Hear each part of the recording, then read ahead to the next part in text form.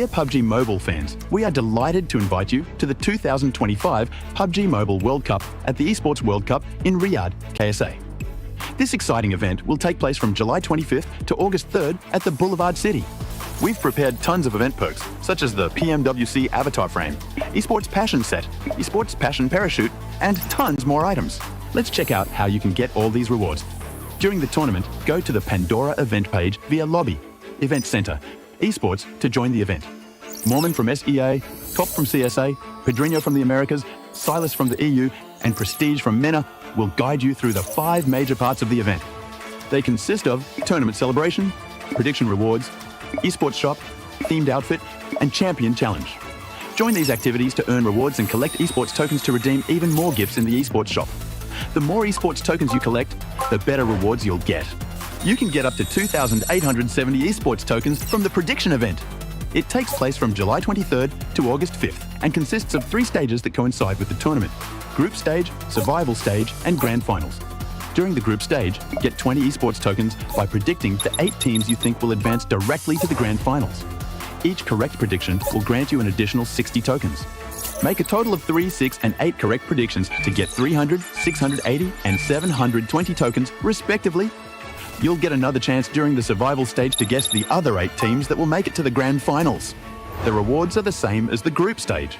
During the grand finals, you must try and predict the ultimate champion. Just predicting will grant 30 tokens, and a correct prediction will grant 400 tokens. If you're unsure about your predictions, you can let your friends' predictions guide you. Find someone reliable, copy their predictions, and wait to be rewarded. The 3 prediction rounds take place on July 27th, July 30th, and August 3rd at 10:45 UTC 0. Rewards are issued the second day after each stage ends at 4 AM UTC 0. You'll receive esports tokens based on your prediction results. Note, esports tokens don't expire and can be used in future esports events. Who do you think will be the ultimate champion? Join the 2025 PMWC event and share your predictions. Invite your friends to join the predictions and watch the tournament unfold.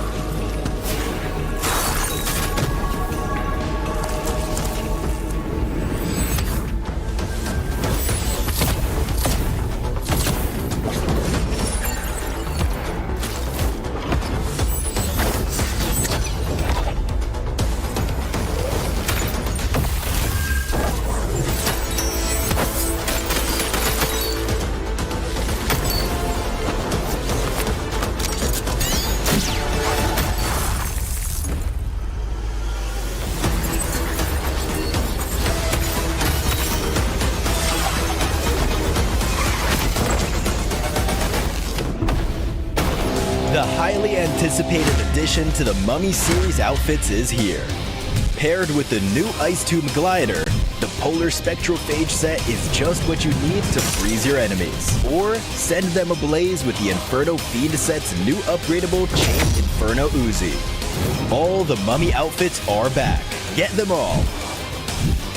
Join now and collect the whole series to turn all eyes on the battleground. Event period, July 10th, 2025 through September 2nd, 2025.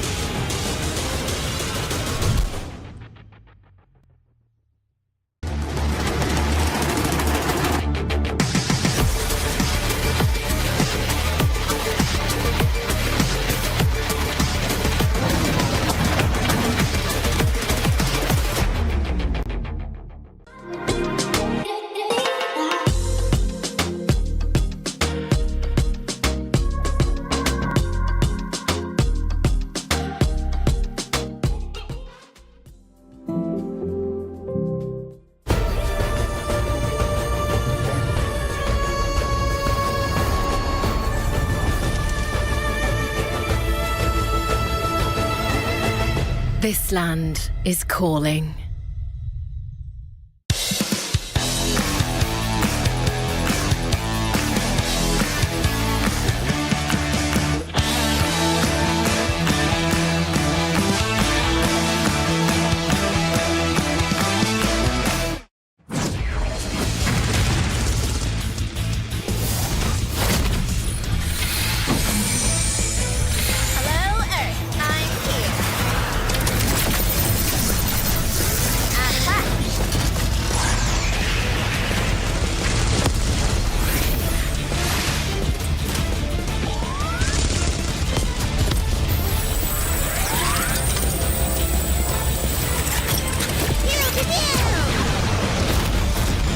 Pulsar Legionnaire available now. First outfit with special head animations and voice lines. The Pulsar Legionnaire set comes with its own super cute voice lines that can be toggled on or off. What happened? Bye, friend. Hello, Earth. I'm here. It also features the upgradable Hyperion ship DSR and Jet Reaver glider with special animations. Experience parachuting like never before. That's not all. Even more rewards await. Event period, July 25th, 2025 through August 26th, 2025. What are you waiting for? Get the new Guild set now.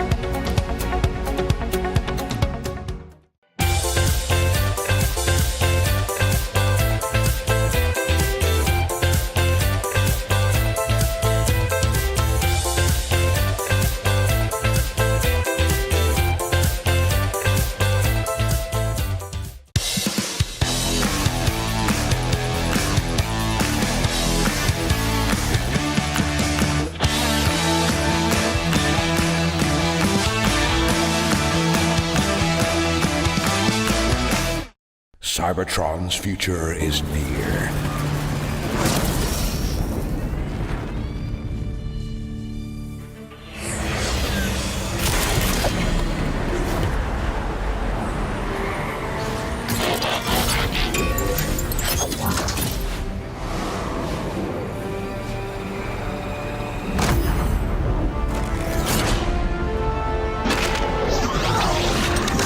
Autobots, roll out!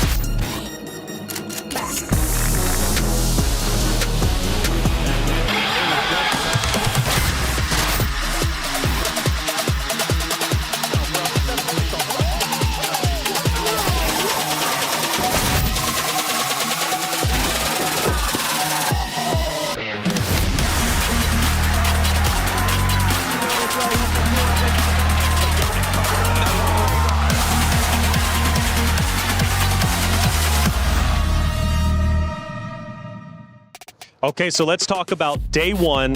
It was a little bit lackadaisical. We didn't see what we expected to see from Noxium Red Force. Day two, night and day difference. They came out explosively and performed so well. What was the transition like from day one's performance to the dominant day two performance? 이제 1일차에서는 좀 많이 아쉬웠는데 그래도 이렇게 3일차 와서 정말 폭발적인 경기력 보여주셨잖아요. 그래서 1일차와 이 3일차의 좀 경기력은 좀 어떻게 달랐는지 궁금합니다. 일단 1일차를 제가 막 어떤 대회든 간에 막 그렇게 잘하진 않은데 이제 그 1일차에 못하는 부진한 모습에 그런 모습을 보여줄 수 있는, 그러니까 보여드리는 이유가 아무래도 좀 다들 많이 긴장도 한 것도 있고 어느 정도 마음가짐 차이도 다를 때도 있고 이제 그런 마음가짐 차이를 좀 굳게 먹다 보니까 2일차 때 저희 실력이 나오고 1일차 때는 실력이라기보다는 그냥 마음가짐 차이가 좀 컸지 않나 생각을 합니다.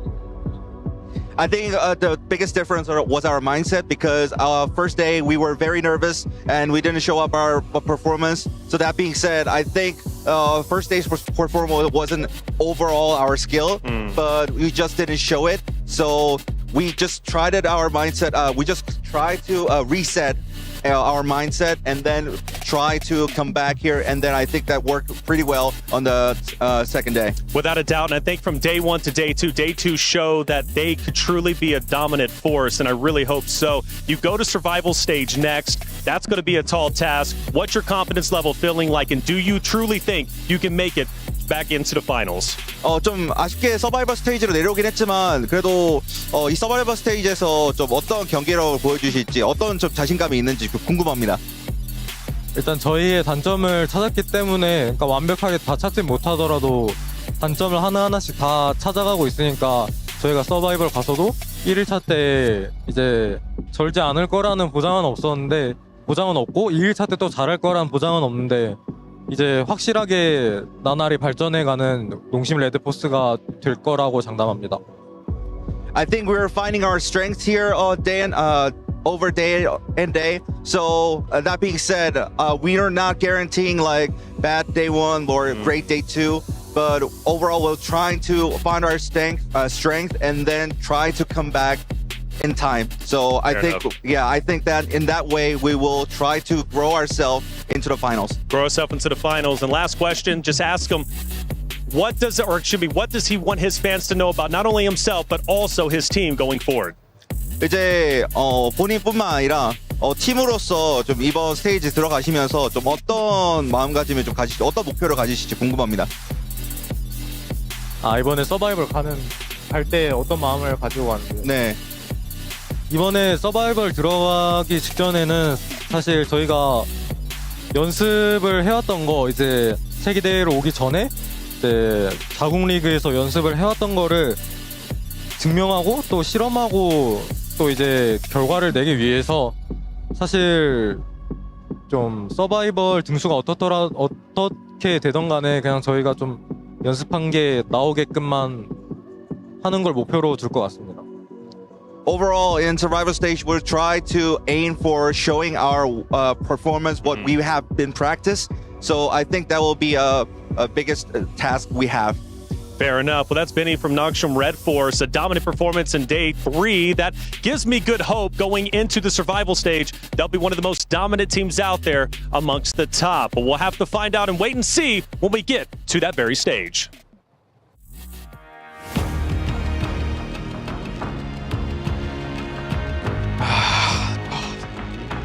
Thank you very much. It's so ridiculous. We've got Alpha 7, Regnum Carrier, Falcons in the survival stage. How many teams did Max Man curse? 7, Neptura, I'm coming for you. Because Kalaris is back for the survival stage. Where's my coffee? I asked for it minutes ago.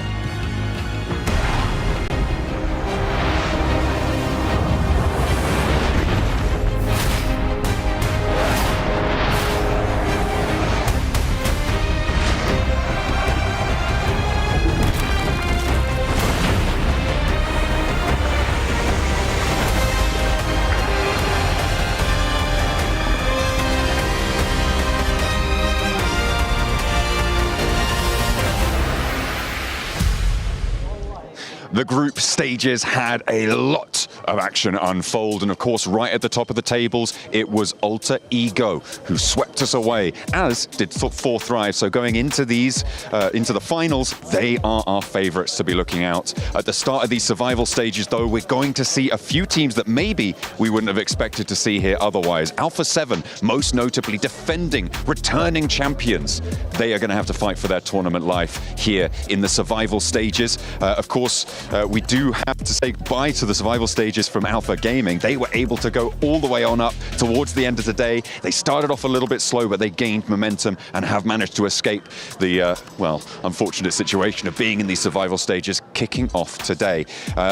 Along with them, though, will not be seen the Falcons. They are going to have to play here as well. They had a pretty shocking result here in the group stages. We expected more from them as the reigning club champions as well.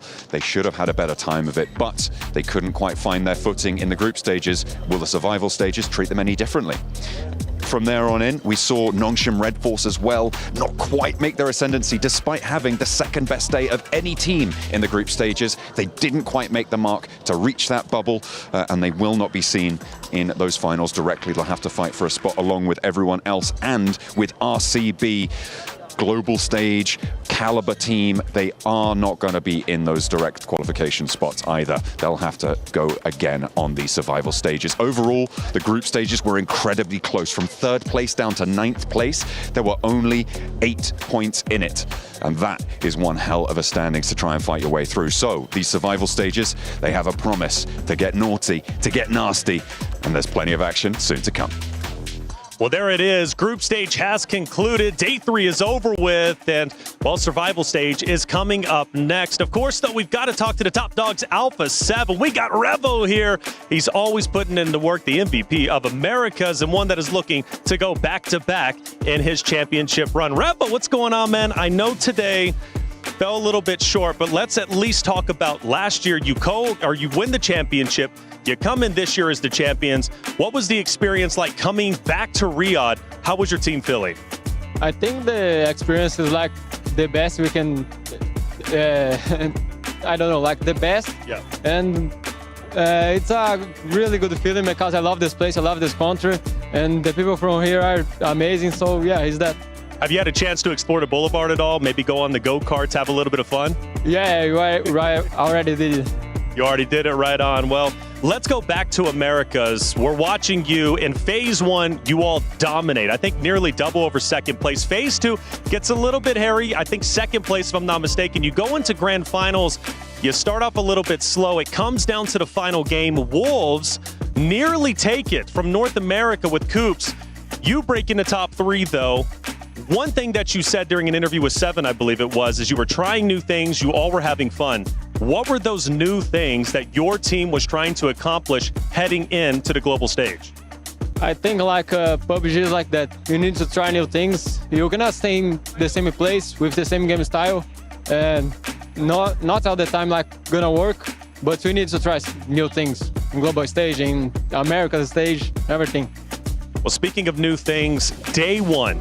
You start explosively, just finishing behind 4 Thrives in 2nd place. 55 points, I believe it was. You were looking unstoppable, and I'm thinking the America struggles are gone. You've got now returned to hallowed grounds where you were champions once before just last year. You guys are looking great. Talk to me about day 1, how you guys were feeling, and what do you owe the success of day 1's performance? I think, to be honest, day 1 was not good. Like, just was good because we made 2 wins, but the other 4 matches was bad. The 2 matches saved us, but we was confident. We was confident today also, but don't worry. So let's talk about today. We can go easy with it, right? Because I know it just happened. But you come into today, you only score, I believe, around 15 points compared to what you scored on day 1. Was it a factor of different groups, different teams, maybe challenging you a little bit differently than day 1? Was it maybe the pressure starting to add up? Maybe vibes were a little bit off. What happened from day 1 to day 3's performance? I think the most different thing from day 1 to day 2 is like the teams from the other group, of course. Like have another so strong things, like Alpha Gaming, everything are so strong. I think that is the difference, like all the other things. Well, you were expected to make it into the finals directly. Now your job gets a little bit harder. You go into the survival stage. You should be, I would say, one of the best teams going to survival stage, in my honest opinion. You know, I'm always supporting you guys from Americas. Day one, though, you talked to 7. You said there's no pressure whatsoever. Is there any pressure added now that you have to go to survival stage and your tournament life is now at stake? I think, of course, I have more pressure because you are in survival stage. If you don't qualify, it's over. So we have a lot of pressure, but we can know how to take that. Well, you're one of the best in the world, and honestly, like I said, you put Americas on the map. Our region now is taken very seriously because of your team's performance. Of course, I'm going to hand it back over to you one more time. What do you want to say to your fans? You're heading into survival stage, but I know the doubters may not believe, but I know those who truly know your performance, we are believers, and we think you can go all the way. What do you want to say to your fans? Well, I want to say thank you for our supports. Keeping supporting us. We're going to try our best, and if God wants, we're going to qualify to finals. Well, there it is. Revo from Alpha 7, a dominant player in his own right, a dominant team. Let's see how they'll do in the survival stage. The survival stage is not for the faint-hearted, and we have 2 days to determine which 8 teams are going to be moving on into the grand final here at the PMWC. Welcome, ladies and gentlemen, as we have got ourselves an opportunity for all of these teams to put themselves on the map once again after a grueling group stage here. My name is Kolaris. I am your desk host. I've kicked 7 off the seat for the moment, but joining me to my left-hand side, 7, we've got Neptura and we've got Max. Max, have you missed me? No. What? Not really, no. You were at my wedding. This is treachery. What? Still not. It's ridiculous. Well, regardless, we've got a good 2 days to look forward to here, 7. I am hyped to be here alongside you guys, bringing you these fantastic games. I'm hyped you're here with us, too. Last time you were the desk host with one of these shows with me. I think it was like 2019, if I'm not mistaken. So I'm happy we're back together, baby. Was it that long ago? It really was. Jeez Louise. Back in my day. Okay, all right. Yeah, I'm slightly old. Well, anyway. Let's talk about what we've got coming up, Neptura, of course. We have got, actually, what is a surprising list and lineup of teams here that I really didn't expect really to be in this survival stage. I think there's been a lot of surprises over the last weekend. It's been an interesting few days. We've had some upsets. We've had some maybe surprising teams actually going forward to the finals, but we're all talking about the survival stage, and we got some teams that we want to see go through that we think are kind of shoo-ins to go through, and others that might just actually upset those teams even further. I mean, we did see some cool stuff in survival, or in the group stage rather. How do you feel about Falcons being there? There you go. No comment. Sighing. No comment. I'm sighing internally. It was a rough time. Let's take a look at the Jamil Motorsport player walk-ins as they are now leaving the hotel to make it towards the venue to try and get themselves out of the position they find themselves in. Again, it really does, though, 7, speak to the quality of the teams and the players that we've seen so far. When you look at the list that has had to drop down to the survival stage, PMWC is elite wall-to-wall. It definitely has. I feel like I'm pleasantly surprised, and I'm happy that some of these top dogs are going to be in survival stage, and they're going to be challenged a little bit more. I honestly, even though I had Alpha 7 in my predictions going to the grand finals directly from group stage, with the way this team has been performing, I'm glad that's not the case. Imagine Alpha 7 here, again, one of the best teams in the world. Reigning champions here at PMWC in Riyadh, not even making it to the finals. That would be one of the biggest upsets we've seen in years, right? Like in PUBG Mobile Esports. And if Regnum Kara also don't make it, what's going on? I don't know. We want that Grand Slam. Come on, Max. Don't say that. Please. Yes. It would be impressive. I mean, considering that they are down here, it's kind of blown my mind a little bit as well. You're talking about teams that would normally get second places or championships every single tournament. But let's take a look at the Gadia top plays of the day throughout the whole of the group stages. I really want to say here, as all of these teams looking excellent across the board. Kino, though, starting things off here, Neptura, they need a little bit more spice here in the survival stage, I think. I did say I wasn't going to talk about them because I don't want to jinx them. No choice. Oh, I don't want to jinx them. Okay, so should we go to the cursor, Max, or what do you want to do? You know, I support Kinotrope. I love Kinotrope. Okay, now he said that, I have to say I support Kinotrope to try and offset that. I do think they're a good team. I think they've got a lot of potential. Did we see that in the group stage? No. Could we see it here? Maybe. That was really Explosive nice. bow. Sorry, I just had to joke. Explosive bow. Maybe Kino need a little bit more explosive bow in their lines. I don't think that's going to save them. No? only Sook can play the explosive bow. Fair enough. One thing to keep in mind there with Kino as well is that for most of the players, it is their first global tournament. Yeah. So it could have been a bit of nerves coming into the first week, going through group stages, media day. Like the first time that these players are experiencing that, they might crumble a little bit. They might be a bit shocked. But I'm intrigued to see what this team is going to be doing in survival stage. Now that the nerves are out of the way, they are going to be feeling that pressure a little bit more, but I'm hoping that it is a much better performance for this team. Well, we've got the Crunchyroll reactions as well. Let's take a look at all these players getting themselves heated here in the desert for the PUBG Mobile World Cup. And suffice to say here, Max, emotions were really riding high for a lot of these teams who, I mean, some moments here as well for teams like Power, they kind of got themselves a victory coming out of Milta, for example, over on Erangel. It was a slow and steady game for them, but they did get the victory. Yeah, I mean, a very, very passive game for them, standing also just trying to make it to the later stage of the match. Very good execution. I would love to have a local team qualify, maybe an R8, maybe they can try and make it this time around, maybe a Power also, that would be great. Though, I'm still waiting a reaction here on the Crunchyroll side to come through from top that almost broke a desk last year. I want to see him break it this year. But in a good way. In a good way, when he's happy. No. Yeah. Yes! Exactly. Coming down, yeah, I get it. I can understand why. And thinking about how all these teams kind of played things out as well. There were some surprise wins here and there, Neptura, but at the same time, there was some great control from teams to be able to just have a stable game. Of course, we don't see a lot of those in the survival stage, but even then, we've had some wins from teams here that have been able to, unfortunately, fall down to this position. Yeah. I want to bring up one in particular was Nongshim. Yeah. They had 2 wins in day 2. They had, 16 points day 1, 60 points in day 2.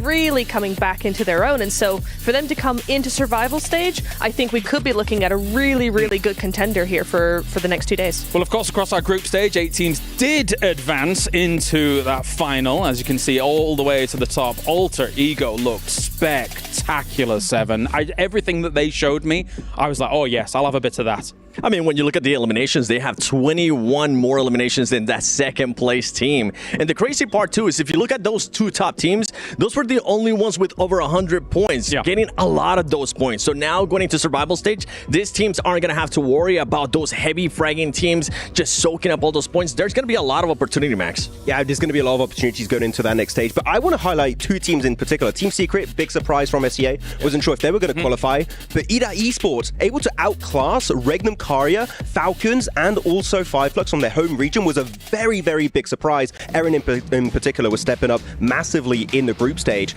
I wonder if they can try and do something similar going into those finals. Yeah, I was really surprised by Edis, particularly in the second day. We saw some really good controlling zones coming in from them, some really nice setups. I am interested to see what they've got going into this one now, because it's one of those things where you've got the top 8 no longer here. So then you have not lesser teams, but less dominant teams coming in here. Can they use that? Can they take advantage of that and really just dominate the lobby in these 2 days? And then for the 16 teams that are left here, they still have the potential to also dominate, right? If you look at the likes of Regnum Caria, if you look at the uncharacteristic performance of an Alpha 7 here, 7, it becomes a case of like, okay, well, if they go into a lobby like this, and it's a lobby that's not moving across 2 days, they can gather momentum and they can find themselves some big wins. Is it time for me to just rip them apart, or am I holding on to that? Or Who do you want to rip apart? Alpha 7. Do it. Do it. All right, ladies and gentlemen. So I've been waiting for this the whole week. With Alpha 7, let me see which one is the one I'm looking at. That one right there. With Alpha 7, outside of the first day, they did absolutely nothing. This team was only able to get I think it was just 1 placement point outside of their wins. And on top of that, their eliminations just weren't quite there. On the day 2, 15 points total. This is from the defending champions, the people that are expecting them to win. This is not a defending champion to me with the way that they're currently performing. I'm hoping that they're going to step it up in a big way. And if we talk about player performances, where's Rebel? Where's Mafioso? Carrillo is the only one right now putting up those points. 17 eliminations, and he's not even in the top 10. He's top 20. What are we doing, Alpha 7? This is not the Alpha 7 that we expected coming into this. So we just saw them arriving there at the start of the Jamil Motorsports arrival here on location, and I think your rant is founded, right? I mean, Max, looking at how they play things out, they are the defending title holder here at the Esports World Cup for PUBG Mobile World Cup. It's difficult. I mean, we can look at the power rankings. We have placed them, we believe, in a position, clearly, of power. even though, actually, wait a minute, they're not there. Hello. We'd also place them alongside some of our favorites here in Alpha 7. If you squint your eyes, it's actually Alpha 7. Alpha Gaming, Alpha 7, you don't add 7 more and you're pretty much It should have been illegal to call themselves Alpha Gaming after Alpha 7's so good in this game, but it doesn't matter. At the same time, though, let's talk about some of these other ones, Max, right? You've got Regnum Carrier, you've got Falcons there. Obviously, we're expecting big things from them, but there wasn't some deliverables coming in from Falcons in the group stage, that's for sure. Falcons, every time I saw them, they were just split apart, losing the player left, right, and center, and then you just don't have the manpower to take a proper 4v4 fight anymore. It is just very surprising that we just didn't see anything remotely close to what they did back in PMSL EU, and especially back in PMGO. Again, they got second place. They performed so well at that global stage. So here, we need to see a big change up, because if they do something even remotely close to their group stage, top 8, I think, is just out of the question for them. And from a conversation that I had with their coach, Peko, earlier today, he was like, I was asking him, what was wrong during that group stage? He just kept saying we weren't playing the way we're used to. What is the main thing that they're going to be changing is the decision making, and I'm hoping that that's actually going to be the case for this team, because as you were mentioning, it seemed like a little bit too all over the place, and he didn't really want to tell me any secrets, fair enough, in regards to the way that they play, but they kind of spilled the beans a little bit. He said that they usually expect a lot of the other teams to be a little bit more scared, and I feel like that might be the case here in this lobby. We have favorites. We also have contenders and dark horses. Neptura, who jumps out to you when it comes to the survival stage? Survival stage, I think Power impressed me a lot coming into day number 2. I think their setups in the mid game were really, really nice. Large spreads over on the edge of circle. What's going on here? The Keymaster. Key. Oh. I thought they did so bad that they removed the key. Yeah. They're like, no. It goes back on the wall when you get a win. No. As Max said, they're not dead yet. Like, it's just still here. Look, they're all right. They're all right. Don't break our key. I'm like, jeez, were they hearing my rant? I'm sorry, guys. It wasn't that bad. Revo just takes his key in the crusher.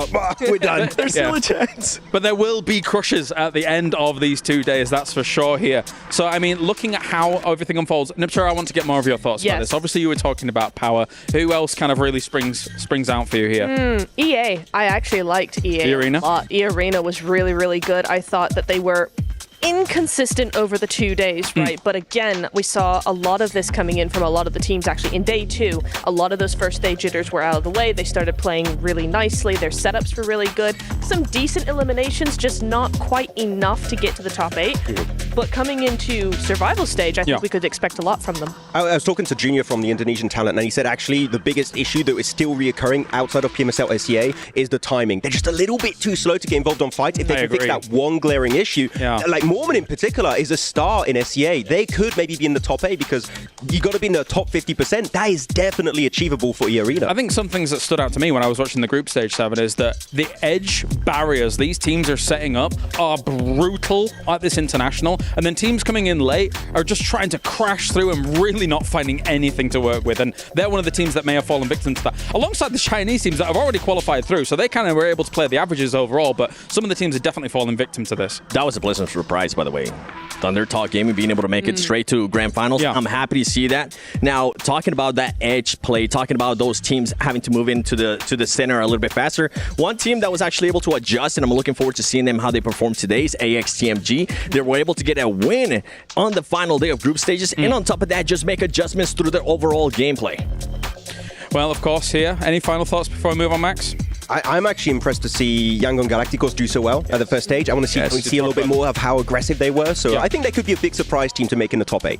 All right. Well, thank you very much, guys. Well, of course, we'll get more time to talk before the games actually do play out here for everything to go down. But it is the survival stage. You only have 12 games to make it through, join that finals, and get yourself a place in what potentially could be a history-making run if you're able to get through the survival stage and all the way there. Let's head on.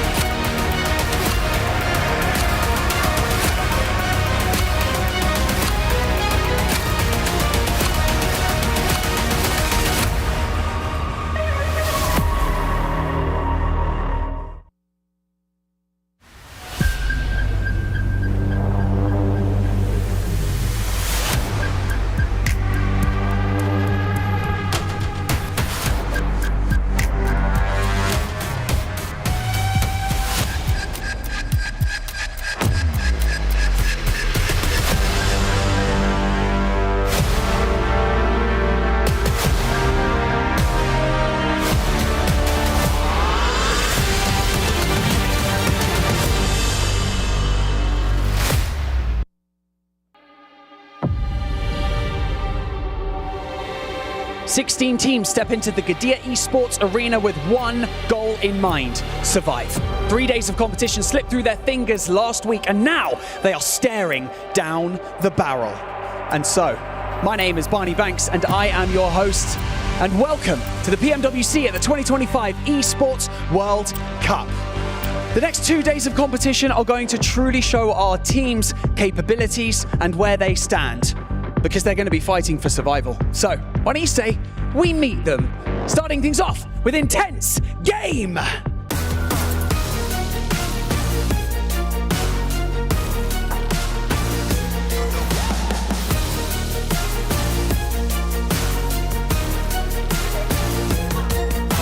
Nongshim Red Force!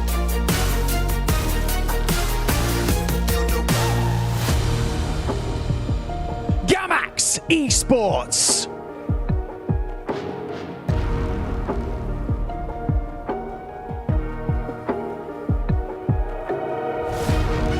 Yangon Galacticos!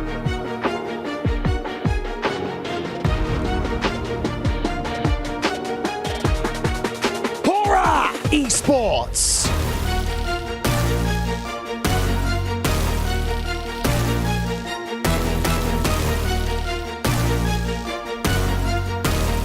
Power Esports!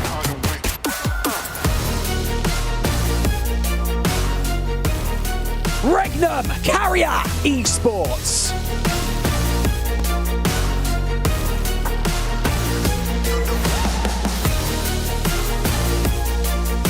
R8 Esports!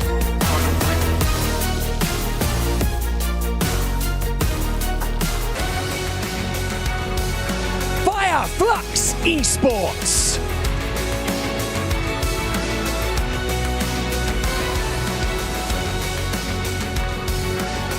Team Vision!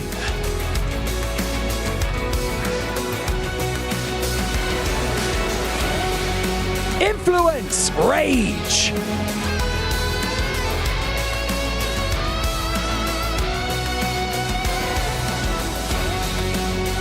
E-Arena!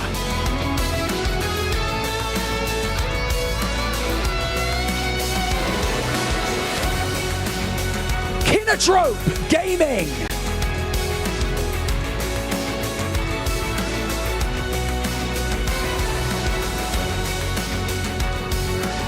AXTMG!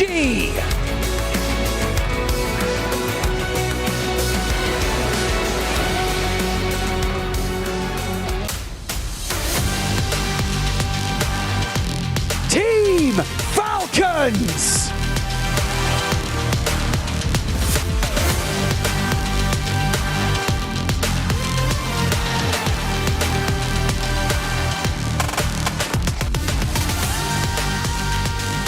Alpha 7 Esports!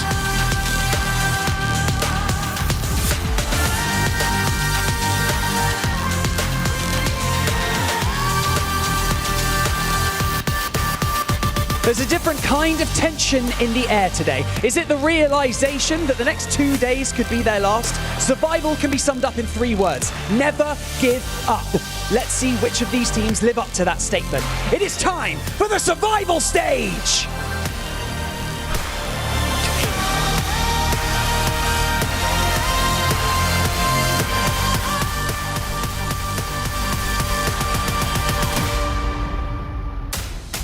That's right, Banks. It's all or nothing for these teams now. There are no second chances across these next 12 games, and we have some titans of PUBG Mobile here who are staring down the barrel. Will they be able to overcome the challenges that they will face here in the survival stage? Again, joining me at the desk here to talk about it all, we have, of course, Nepturo, we have Maxman, and we have Seven to talk about it.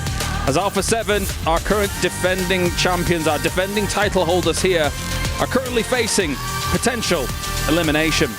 Let's see if they can make it out. I think they may. But let's talk about some of the other teams that we want to talk about here. Nepturo, of course, as another huge titan of PUBG Mobile. Regnum Carrier currently also finds themselves down here as well. And no one expected that to happen. I mean, Regnum, they've been the most talked about team, I think, even above A7, really. I feel like they have gotten the most conversation about them coming into this event, and here they are in survival stage. I will say in their defense, though, that they actually had a really good group stage. 42 points day 1, 39 points day 2. That's very, very consistent. It's just that with a 2-point difference from 8th place, somebody's got to be in that 9th place. Unfortunately, it was them. But for me, they didn't play all that badly, to me. I would agree. I think it was just still a really good attempt, but it's nowhere near what we saw back in PMGO, right? That they are not up to that level just yet. But no, they're getting back into it. I saw that right now that I think Tospic was bouldering, and you had Silas just chilling next to the pool. They're having a good time. They're feeling comfy here in Riyadh, but they're going to try and make it in the top 8. Final thoughts here before we get to it, 7? It's going to be Team Falcons. I want to see how they're going to be performing. And talking in regards to players, Narvalo's one team that I actually want to see him step it up a little bit more. If I'm not mistaken, I think he ended up with 0 eliminations for all of group stage, which is insane. That's a disaster. That is a disaster. And I mean, they were only 37 points across the group stage. Thank you very much, guys. I'm getting word that we are ready to head into the game here. It's an understood situation why Alpha 7 and Falcons are being focused on here.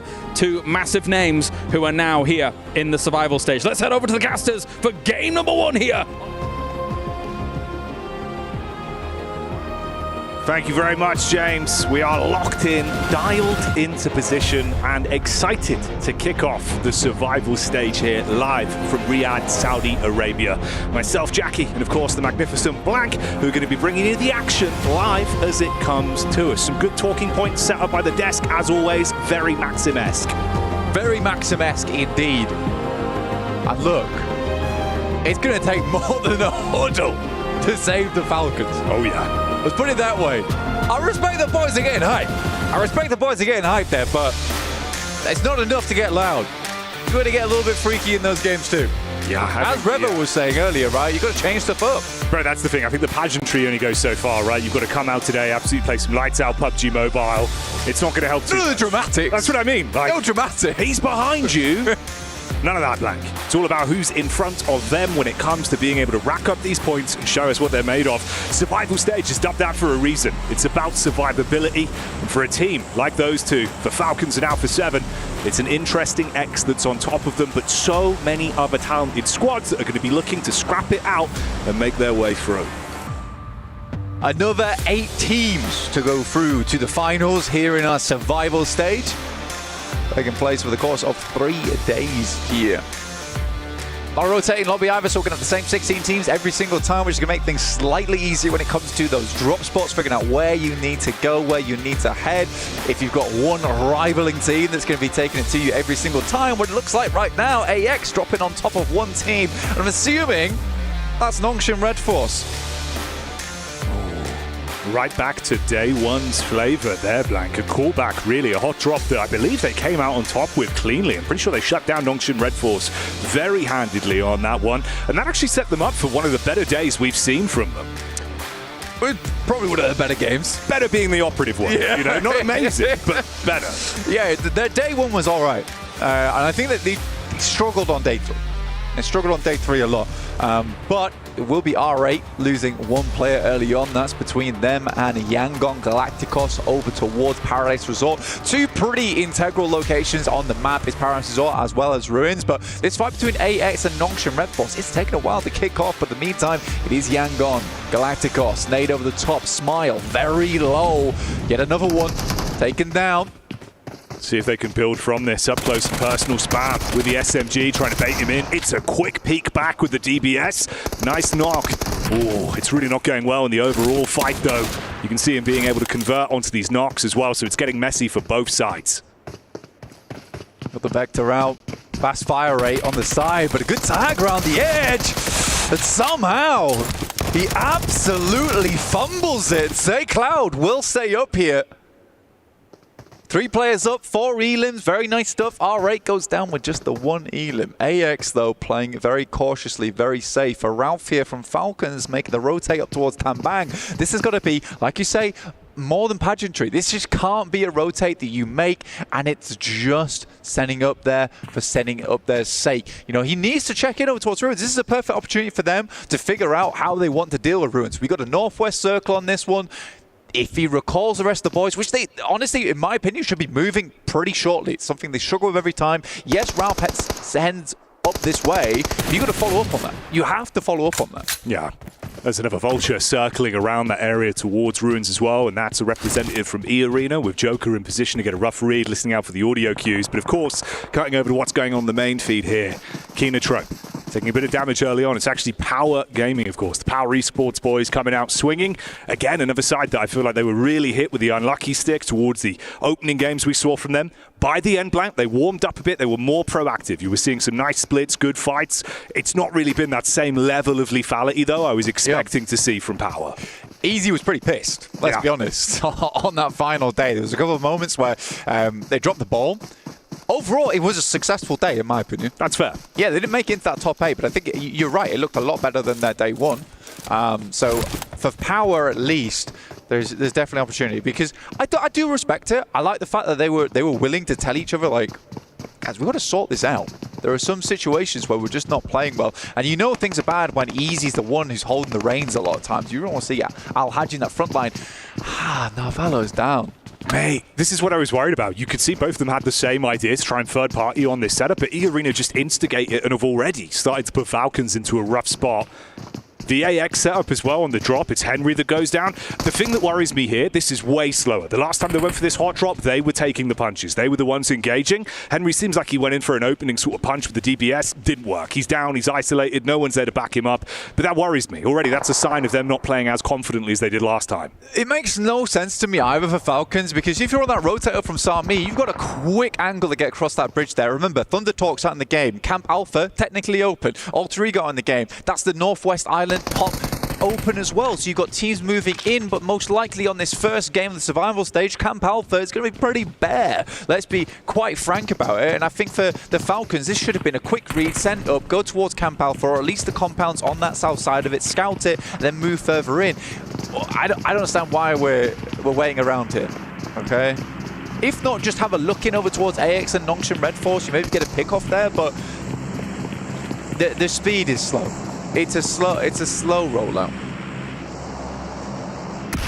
This is certainly a slow setup here as well. Doxy just playing on the edge towards the doorway there. You've got Cyrax in position. If he runs in, baited out by the shots, you should get a quick connection off with the DBS, take him down from the sidelines. It is only 3 of them left, of course, with Henry falling early. Oh, the decision-making on it! He had the timing for so long. Doxy gets in, not just with one, but a second follow-up, supported by the squad, and that's how they shut them down. God. I mean, fair play to him, right? He got the hit reg off. Yeah. And he just doesn't do enough damage.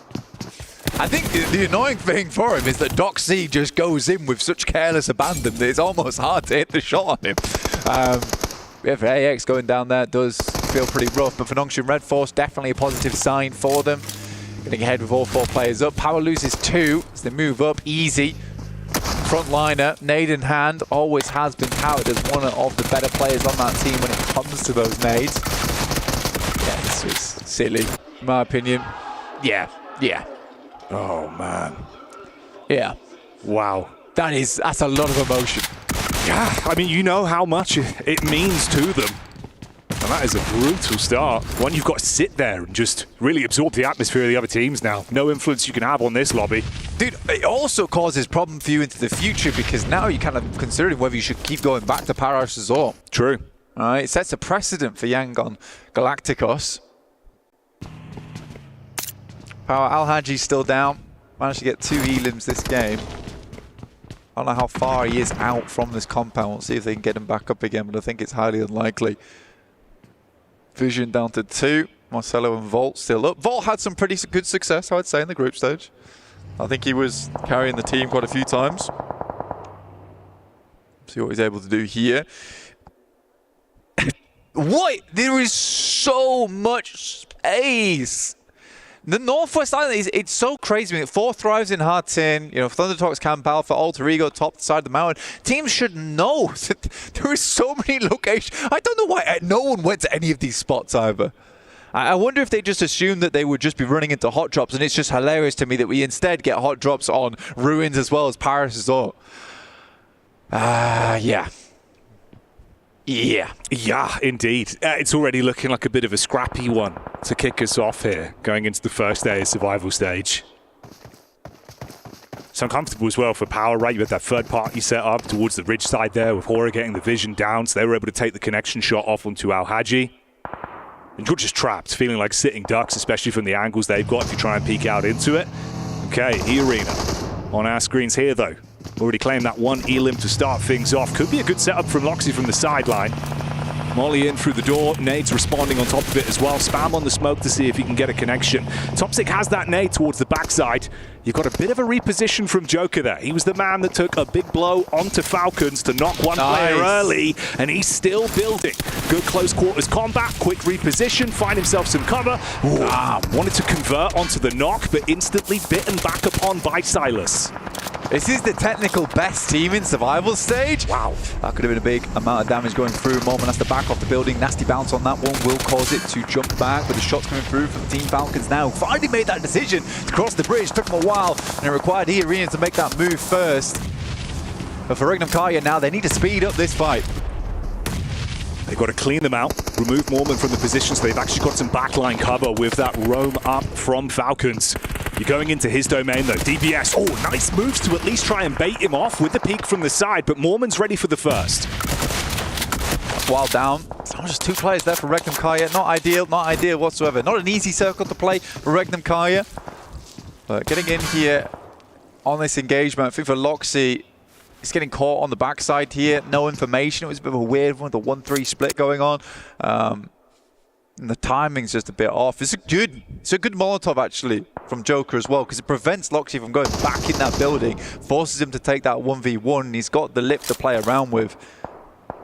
You just wonder if the comm didn't come through fast enough for the rest of the team to react. Now just Silas, Poshpik left alive. They've got no clue where these bullets are coming from either, scanning the horizon.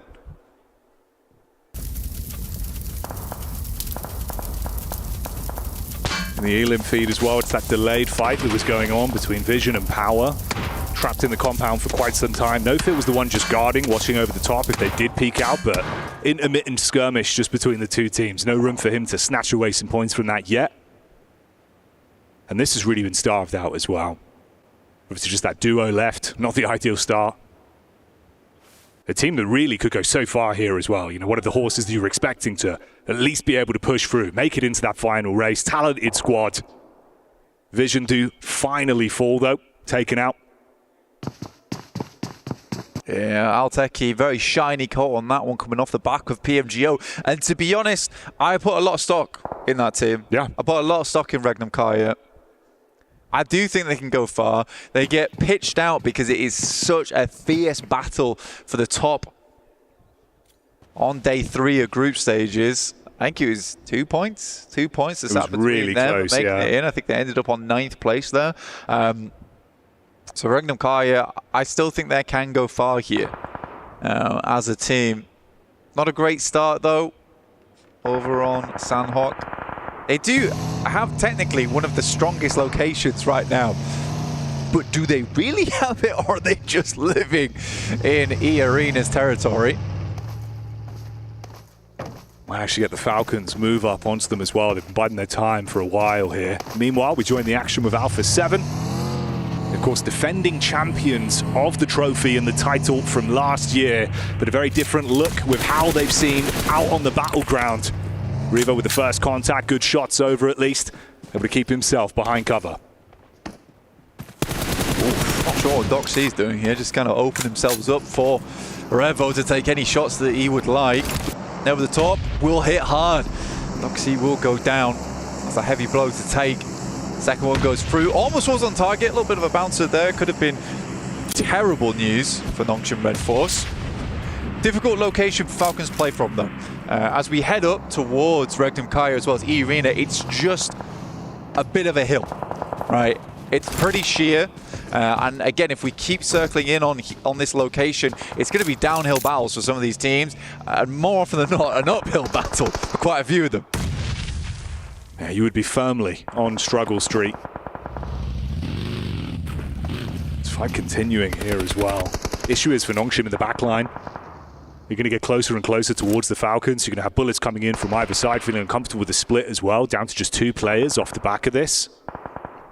Some nice nade work from Squash.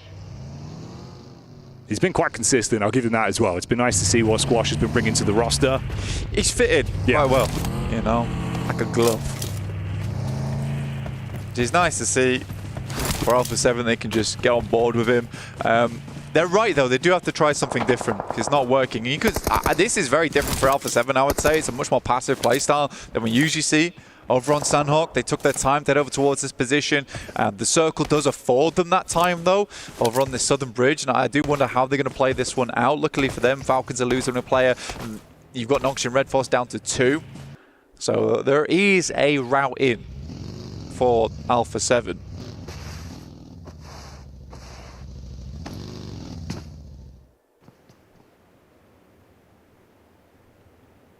Regnum Karia as well. It feels like it's so unfortunate with the setup there of how that initial fight went. Then ever since, right, you've been trapped. Silas just having to keep himself in cover with the vehicle behind. Knows there's teams around him. The crazy thing to me is that E-Arena's not cleared them. No. Because I get that Silence could take shots. I mean, if I'm E-Arena right now, I'm looking to clear Regnum Kalia as this circle starts to push in. A lot of these teams on the northeast side are worrying about one another as opposed to E-Arena and Regnum Kalia. You don't want them sat in this location. It's such a strong spot as well, considering like the surrounding area of it, where it's quite difficult to push over to that location. There's a little bit of cover in terms of trees as well as the rocks. But you have prime location. And so do Falcons. Falcons managed to pull this back from what was a bit of a shaky start, in my opinion. I feel like they could have had this a lot sooner. You had the reposition from Ragnar as well, of course, the last remaining member of Power Esports. Not bad considering they found themselves 6 eliminations, but obviously going to want to try and steal away more. So much line of sight to play with. Really just tucked in now. Vehicle gets hit with a barrage of bullets from the bridge there. Carrillo being able to get vision onto him, so he's just got to tuck in. I think he shot his own tyre out. I think he has, yeah. Accidentally. Danger close, danger close. Yeah, not ideal. I guess this has at least taken the attention off Binny. Obviously, he tucked in underneath the bridge a while ago when Nongshin had to back off. Check it. At least check it. He should know there's another team around here. He clears one. He knows there's at least 2 players up for Nongshin Red Force. Clear the bridge, please. This actually spot it as well. Late on the rotate. Man, he could be problematic. For Alpha 7, they've got a fantastic spot to play out this game, at least get a top 4, right? You don't clear bridge, you lose a player to bridge, that hampers your chances. In the meantime, Yangon Galacticos have been pushing in from the blue, right? Now they're up against Influence Rage, and Myrna sent a wild spray in over towards Diego, who luckily gets the shot around the side. Vision obscured, but the bullets were on target for Diego, though. Response back up close, and it's all gone wrong. Lay on the bandage. I mean, to be fair, I'm saying that, but in the moment, that's a difficult decision to make. Yeah. You got to be quick thinking. So I can't be too upset with that one. I think the fact that Yangon Galacticos gets as far as they do is already fairly impressive. Horror Esports moving across from that northeast side. They do clean up Kino Trope with Scarface actually finding those shots from Fireflux. Always on the long range, that guy, as we go in towards our next circle. That's brutal. That is brutal. Almost no reason to be on the south side of the circle here. And Revo goes down. Was that to Tizzy or Billy? Tizzy, yeah, Tizzy from the coastline. It is sloppy. Yeah. It is sloppy. I think the thing is, yeah, okay, they finally got vision onto it. That's the scary bit, because then obviously you turn your head on a swivel, you're expecting back towards the coastal side. Binny might have been able to cause some issues, both dive in towards the water. Oh, mate. This is getting messy. Squash is looking around the side. There is a team coming through. That is a nice angle. Well played, Squash.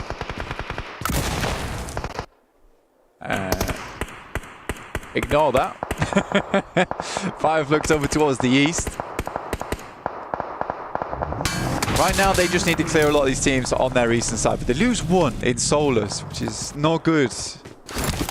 They have a lot more teams to deal with, and they need a large roster to make that happen. Desperately needs to get him back up on his feet. Binny will go down eventually. Regnum Kaya actually winning on the north side. Squash finally being able to finish that one off onto Binny as well. And you're right. It's not ideal whatsoever for intense game. Bullets back over onto it. Meanwhile, we lose the last representative from Horror Esports as well. It's 2 guys. Wow. Push them. Yeah, go for something confident here, surely. Play off one another. I mean, Silas has just been tucked in this exact pass for like a good, 5-10 minutes. Effectively uncontested. The nade back. This is wild. This is wild. One on the left-hand side will go down. Toshbek needs to be quick on the trigger, though. He wants to get Silas back up. One goes down the back lines. They might just finish this off. Now just Mormon left alive. Toshbek in a 1v1. Oh, the peek into it. Okay, quick switch to the shotty secondary and able to mop that one up. But that is rough, dude. The fact he's forced it down to the solo, decision to make to go for the pick back up as well, especially with Fireflux further down the hillside. How has he got away with so much mischief? Just 2 of them. 35 seconds. I think he has time to get Sakura back up again, but yeah, messy. Very, very messy. I do think that E-Arena could just have pushed them slightly earlier there.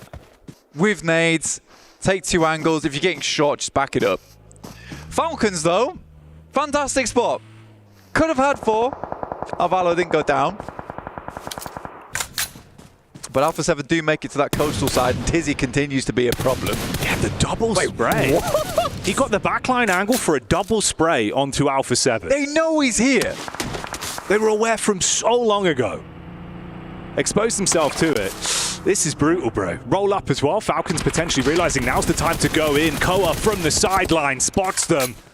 Exchange on points between either team. We say goodbye to Alpha 7.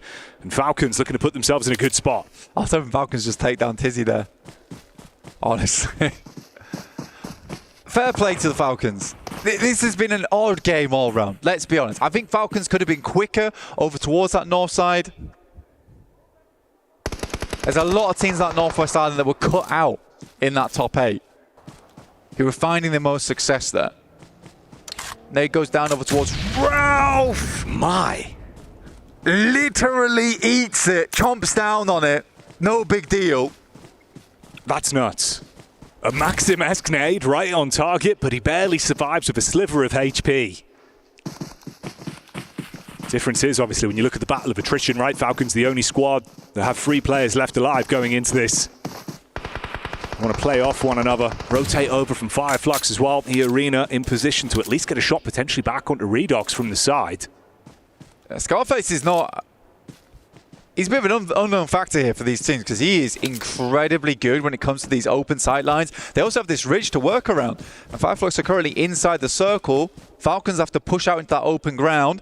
E-Arena also need to move, but they're close to the circle, so they can afford to wait slightly. You can see here Koa as well as Ralph edging closer and closer. That's a big Molotov. Very, very nicely placed. That's Ralph going down, and Koa has to play in the smokes, but there's Scarface. Oh, here he comes. Unloads the magazine, gets a clean connection off. Sakura down, sideline back over from Redox. Goes both ways. Wave goodbye to E-Arena. Leaves us in the final fight with just 2 squads, Fireflux and Falcons. This is fantastic from Koa, man. He has to immediately start moving up. He knows he can't delay. And I think actually Fireflux won't expect him being this close. Like, that was a stellar decision from him.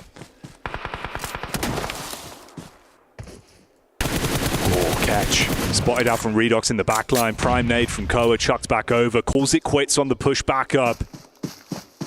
2-2 split. A lot of distance to work with here. Uphill battle, just spots out the head, but it's a quick timing on the peak. Scarface, back over, bullets down, heavy tag. The only thing is that Redox almost scares him off the position that Koa was going for with the nade.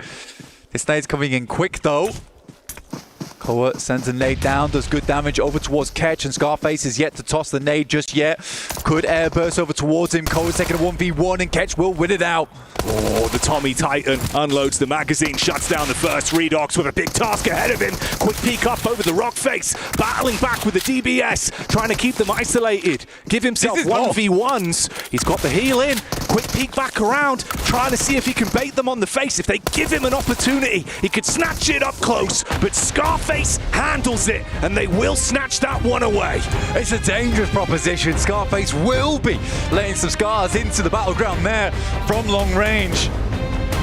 Give him a sight line, give him an opening, giving him an open field, and it's hard to deal with him. But the Falcons, though, again, cannot give enough praise over towards Koa. He is just making some big movements. I really do think if Redox doesn't take those shots there, potentially that nade goes through.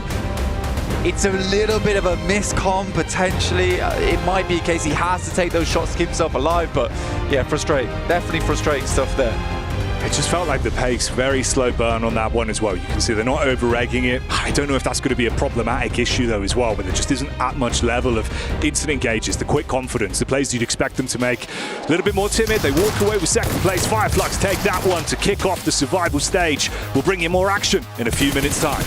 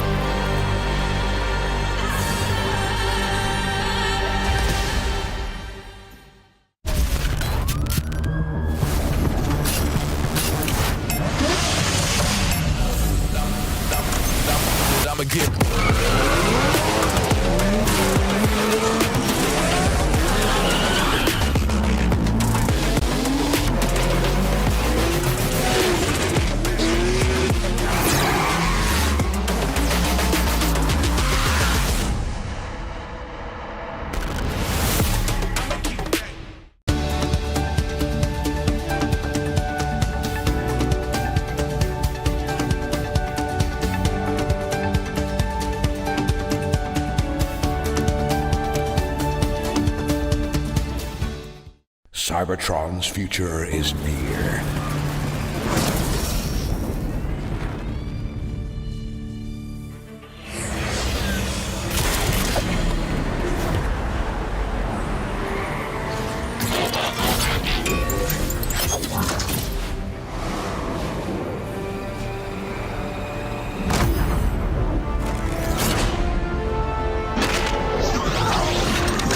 Autobots, roll out!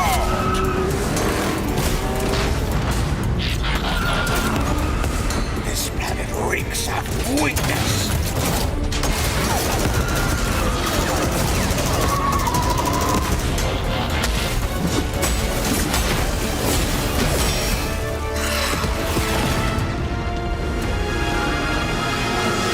Your courage reignites my spark. We'll crowd a new load of Cybertron.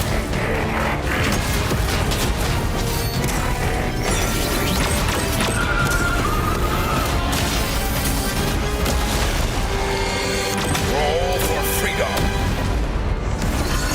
A victory for all sentient beings.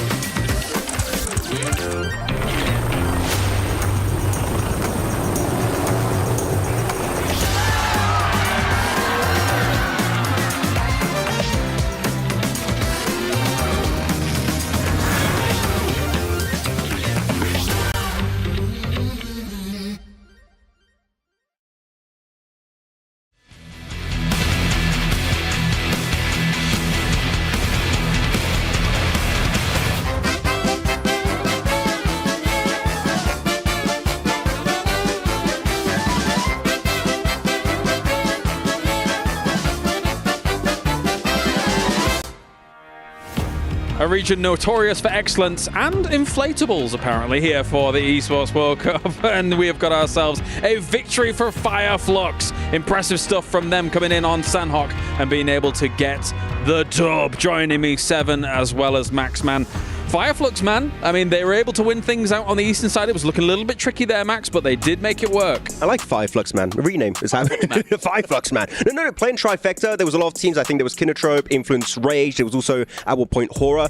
We don't want to get involved in that mess over there. We'll just wait into the deeper side of Trifecta, wait for all the teams to fight and eliminate each other, and then we transition, claim the high ground to go for the win. It was a clean, executed chicken dinner. I do think other teams maybe showed more potential, but we finally get a Turkish chicken dinner instead of Regnum Karya, which is kind of impressive. I mean, for a team that has a lot of experienced players, this is something you and I were talking about, Max, coming into today, is that we were kind of expecting Fireflux to be a bit of a dark horse today, right? The experience is there.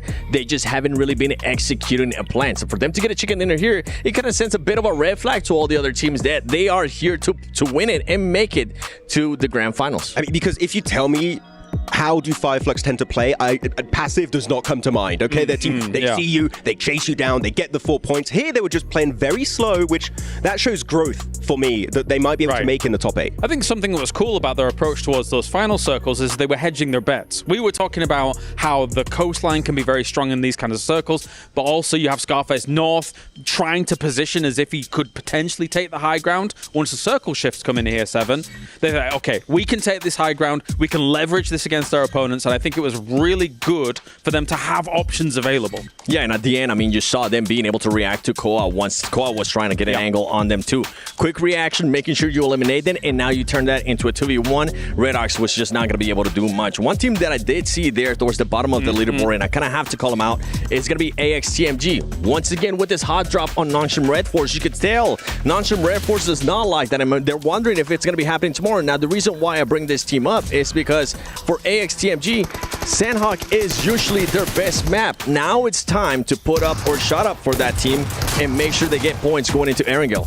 It's not BMPS, you know, you don't have as many Sandhawks as they have over there. And why do you want to start your best map with a hot drop? Like, I'm sorry, it doesn't matter. You can be good at the map, but hot drop is just pretty much 50-50. And even if you do win it, you might lose players and you don't have a chance of winning the game. Especially since there's other options than Ruins down there that nobody's at. So you could take the same rotation paths as well, in theory.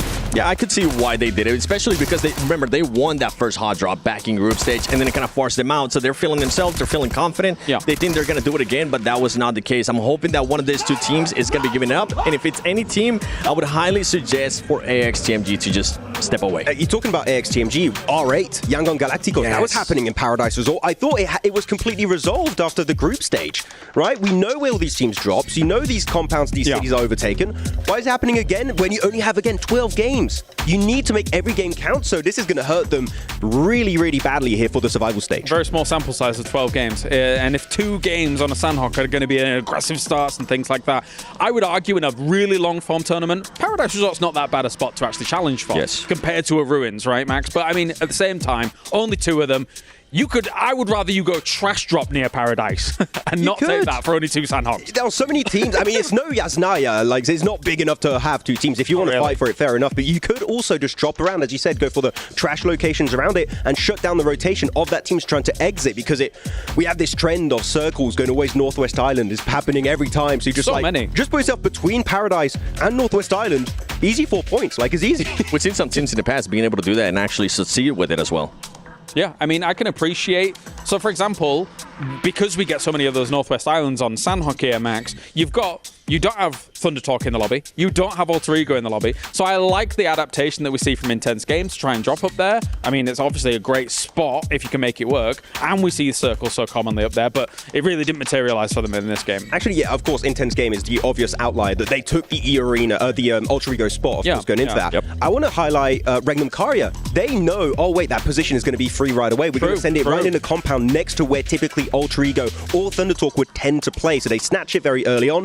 I do think, unfortunately, E-Arena had a very similar idea and cracked the same compound. Like, you're already here, what's going on? But that did, unfortunately, result in an early elimination of Regnum Karya. Well, not even early elimination. They fought for so long. It came down to 18 minutes, and then that's when the fight finally ended. And then nobody ended up winning because I think E-Arena ended up with, what was it, just 1 player? And Regnum Karya obviously getting eliminated. So not something that you want to see. Something I do want to mention mentioned though with Alpha 7, we were seeing them late rotate into the circle. We were wondering if that was going to be happening because of the way that the circle was going to be going. And then on top of that, they were just being able to surprise Nunchum Red Force. You had some players from Nunchum Red Force being able to now move on to the North Island. One thing I was kind of thinking about in my head, I was like, man, they're not clearing. They're not clearing that player towards the bottom, and he's going to be able to get him. I'm not sure. I can't remember at the top of my head if he did end up getting Rebel or not. But then on top of that, they know where TZ was, still on the South Island, and they still go for that push without any cover. It's just crazy mistakes for Alpha 7 to be making. It felt like them and Fireflux both knew there is someone down there. We can't take the coastline as easily as we would like. You have to clear them out.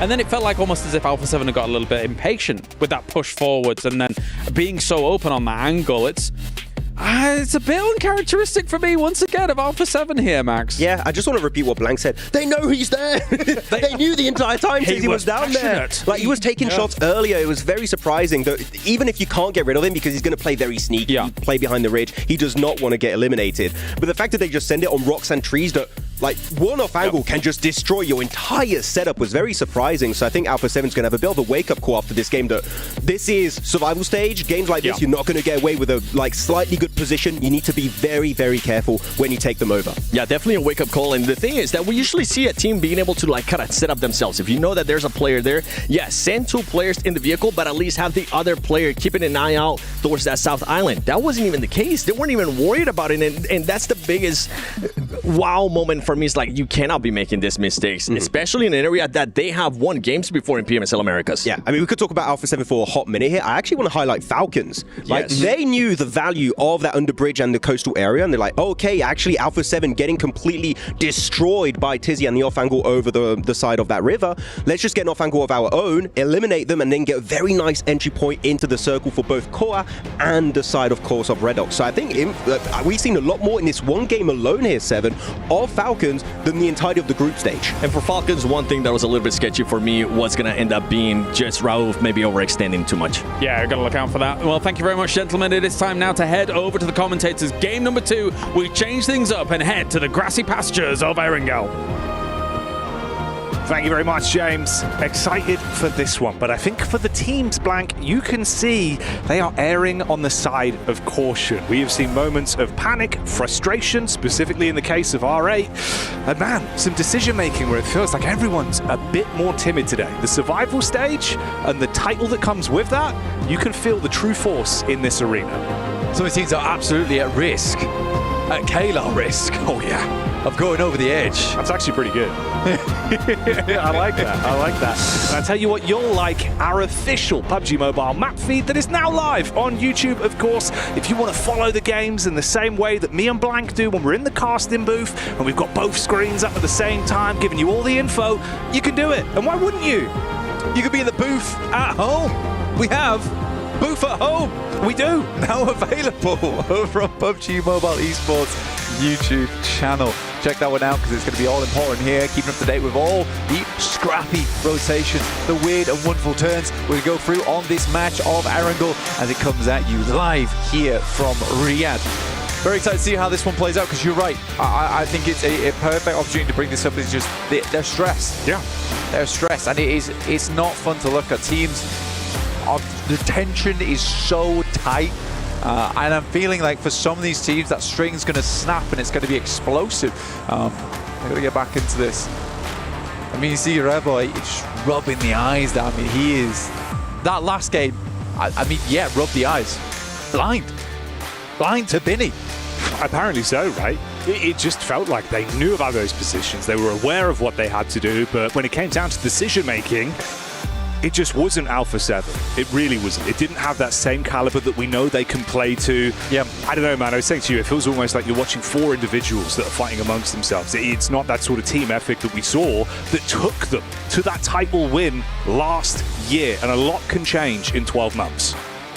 Mafioso was the rock for that team, and now it's kind of Squash who's that player for them. It's weird as well because for Alpha 7, I mean, those 3 players have been together for the longest time. They have some very good grouping and play well off the back of one another. But I think the days are gone now where Revo could kind of just step up to absolutely anybody in the lobby and win with a DBS, just hand down. I think he has to play off the rest of his team and just having those moments where you're like, I'm just going to push up. It doesn't work anymore. Anyway, we banged on a lot about Alpha 7 there. Currently on a split up towards that north side. Let's hope it goes well in this game for them. And instead, let's take a look at Falcons. The last game could be described as some sloppy maneuvers. I think that they could make it through to the top 8 with that kind of play style. They looked a lot more solid over in PMSL EU. And I think they need to get back into things. I think for them, honestly, the pressure is probably less on here in survival stage, and it's pulled back a little bit, you know? That pressure to go straight to main stage, of all the crowd cheering for them, not as much for them here over in the survival stage. But again, it is still Coos making a lot of those big movements, a lot of those big decisions, and I'd like to see some more of the team, you know, step up for them, because right now you can't be the only one making those plays, forcing the team into good positions. Yeah, I think again on that note as well, you could see sort of the high pressure decision making. The comms looked a little bit messy, and in the survival stage, I just don't think you can be allowed that luxury. It's got to be point perfect. The choreography needs to be nailed every time. And if we're ever looking at them where it feels like, oh, you know, it's paralysis by analysis, they're not able to instantly make that heads-up call, yeah, I just don't think that embodies how that team needs to play. We'll see, though, obviously. Game 1, right, we'll put it to one side. Let's focus up on the rest of the survival stage today. We're going to our second outing now.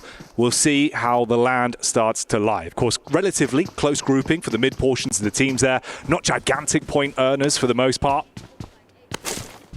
For Fireflux, I bet they're very pleased about the Sandhawk. I think it's been quite a while since we've seen an actual good Fireflux Sandhawk. I think they were always in the conversation towards the end game, but getting themselves a chicken dinner must feel very, very good. You saw them shouting. They were elated by that win. It's a good moment for them. And I think for Fireflux, this is certainly the spark that might start something special for them in the survival stage. For their PMSL EU outing, you know, it was pretty decent, all things considered. Couldn't quite best over towards some other teams, but I think overall it was a very, very good result for them. Sort of came out of nowhere on that last day and just jumped and jumped and jumped. For Regnum Karya, on the other hand, there have been some really good games. I think in their 2 days of play, the group stage, there were some really cool moments for them. What I think happened to Regnum Karya in that group stage is that they had a lot of situations where they could have capitalized, like Alter Ego, but failed to transition very, very late into the game, into something fantastic. And I think if they were able to do that, I think that would have given them the confidence and the momentum to push even further. So I just think for Regnum Karya, we're waiting a little bit. We are playing the waiting game. We can't wait forever. No, you certainly can't. I think it's interesting as well, because obviously 4-5's had some amazing games. The team that always felt like they could have made similar plays was Regnum Karya. They were always in very similar positions with some of the circles we saw there. But like you say, just didn't quite capitalize on it. And we saw how well that went for 4-5s, right? Suddenly you absolutely blow the way up. They're looking fantastic, racking up those results. And yeah, I mean, again, man, like we're coming into this, they're one of the teams that you would expect to be able to make it out from this portion of survival stage. And I think with the talent, they should be able to bring it. But obviously, you've got to show that in the lobby. I think you would be disappointed not to see them go through. And it's funny, actually, because the way things actually shape up right now, barring, let's say, E-Arena, which I feel bad saying, I think that's the only team that I'm sort of skeptical about. But if all 8 of these teams made it through to the finals, I think I'd be quite happy with that. Honestly, I think that makes sense. You know, Fireflux all the way down to Regnum Karya in 8th place now, probably would switch out E-Arena with horror. But I am prepared for anyone to make that big, impressive maneuver. It's early doors, so we'll hold our reservations for now, see how it develops. Oh, AX, okay, up against Alpha 7 up on the hillside. Exchange of nades. Only a few left in the back pockets, couple thrown out. Relatively fragmented as well. It's Devotee that's kind of trapped on an island. Cyrax's there, but the Bazon to support, not the best range. Yeah, absolutely running low on ammo as well. And I mean, for Alpha 7, they've had to back off because it's danger close on the other side of Regnum Karya pushing up that way. intense game playing around Hospital. Typically, Regnum Kai is quite good at playing this position, where they hold a lot of space and just create problems for you. It's very central right now as well, so I don't think many teams are too unhappy with their spot for Alpha 7. They're dropping smokes right now, trying to get away. I think they're happy to just give this corner of Everest over towards AX. They don't want to get caught in the crossfire between two teams. Quite a nice shot from Henry there. Good distance on it. Looked like the Mini 14 getting a tag from the sideline. It's Mafioso. So they are able to back themselves up. Of course, tons of cover to work with on this. She's not going to eat damage from the front line. Mafioso as well can kind of hold Edgard in this, get a bit of a read on where they're going. Yeah, your only difficulty, right, is that you're getting pincered a little bit if you're Alpha 7. It takes a lot of coordination to realize where you are. For AX, they're in a slightly worse scenario where there's a lot of sightlines looking up towards that location. You can get pushed easily and then you become the pincered team. Typically, if no one heads up here, Alpha 7 does need to be very careful about this southwest side of Everest. Regnum Kai here, they're going to play it slow. Yep, absolutely don't want to be doing that. I think you did see clear that actually go down to scout the building that currently Regnum Kai have held.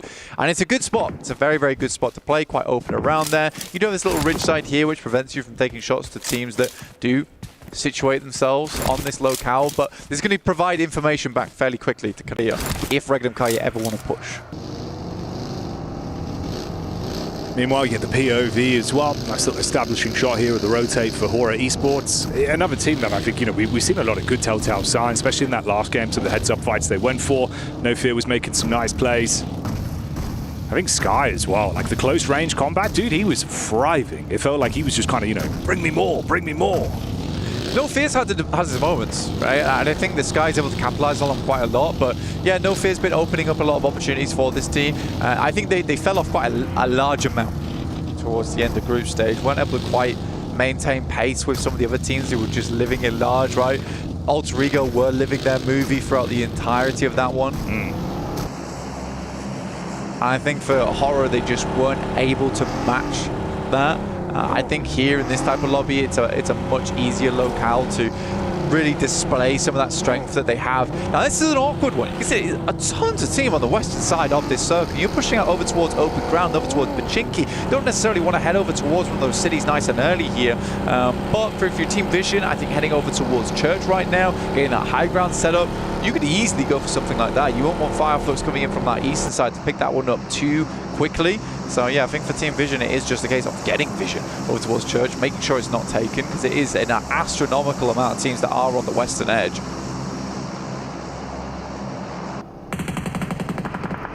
R8 as well, thrown into a potential bout between Influence Rage there, down towards the roadside. Mars in, set up. A couple shots back over Prestige, taking a hefty hit from Law, bringing down the gavel on that one. And again, we already saw R8, it was frustrating. Their outing in the first game, it hit them heavy. The headsets were thrown off, the team was dejected instantly. So being able to at least withstand an opening pick here and bring yourself back into it, that's going to do more for the men. They do lose Prestige, he's fully taken out. You get the response back over, so 3-3 left on the player count there between them and Influence. Yeah, Law gets repealed. And like you say, it's a case of we went 3 for 3. Right, I think us losing one player, you losing one player, can't be too unhappy with that one. At least it doesn't go unanswered, right? Yeah. But alright, if it went unanswered after that last game where they barely got to play, you're feeling so cold going into that third match. It's very rough. So they have to play in this game for a good 10 minutes from now if they want to get some more of that practice in, which you hope they've been doing over the past break day, or maybe they're taking a bit more of a relaxer. We'll wait and see. Horror over towards the east, coming in through from Pachinki. Yangon Galacticos down towards the south side though. See if they actually do end up battling against one another. I think they do have a player nice and up in front to hold those players out. Horror's going to have to go for something very quick here. Could be an interesting head-to-head as well. Both of those teams have been playing with a pace a fair bit throughout the games we've seen from them. For Hora as well, a lot of question marks. They play a little bit too passive at times, but they've been able to switch it on when they need to. Pretty rough position going through this field. A lot of sightlines available over towards it. It's a little bit later in the game now, so not as many teams will be holding this. So they're just going to head over towards the south side of Pochinki. I think that's fair enough. They checked the buildings down towards that south side where Yangon Galacticos currently ended up, and they didn't fancy that smoke. So sending over towards that south side, taking the gamble on that one that no one's picked up for the meantime. They can potentially hold out R8 here. But it looks like R8's heading further down over towards Yangon Galacticos, which might have been a mistake for them. But next circle coming through. Ouch. Straight down towards the fields. Teams have got to plant themselves in here. Hope someone comes along to water you to sprout into a chicken dinner. Kind of combining the analogies there. I don't know if that one really lands. A bountiful harvest. Oh, there you go. Yeah. It's true. It's a nice potato growth. Chicken and potato. We like it. We like it. Hey, that's a whole dinner. That is a whole dinner. A lot of teams moving in though, over towards this field. You don't have much choice right now. This is going to have to be a fast migration from a lot of teams. You are burning rubber to get here. But where in here do you go? There's not a lot of options. Yeah, limited space with a lot of squads to try and balance this out between them. It's actually a great rotate from Falcons. I'm actually very pleased with this. This is fast. They're into a nice spot. Actually, this is one of the better rotations I've seen Falcons make, because this is a team that frustrates me so much because they'll see it. Never mind. Oh, Valo, come on. They'll see it. They'll see a location on the map that's free and they just refuse to take it. Honestly, fair play to these three players that made it through, because this is a good spot. They had to be quick about it. Yeah, sure, maybe Valo lost a tire. That's why he goes down there. And you can sort of respect the fact that they actually went for this for the first time in forever instead of sitting out on the edge. I am pleased. I sound angry. I am pleased. I'm pleased. I'm very, very pleased, in fact. He's smiling. He's smiling whilst he says it. I can attest to that. Get a shot into the back line there as well of AX. Meanwhile, Hora in the rear, just trying to get vision down. A couple of bullets being fired out by Sleepy and Sky. That's Fireflux, of course, that took the opening chicken dinner of the survival stage. It looks like they're healthy for it. Right? They're giving it this game. They are over towards that northeast side though, and Hora currently has that high ground against them, but plenty of little cover to play around with. This little ridge side as well is a nightmare to assault. I think Hora sent a player far down towards the south though, who might be able to take some shots through. That's no fear. Still, it's not easy to thread the needle if you want to find a pick off. Either way, no fears create space for them to push through in the end. Kinotrope. Not a bad location from them, very, very central. Honestly, I would be very, very happy to see Falcons do well this game. But with Gamax on their north side, who have caused them problems multiple times in the past, we'll have to wait and see. But we'll put a pin in that one. It's Alpha 7. We do get the shots off with a Mini 14 at least back onto AX. The Arena similarly nipping at the heels on the chase there. Seems like Lil Boy goes down to Kinotrope. He was able to find that shot towards Narvalo moments ago when they went for the reposition towards the compound where Gamax were holding. There's some brutal circles, Jackie. It's very brutal. Kind of the crescent moon on the eastern side, just filled with fields, and then kind of open area. The grasslands over towards the western edge. It's a bit bumpy though. There is some tree lines to work with. I think Intense Game does find a nice little neat moment. Squeeze through the gap on that west side, but I think they're likely wanting to be holding out those teams like the Arena, who would be likely coming from that compound on the west.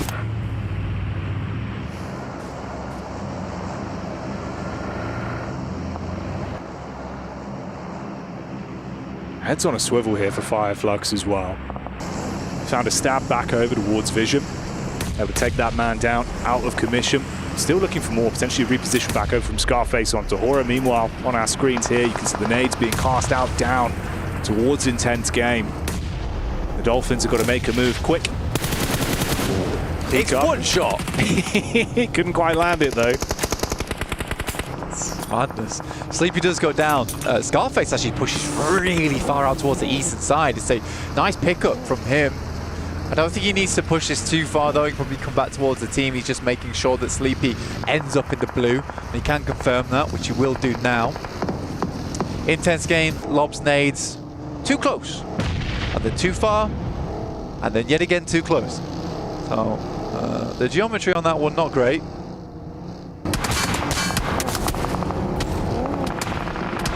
More shots into Horror as well.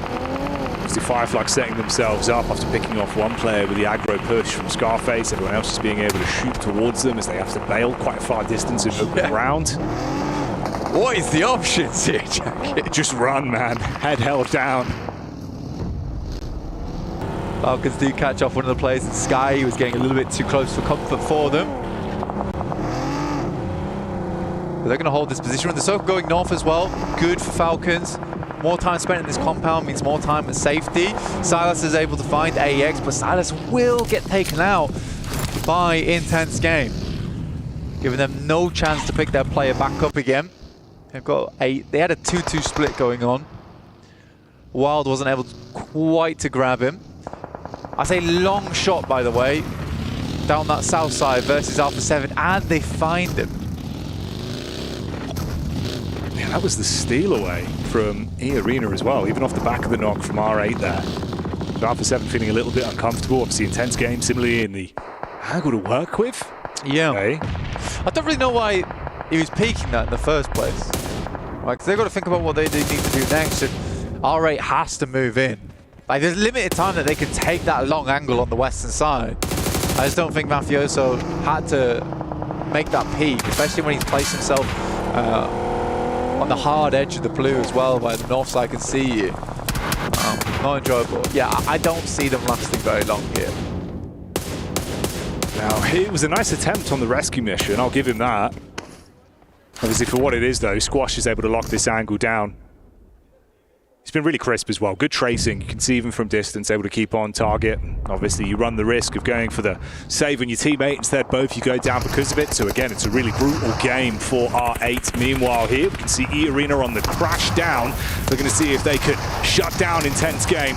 Flashbang right in the corner. Keep you concussed. The shotgun comes out. Joker trying to make things work, and they will do just that. Goodbye, Intense Game. 8 elims again for E-Arena. Weird moments where E-Arena like has these cool plays, but then will completely cool off. The engine will stall, and we see if that happens right here, right now versus Alpha 7s. They make their way up. They hear the fighting. It's a good opening knock, and they're sending more in. What are you doing? Oh, let him crawl in at least. So grouped, they give that one up basically for free with the shrapnel being thrown over from Alpha 7.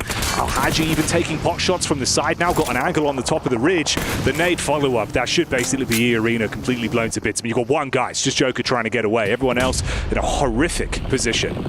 It's a good clean-up onto Intense Game, but if you're E-Arena there, now's not the time to start looting up. It's the time to get going. Right, you got to figure out your next move. Teams are moving in from your south side. You should know that from that compound that was sat underneath them. Tony K goes down to Al-Haji, who's bringing the pain in this game.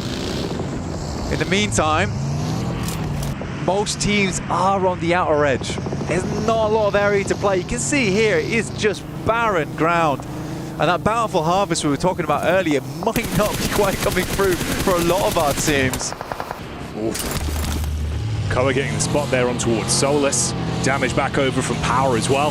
As Vahedon's able to show his impact to Power Gaming, revving the engines, keeping the momentum going. For R8, they did get the revive back up onto the knocked players. There is still 2 alive in commission. That was Marth with the heads-up maneuver to keep him up whilst the attention was turned from Alpha 7. And of course, on that E-Arena crash that we saw moments ago. For R8, they made it a fair way into this game. I think they had to. They needed something to give themselves a little bit of confidence going into the next matches after that first one where it looked brutal for them. It looked absolutely brutal. Power in the meantime, though, like a locust over on this western side of the map, ruining all of our crops, realistically. Taking one shot after another at stragglers. The more they clear on the western side as well, the more strength they'll have in towards that end game. It looks like Easy's going to scout down over towards Alpha 7 here. We're getting peppered. And this is that split from Regnan Karia that aren't actually in a bad position whatsoever. You can see the bullets over from Loxy. He's got them pinned in. Marth trying to take a couple of shots from the side as well, see if he can steal away anything from this. Revo's realizing, man, like the entire team is just being cauterized. They can't get towards one another. You are trapped in position. Marth getting the headshot on that as well, coming back to haunt them. They threw the first stone at R8, but instead that's just fragmented the entire team for a late game finish on this one. Ida getting knocked there out in the open.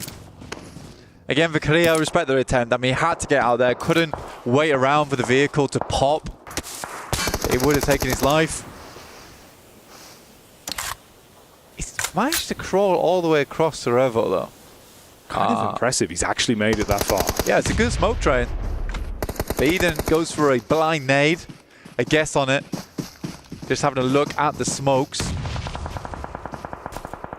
Toshbik goes down, as does Loxy. That's a double knock on the nade. Wild's not there to assist, and this should be a free and easy maneuver coming through. That must have been directly through those slits on the top of the shack there as well. What a nade that comes through there. Oh, yeah, I think you leave him. I think you leave him. I think if you're Wild, you're looking for a survival game. I don't even know why you bothered. You got to know when to cut your losses on that one. Yeah. No one to fold him. Exactly, man. Can't be going for these gambles right now. This is not the time to do it. I mean, at least with the reset, obviously you've got the two players from Alpha 7. They were able to get the pick back up in Korea so they can play off one another, but they have to just bail. The position was compromised for so long. Keenatrope inside of the sly hut there. Back towards the hovercraft. Tuck in, see if they could steal that one. Key still in it. Nade over the top, just into the back line. If that's on target, it could be uncomfortable, and they're pinned in at least. You got the flames in front of them, the nade over the backside. Horror getting hit by Easy as well, makes that look easy. Up days, Korea goes down. Just Revo's still up. Nongshin Red Force in the back lines as well, taking shots. Some good nades, some good ordnance coming through from Keenatrope to keep them at bay. In the meantime, Falcons will have to deal with Gamax on this north side eventually. They played a slow game with one of the only teams that had a compound for this long, but they need to step up now. Right, versus Gamax, this is where they need to win this fight. I think it would be a crying shame if they lose this engagement.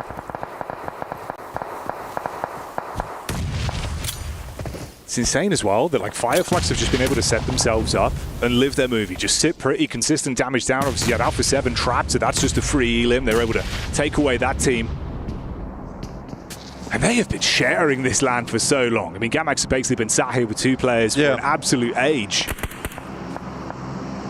I get that they were wanting to wait for the pushes to come through, but I do think they could have held off on those nades a little bit.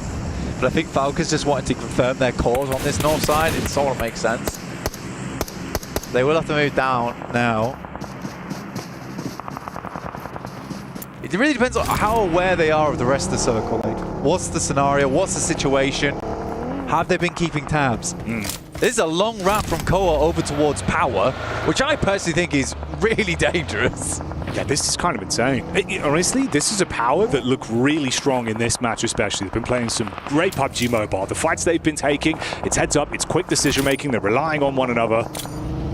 Push into this, you better be ready, Blank. Yeah, it's nice. It's very nice. I will say, though, from Koa, the ramp he made on at least his hillside, quite safe to go for, but he does not give a damn. Koa is dragging the team at times, kicking and screaming into these locations. And if it's the case that Ralph's making these calls, Koa is absolutely on the money when it comes to it. He's like, you want me to go scout that? I'll do it right now. No hesitation. And that's an initial knock coming through over towards Ragnar. Yeah, that might have thrown you a bone. That's from R8 as well. So it was R8 being able to get the shot into the back line. They could engage off of this. It'd be the opportunity to go for it. Obviously, you can get that player back up pretty quickly, though. They're giving them time to work with on this. They've got a little bit of cover for it. Yeah, they have to move down. But I think they understand that for Power, they've got to move first. Likely they'll send south, which I think Easy's doing right now. Keenatrope's just been living inside that shack for a long, long time. No one's been able to get close enough to send nades in. It is very much in the open. 2 loot crates to work with, though, for Fireflux, so they get a gift from up on high.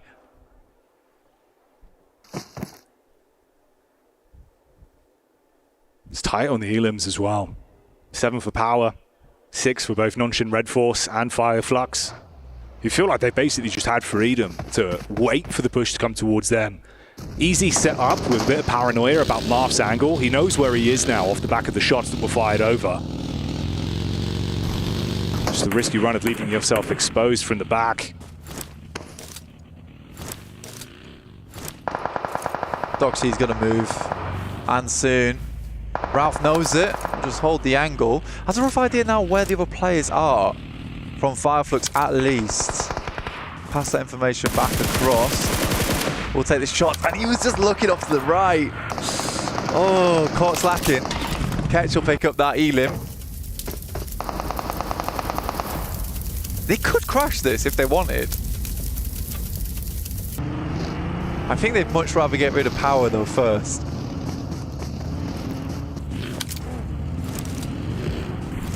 Still the move Power have been making. You'll push back over onto Marth, you steal away the bit of cover from him for now. Still 3 players alive. Getting a lot of reads onto this. Attention being drawn over towards Fireflux as well from the majority of the squads, and the Kenotrope still just being able to live on borrowed time. Just sat tucked in, dropping the smokes, keeping it uncomfortable for teams to get close. Again, I think what's happening right now is the nades used by Falcons versus Gavax, which I think was unnecessary. They were going to go down at some point either way, as that blue pushed them out. Koa does find Ketch. What a shot. And what a timing on it. No one goes down, and they can crash it. I think they have to crash it. Ralph's going to send in first here. Dropping as much medication as possible. Complete misread on the angle. Has to be happening from Redox. Koa's left behind, and Madcap lives this one out. Oh, man. The shots from the side from Kenotrope are huge as well to buy time, and this comes back to bite them in the bottom. I mean, you can get the res back up, get him in position. They've still got a good angle to fight with on this one. Fragments them massively. And for Power, they might be in a spot to potentially steal some of this away. You got the scout from Vahidan at least looking for the read back over. I'm just not entirely sure what the idea was. I think they'd bought themselves some time, in which case they could start looking out over towards Power. They didn't even bother to try and scout those players. Ketch is going to send out of the way, immediately ducks down, M79 in the hands, but it will be Ragnar to find those shots, just barely clipping him through the grass. I don't know why Ralph would have wanted that angle in the first place. Like, where do you go from there?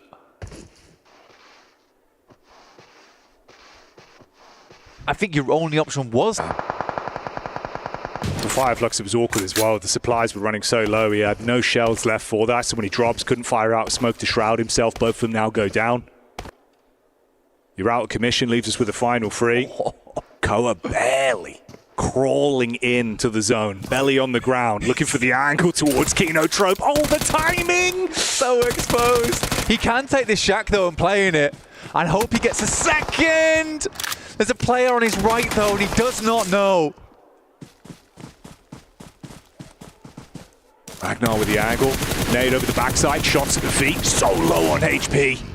1 bullet and a dream is all that he'd need. The peek back up. Oh, the knock on the Ragnar fragments Power, but they've still got the manpower advantage on this one, and it's down to Falcons with just Koa.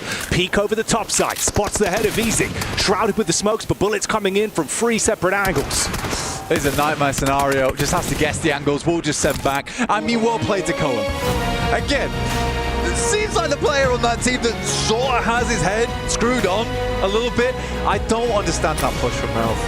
I don't know why he'd want that position from Fireflux. Again, he just try and wrap on top of Power.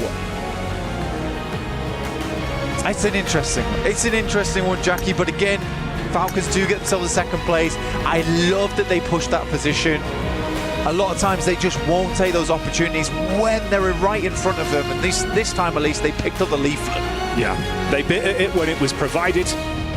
It might not have been as clean as they were hoping for, but I tell you what, for Power, they were mopping up squads like a spilt drink. Some fantastic action on that one. A great second game, an early chicken dinner, and looking more like the Power that we know and love. It is about time there for Power as well to start pushing those numbers upwards. It was a good play, very well played. Obviously, sweeping on that western side was really nice. Heading up that top side, it's an unfortunate game for Narvalo. I think we've had plenty of moments there where Narvalo has gone down a little bit early. Not necessarily his fault, just a struggle on the rotation. In the meantime, we're going to head right over and rotate back to the desk after this short break.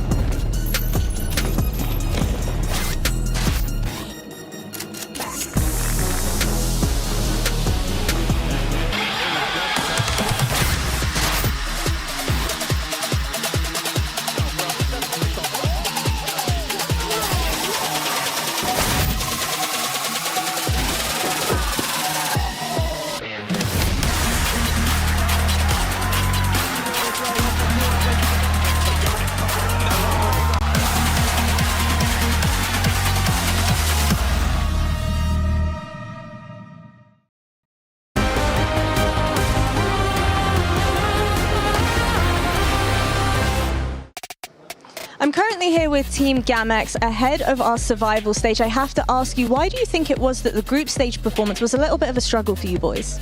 Because it's like our first international tournament. Even we have like one player, it's first his tournament ever, LAN tournament. So we struggled, like we need more experience, just time. We need more time, and I think we had it for the first 2 days on group stage. And how have you boys been supporting him, you know, with it being his very first LAN? It's the same game, not changing. Like if we play in online or LAN, it's like the same game, same tactics, just different team, like more powerful than our Legion, but still we can do it. And speaking a little bit more about the performance that you had, there was a distinct lack of eliminations throughout a lot of the games. Talk to me about the game plan heading into survival stage. Can we possibly see more aggression coming through from you? In survival stage, I don't think we're gonna play aggressive for this stage. As a team, I think we will play by the way who make us win only. And obviously my last question for you boys, you headed into this entire event having won the National Egypt Championship. Do you think the play style of all of these international teams is much different? Exactly, too much different, because like national championship is way different with international, because like we have 14 national and then BMSL and then PMWC, so it's a long way to get here. Would you say that the competition here at EWC is way more difficult than the national? Yeah, exactly, than ever national region. All right, well, best of luck to you boys. I'm hoping to see more fight coming out of you, and we'll see you in the survival stage. Thanks. Well, we have Power overwhelming here at PMWC, as Power's been able to take the first match on the grassy pastures of Erangel. Joining me is Seven, as well as Maxman. Seven's loving it. He loves that Power's been able to take this one. Talk to me about Power. I was just happy to see them play like how when we would just tell them, good job. We were watching PMSL Mina. And the reason why I said that is because they would end up third-partying quite a lot. You know, don't worry. I'll break it down for you. 12 eliminations out of this team, but they were just being a lot more proactive. They were third-partying fights. They were making sure that they got a lot of ground. At one point, they were having a 1-1-2 split, which was quite impressive. And then, I mean, at the end, the way that they were able to play that perfectly, just waiting until the last second, sending 2 players towards the south, maintaining 1 player there towards the top of the hill, that was the winning play. All the teams in this game were pretty much in the field like, please, sir, can we have a good position? Power, no, this is our mountain. You're not going up here. And actually, because of that, they kind of push away E-Arena. They eliminate that team onto the western side, and they avoid Alpha 7 from claiming the high ground position pretty much this entire game. So they were very, very controlling on that little high ground position up northwest. So Power, they had a really good setup on their second day of the group stage, and it seems like we are seeing a bit of a continuation of that here in the survival. Another strong fight back from Fireflux as well, coming in as the only team really from the east. I thought maybe we could have a bit more of a 2-2 split going on for them. The 4 in that one location seems a bit much, Max, and it did cost them some casualties. Well, unfortunately, you got a lot of teams around you. You have Nongshim, you have Falcons looking your way. One little hay bale is just not going to cut it, defensively speaking, and you're just going to be losing players. So it didn't work out for them. It's unfortunate, good entry point, but the circle is just forcing you in a bad spot that you can't defend properly. And it didn't help them that they were just focusing so much on the fight happening between Kino and then Alpha 7. They didn't even realize what was happening towards the south of them. Zero scouting. It ends up hurting them. Let's take a look at the match report overall here for this one, as Mr. Joker here getting himself 6 eliminations. Catch though, that's actually quite impressive damage from coming in from the fields, Max, considering that you're really trying to bunker down, really not draw too much attention about yourself. So that's very well done. They were trying to play it silent until Power got involved, because they got in that one building on the high ground position of that big plateau up north, and they were just getting naded to hell by all of Power. Like I think the Power were just out of utility after that fight, and just looted the crates of the arena. They were really struggling at that point. One team though that did have a potential semblance of control. Oh no! Do you want me to bring up Falcons? We can talk about Falcons all day. Yeah, should we? Yeah, let's do it. All right, let's look at this.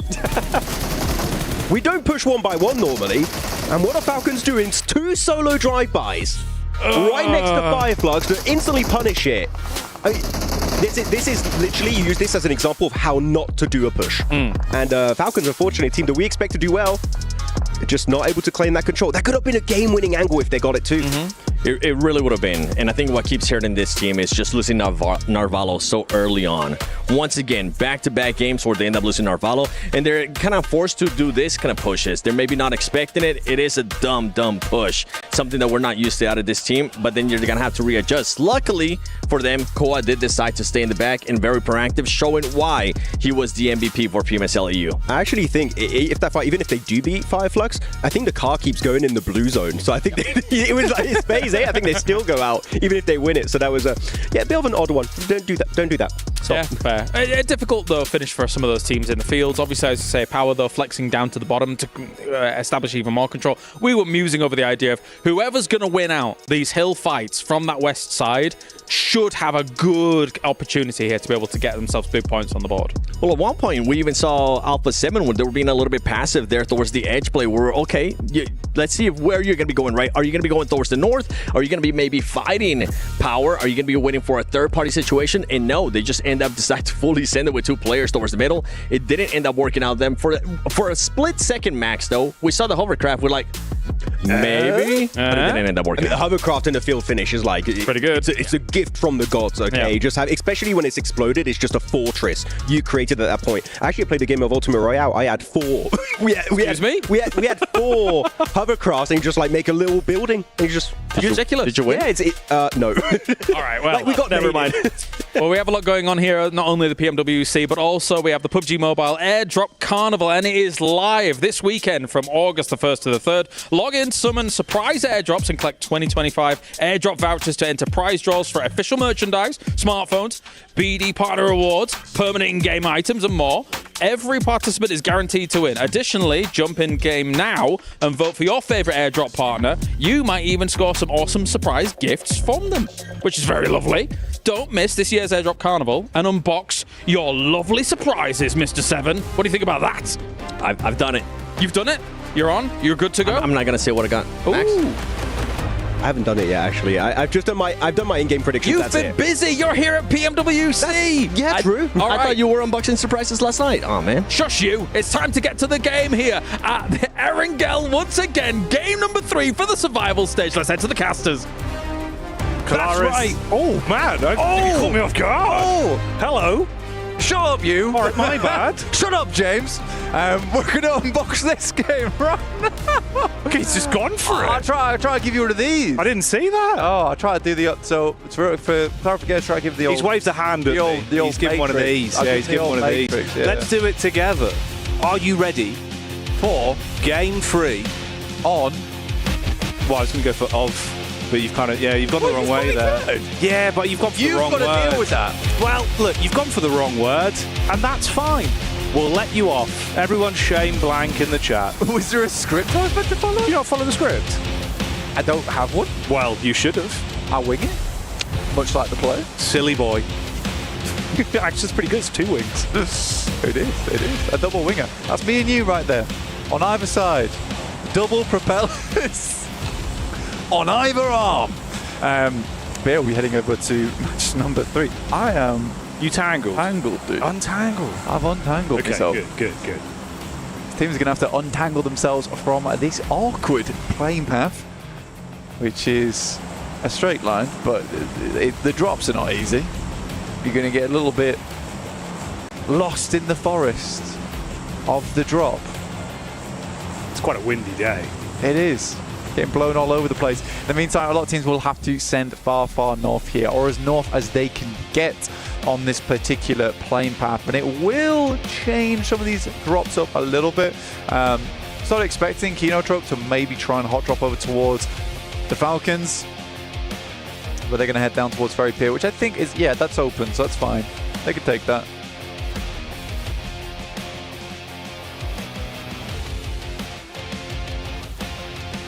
It's your turn now. Wow, it seems like you want to do all the talking. Hey.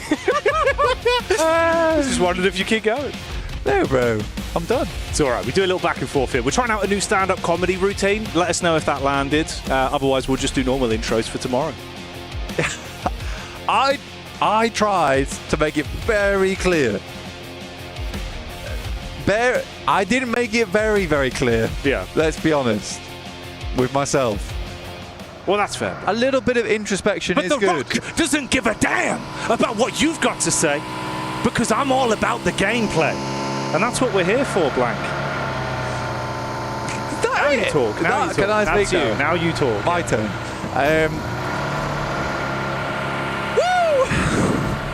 Back on the mic Dropped a again. woo. It's my turn. A woo.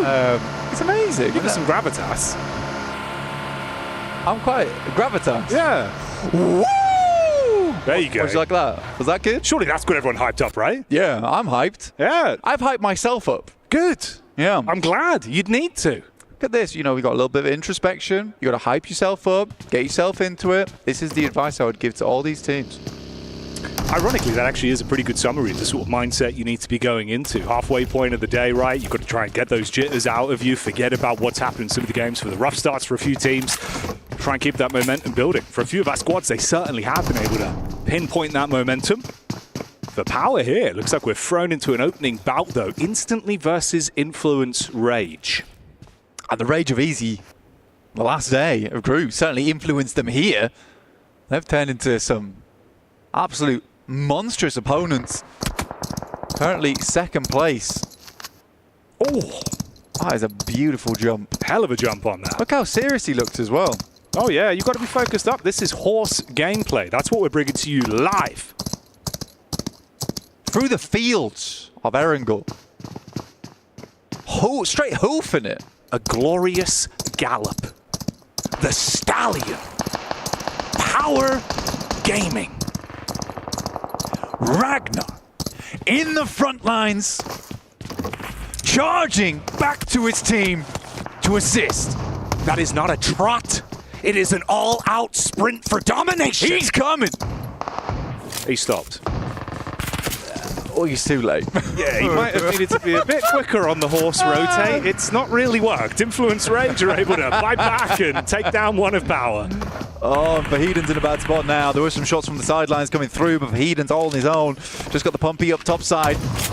Ooh. And he takes a disgusting tag as he drops. Yeah. Yeah, indeed. Mac-10 Madness up close. SMG slaps him upside the head. Ragnar from the top side, though. Does start to show what he's made of. Bullets down range. Fragments, Influence Rage once again. Lil Boy got to make the move. Drop the smoke, see if he can get his teammate up. Nade from Easy. Ooh, only one, though. We know that he's a bad boy when it comes to it. Let's see if he can hit this one. It will be very influential. Goes through and bounces. Easy. After the M60. Ragnar's just sending it, dude. He's going in. Close on the doorway, ready for it. He was late to the party. Everyone's already left, but he's determined to keep the music pumping. He just dives into action. 17 bullets in the clip. SMG. There's the secondary if he needs it. Pull out the UMP. Yeah, you know me. Ragnar about to make some crime scenes on the dive by. Lil Boy down and out. Not the big man in this situation, but the turnaround from Ragnar. Feel his wrath. Pulls out the 4-bullet. That's all he needs. Nade goes through. Ragnar dives out the way, but somehow on the stairs still takes the tag. Diego will find one. And we are in a 1v1 between Easy and Diego topside, but in comes another team. It is intense game. As everyone starts to cheer Ragnar's name. Intense game, drop the shush, the silence over the fight in the compound. Diego tucked in, trying to play on the back foot. Easy. About to be hit with a heavy nade up close and personal, just a desk to provide cover. Playing it safe, Molotov in. Have to climb this one or just fully take the brunt. Walks out the way. No one's seen him just yet. Gets the tag. We'll find the knock, but it's not enough with Silence, who will silence the party here. The boombox thrown out the window. Diego in a tough scenario now. For Influence Rage, Power will take the #1 spot, but for how long? Only 1 point ahead of Fire Flux, but they have had a good run today so far.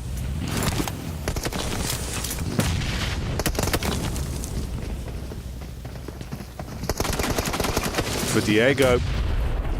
You are sweating bullets right now. Off-angle peek on the side, couple shots connect, but Silence does not give a damn. Spams the shots into the loot crate, adds insult to injury. An intense game, make out with the cleanup crew plays on the fight from Influence, Rage and Power. Themselves a 3 for 3. Kind of a wild step down, by the way, now I'm looking at it. Alpha 7 in 6th with just the 11 points. That drops down to 9 in 7th. We're in just single digits all the way through to 16th. AX with a big fat goose egg.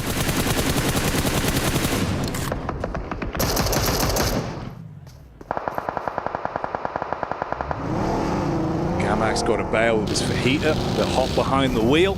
Terrified about having a bike taken out of him as Squash was looking for the setup with the trace. Able to limp out of there with his lives behind the steering wheel. We're in pretty central. This is actually one of the more fair circles we've seen in quite a while here, Jackie. Regnum Kaya leaving Toshpik behind over towards Rozok just in case it does back up that way. And for Regnum Kaya currently in 9th place with just the 8 points. It's not been an ideal result, but heading back up over towards Rozok. This is a good opportunity for them.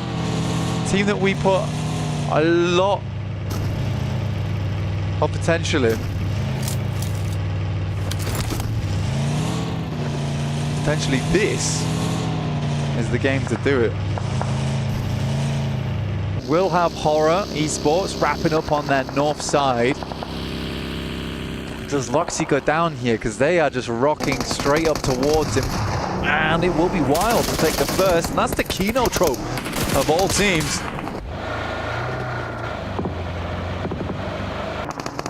Regnum Kari as well, taking hefty blows here. When you're down to 2 players, it's an awkward firefight between them. You're getting crashed on from either side with Kino trope and AX. Diving into action off the back of the punch. Henry firing out bullets with the Scar, ripping people to pieces. Devotee locking down the wide sight lines up front as well. 2 points accrued. That 0-pointer completely gone. It's not the case no more. No way you're Molotov.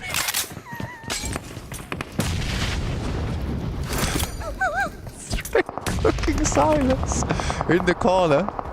Put on for barbecue. Unnecessary. But tasty. They'll take that point. Ozzy Sands barbecue opening soon. Pre-order your tickets for the grand launch. We got turkey on the menu. Kino trope. 2 players up. Falcons off in the distance there. I think for Regnum Kaya, if I'm looking at it objectively, I think what happened there is that they've had a couple of games in the past. Ooh, nice nade, Devotee. A couple of games in the past where they've left Rozok and it's come back to bite them later on. So they tried to take this 2-2 split. But when you get this circle shift back this way, there is going to be a lot of teams flowing through this area, right? They want to play the 2 rows. They want to play the warehouses. I think it was a dangerous split, and they had to make a quick decision of whether they want to stay on Rozok or they want to regroup here. But they didn't have the time to make it happen. Ozzy-san, final player left remaining. 1 Molotov remaining. We know that he can be nasty with it. It's gone. Nade for no. Wow. Meaty damage onto both. Able to withstand the shrapnel and at least stay alive for now. Arian setting up on the sideline behind the rock as well, trying to get a read onto Ozzy-san.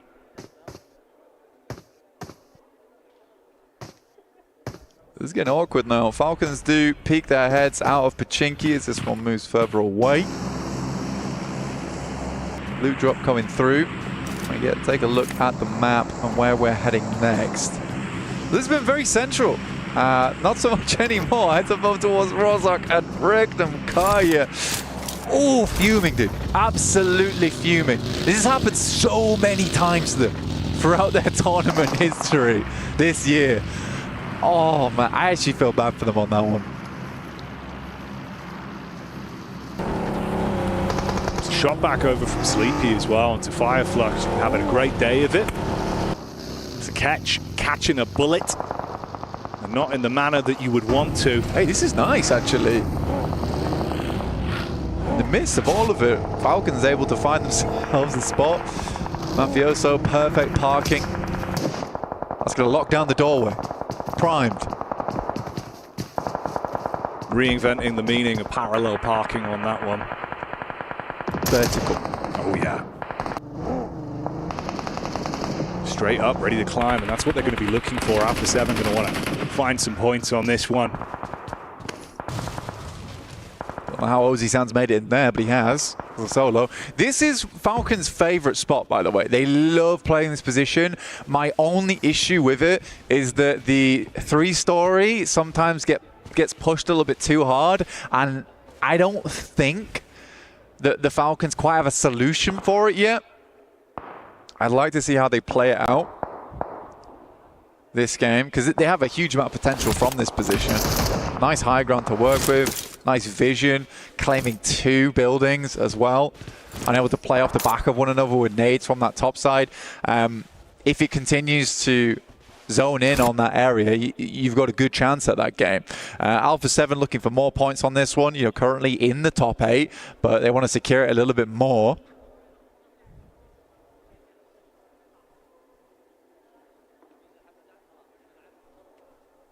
Get the little establishing shot as well, top-down POV, giving you an understanding of just how close these squads are to one another. Ooh, yawn.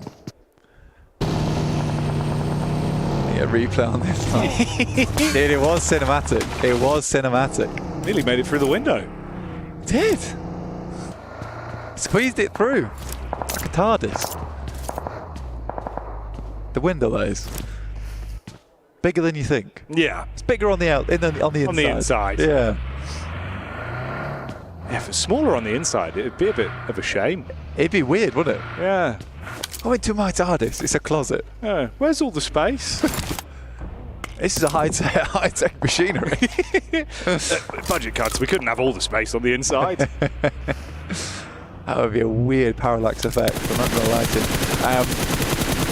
Smile, taking some shots out the window for Yangon. One of their top players over towards that group stage, just putting a huge amount of work in. There is some games where Yangon's able to get quite a few points. Usually they do limp in towards those final circles though. This is hella awkward for Falcons as we send over towards that eastern side. Now Gamax might have played a blinder on this one accidentally. Obviously you don't know where the circle's going to go, but that's actually a really nice place to play and gives you a huge amount of control. Now Falcons is at the back of the queue. Fantastic compound a minute ago, not so much anymore. Horror's quite glad, despite being one of the first to this location, they didn't fully commit, and they didn't have to. They had the option to play on this eastern side, and they'll get a lot of benefit off the back of that.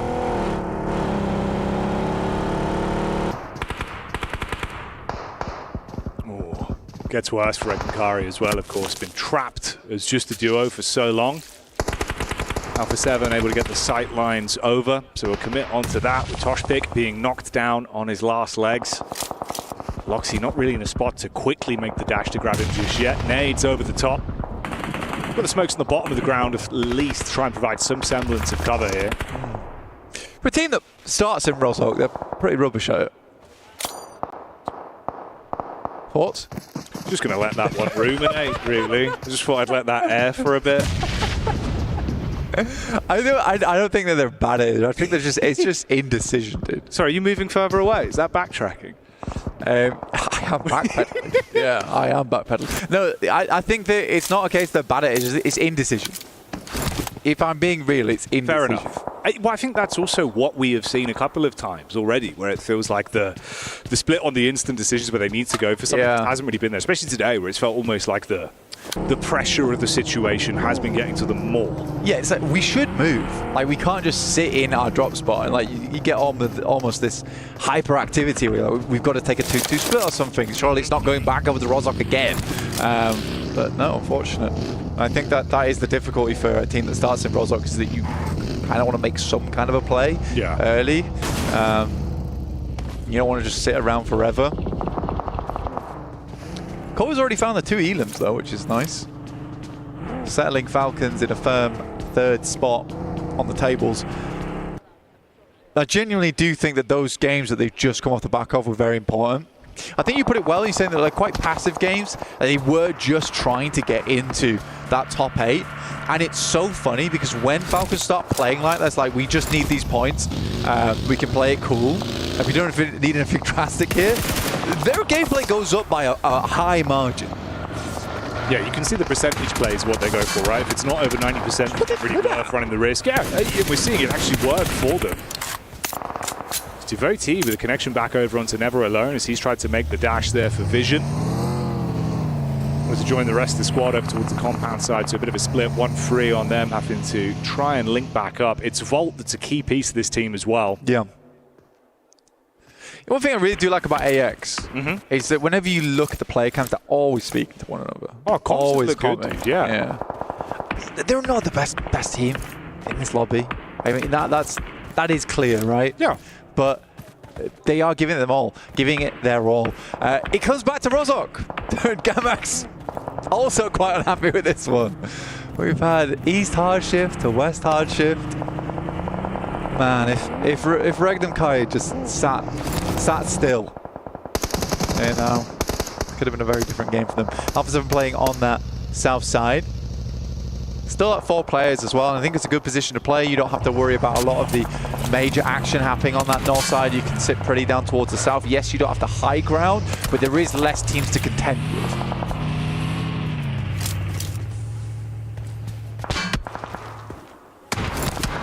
The POV of Yangon Galacticos as well, a team that I think at times it's been a little bit too slow for me from what I've seen. Yeah. And it worries me, really, especially in these kind of lobbies now. Not feeling very Galacticos, you know? No. Not very Higgs boson. They don't encompass everywhere. Here comes Yangon. It's too little too late, though.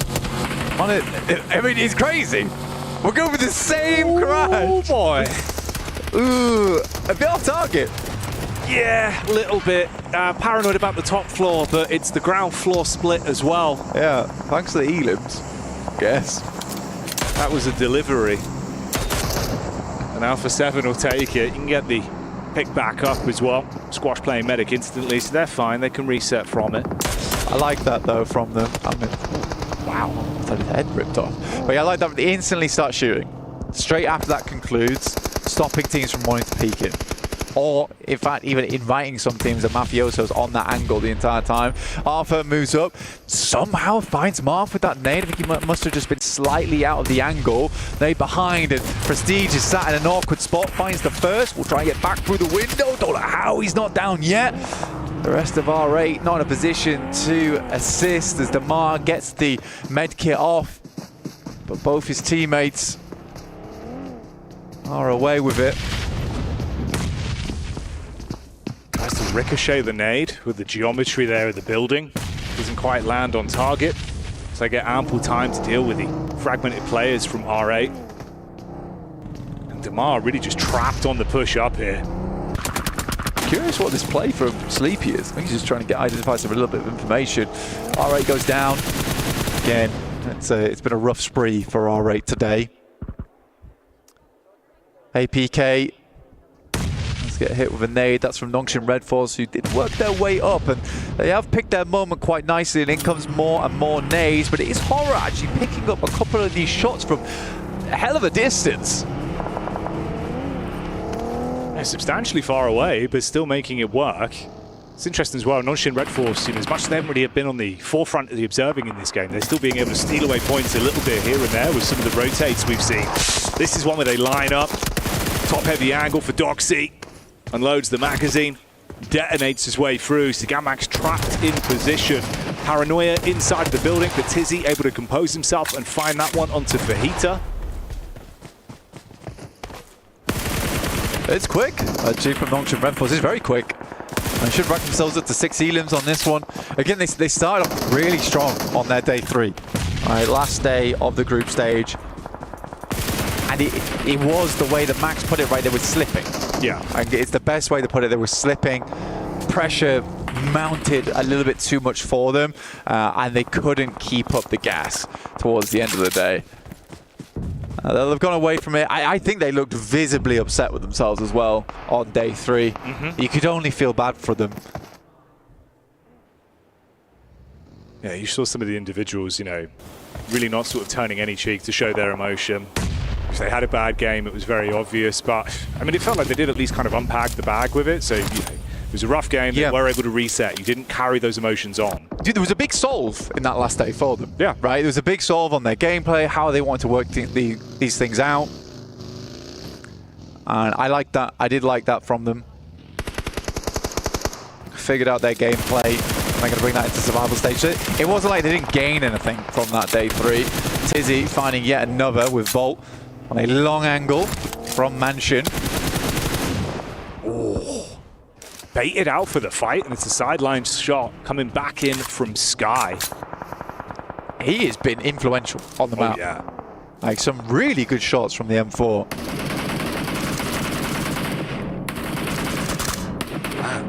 Sky and No Fear, racking him up and knocking him down. You like the heads-up positioning of the crosshair as well. It's a great read on this. Distance fights when they are just absolutely paralyzing. Just no way to move up. Good clean-up crew action over onto Vision. That was Volt as the last man. He's now gone. And it's actually, to be honest with you, that early rotate out from Sleepy was quite nice. They got a lot of information off the back of that. They knew which angles to watch. They didn't have to move out from the eastern side of Rozhok, but they do it anyway just to pick up some free elims and clear out the eastern side. That's their big goal there. Now they can start to work the issue over towards the west.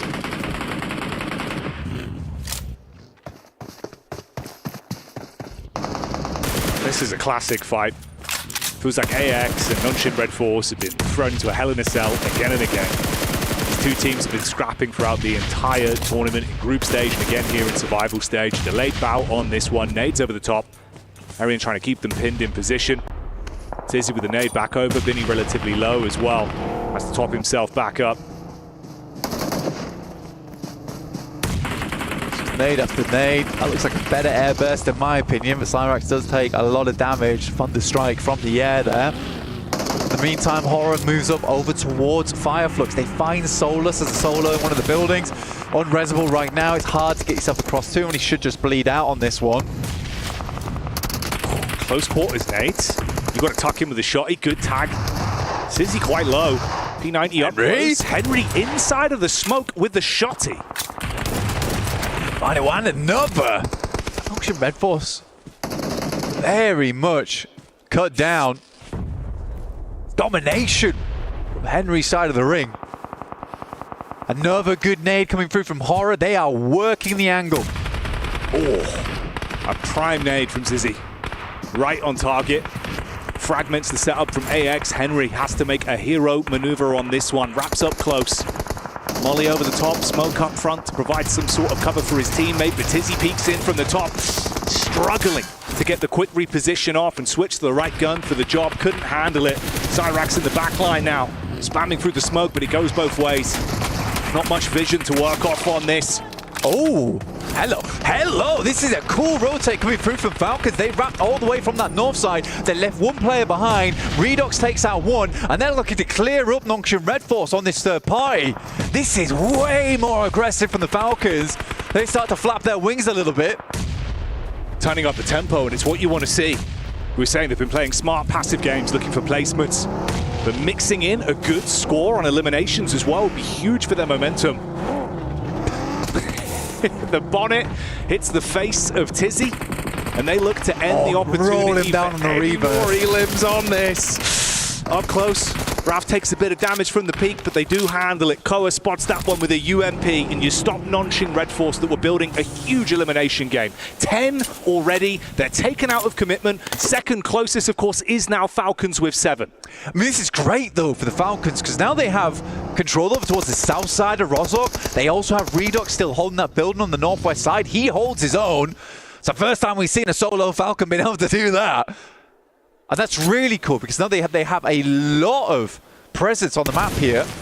Needs be, they can wrap back round again. It's going to be a little bit awkward versus E Arena, but it is possible. So they have two corners of the map, so they can confirm on either side. The worst thing to happen here if it confirms fully northeast. That's the one thing they haven't accounted for.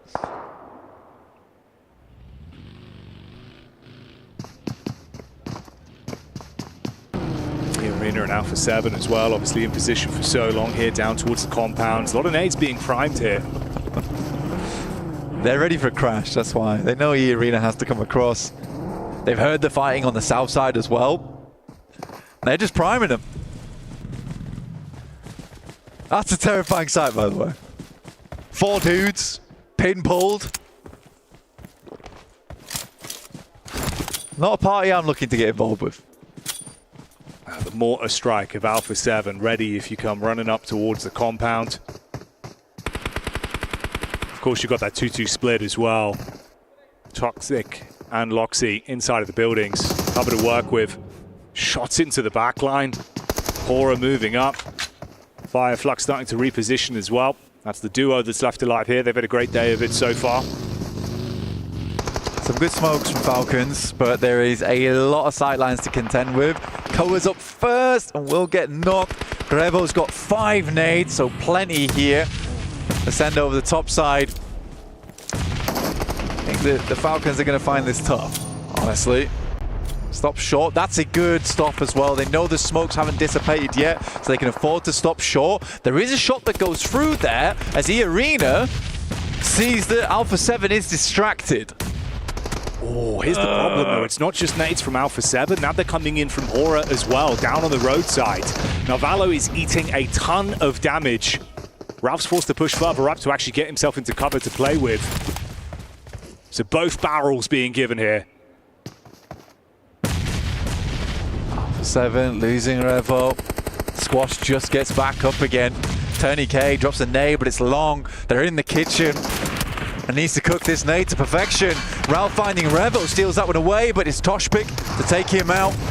It's all down to Redox. 6 teams, last circle. Korea firing off the shots in close range. Holds back E Arena. Only Mormon remains. They split on the push-up, hoping they could get in before the pick-me-up. Onto Squash. Didn't go that way. Comes back to haunt them. Valo's still up, actually. Didn't even realize it. And he's going to try and get placement here. There's potential for it as well as everyone starts to get cut out on that northern side. Now Valo walking up. This is a bold maneuver. Surprised he's even getting in here. Finds one off the back of it. Mafioso's down. Mormon's still sending nades in. Mormon on the slow walk up. Pin pulled for the nade. Bounce round the corner. Squash gets flattened. Mormon makes the play. Potential for the follow-up as well. Close quarters combat. Carrillo trying to hold on for Alpha 7. Able to connect that back. Silence E Arena, but now Novello knows that he can make his move. Gets up close with the DBS. Oh! Huge kill. That is a beautiful E-limp to put them back into a position. He can get Squash back up. Wait a minute. Regnum Kaya still going strong with Loxy. Hitting these shots here. It might not be the end of the world after all. Carrillo has to send a nade over. It's not perfect, but now he's got to make the cross.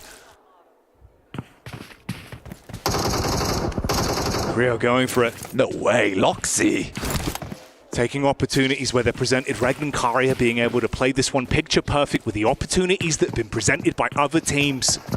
Everyone's overlooked them. Sideline from No Fear, living up to his name as he pops up. Silences Loxy. There's the shot back over. And that's the way it goes. Hora played that game incredibly well. From the early rotate into the eastern side, the push out slightly further over towards Gamax, spotting all the commotion over towards Nongshim Red Force and cutting away at their opposition on the eastern edge. But shout out to Loxy. I did not think that Regnum Gaia would survive that long. And you do want Loxy as your final player on that team when it comes to those clutch moments.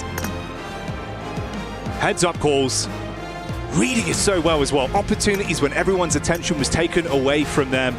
Like you said, subverting expectations. It was a brutal beginning for them, but they put it together. They piece away some points at the very least. For Alpha 7, what a tough task they had there versus E Arena, Falcons on one side. Not an easy maneuver to make happen. Carrillo does survive it all. Could have been pretty sick if Narvalo hit that shot, but it looks a lot better from the Falcons. It certainly does. They're building. The wings have been spread, but the action is intense. So join us for more after the break.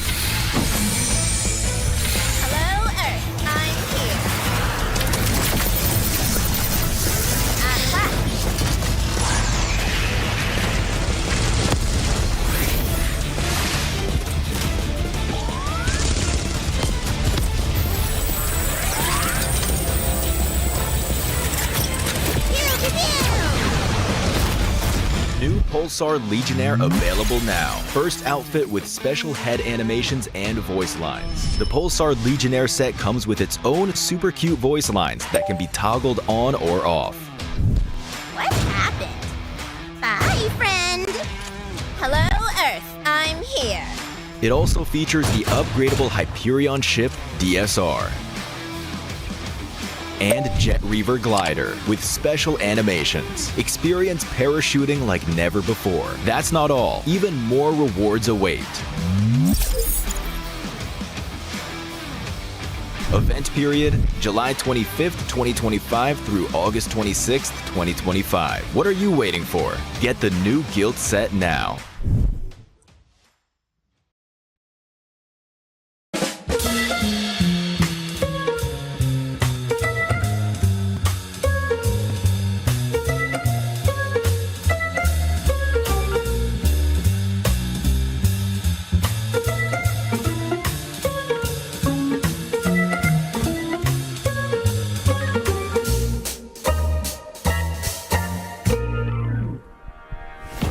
Well, no swimming required for Horror here. They had the perfect compound to transition into Rozhok, getting themselves that win here as we have got them win game number 3 on the board. Brilliant stuff by them. Joining me, Neptura, as well as Seven, to talk about this victory from them. Neptura, this was all them sweeping through Rozhok, looking fantastic.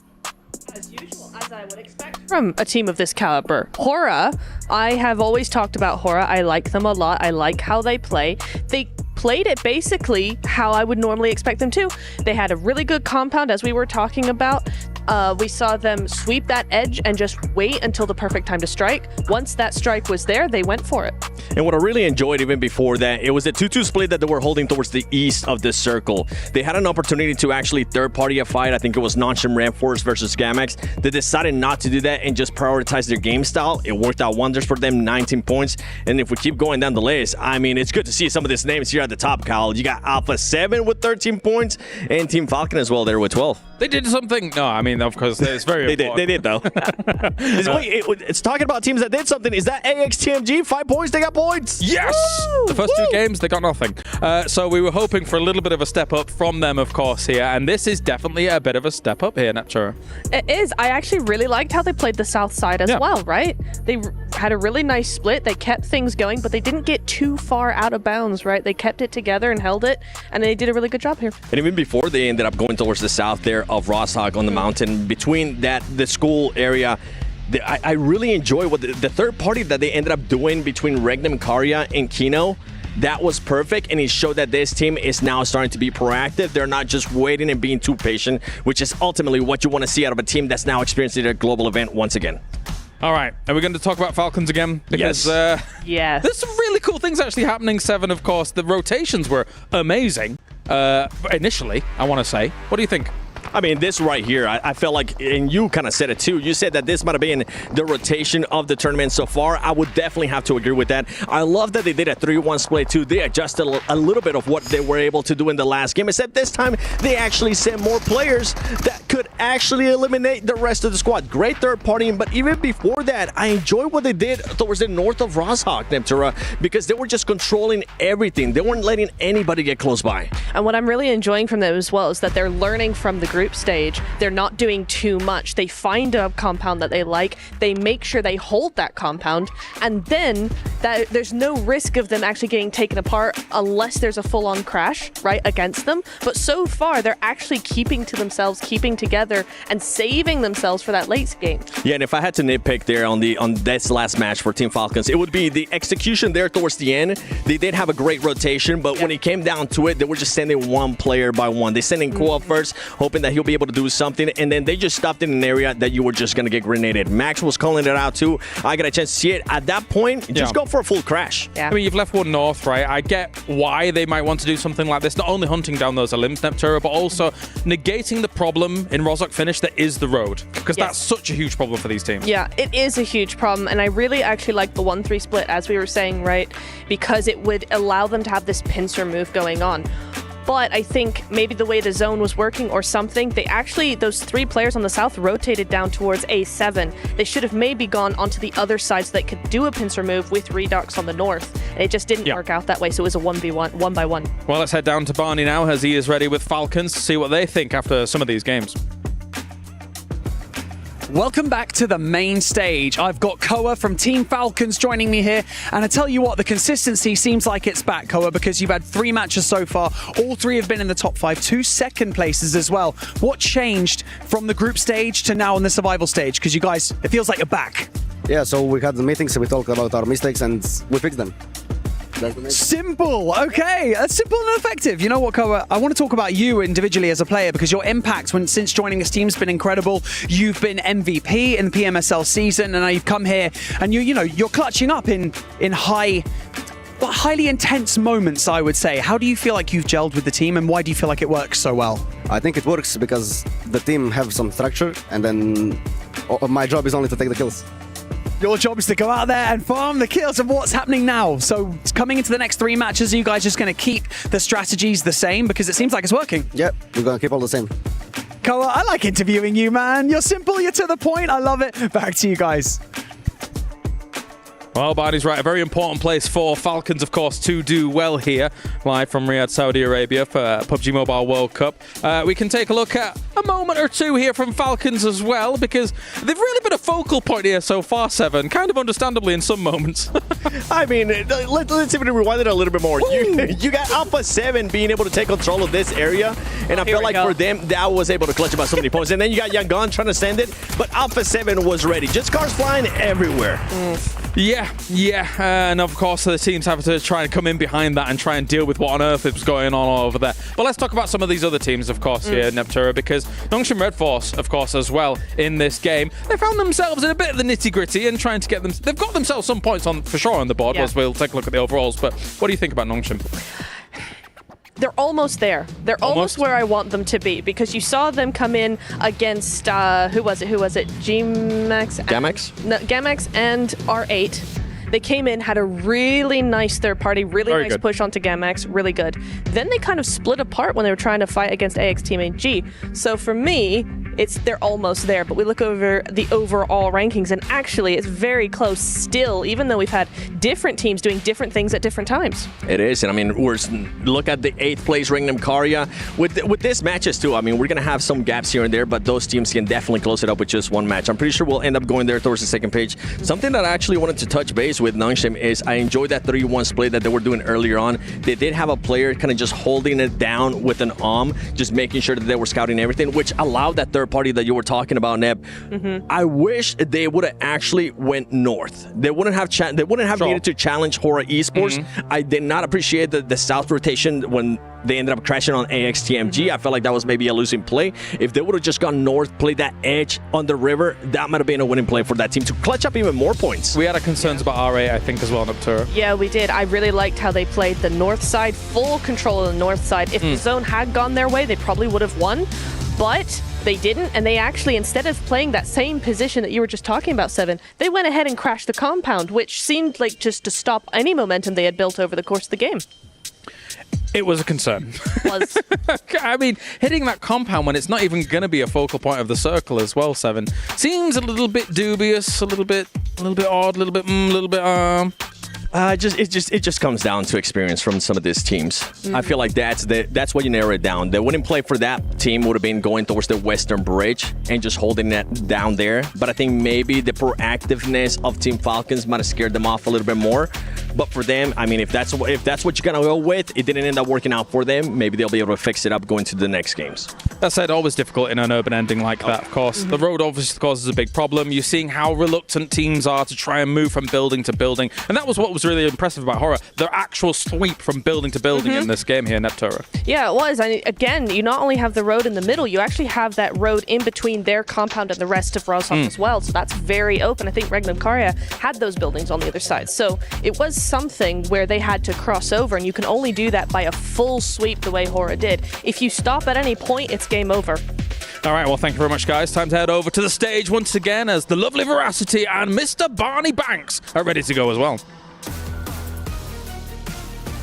Welcome back to the Qiddiya Esports Arena, where we are halfway through day one of the survival stage, and tensions are high. And of course, so is the passion. But I'm here to bring you all of the highlights that we've had so far in day one. And of course, day one, we kick things off on Sandhawk. Sandhawk was extremely strong map because two teams that came into a final showdown were Team Falcons and Fireflux Esports. Fireflux took that victory, and of course, some points along with it, 17 in total. But E-Arena managed to secure 9 eliminations. So an honourable mention goes to them. Are you still up Survival. Barney, if these players can make it through survival stage, I can too. I've had the best view in the house right now, Barney, and let me tell you right now, match 2 was proof of the fact that the Falcons were able to spend their day off in the most fabulous fashion ever, Barney. Yeah, don't worry about that. I've been snacking away.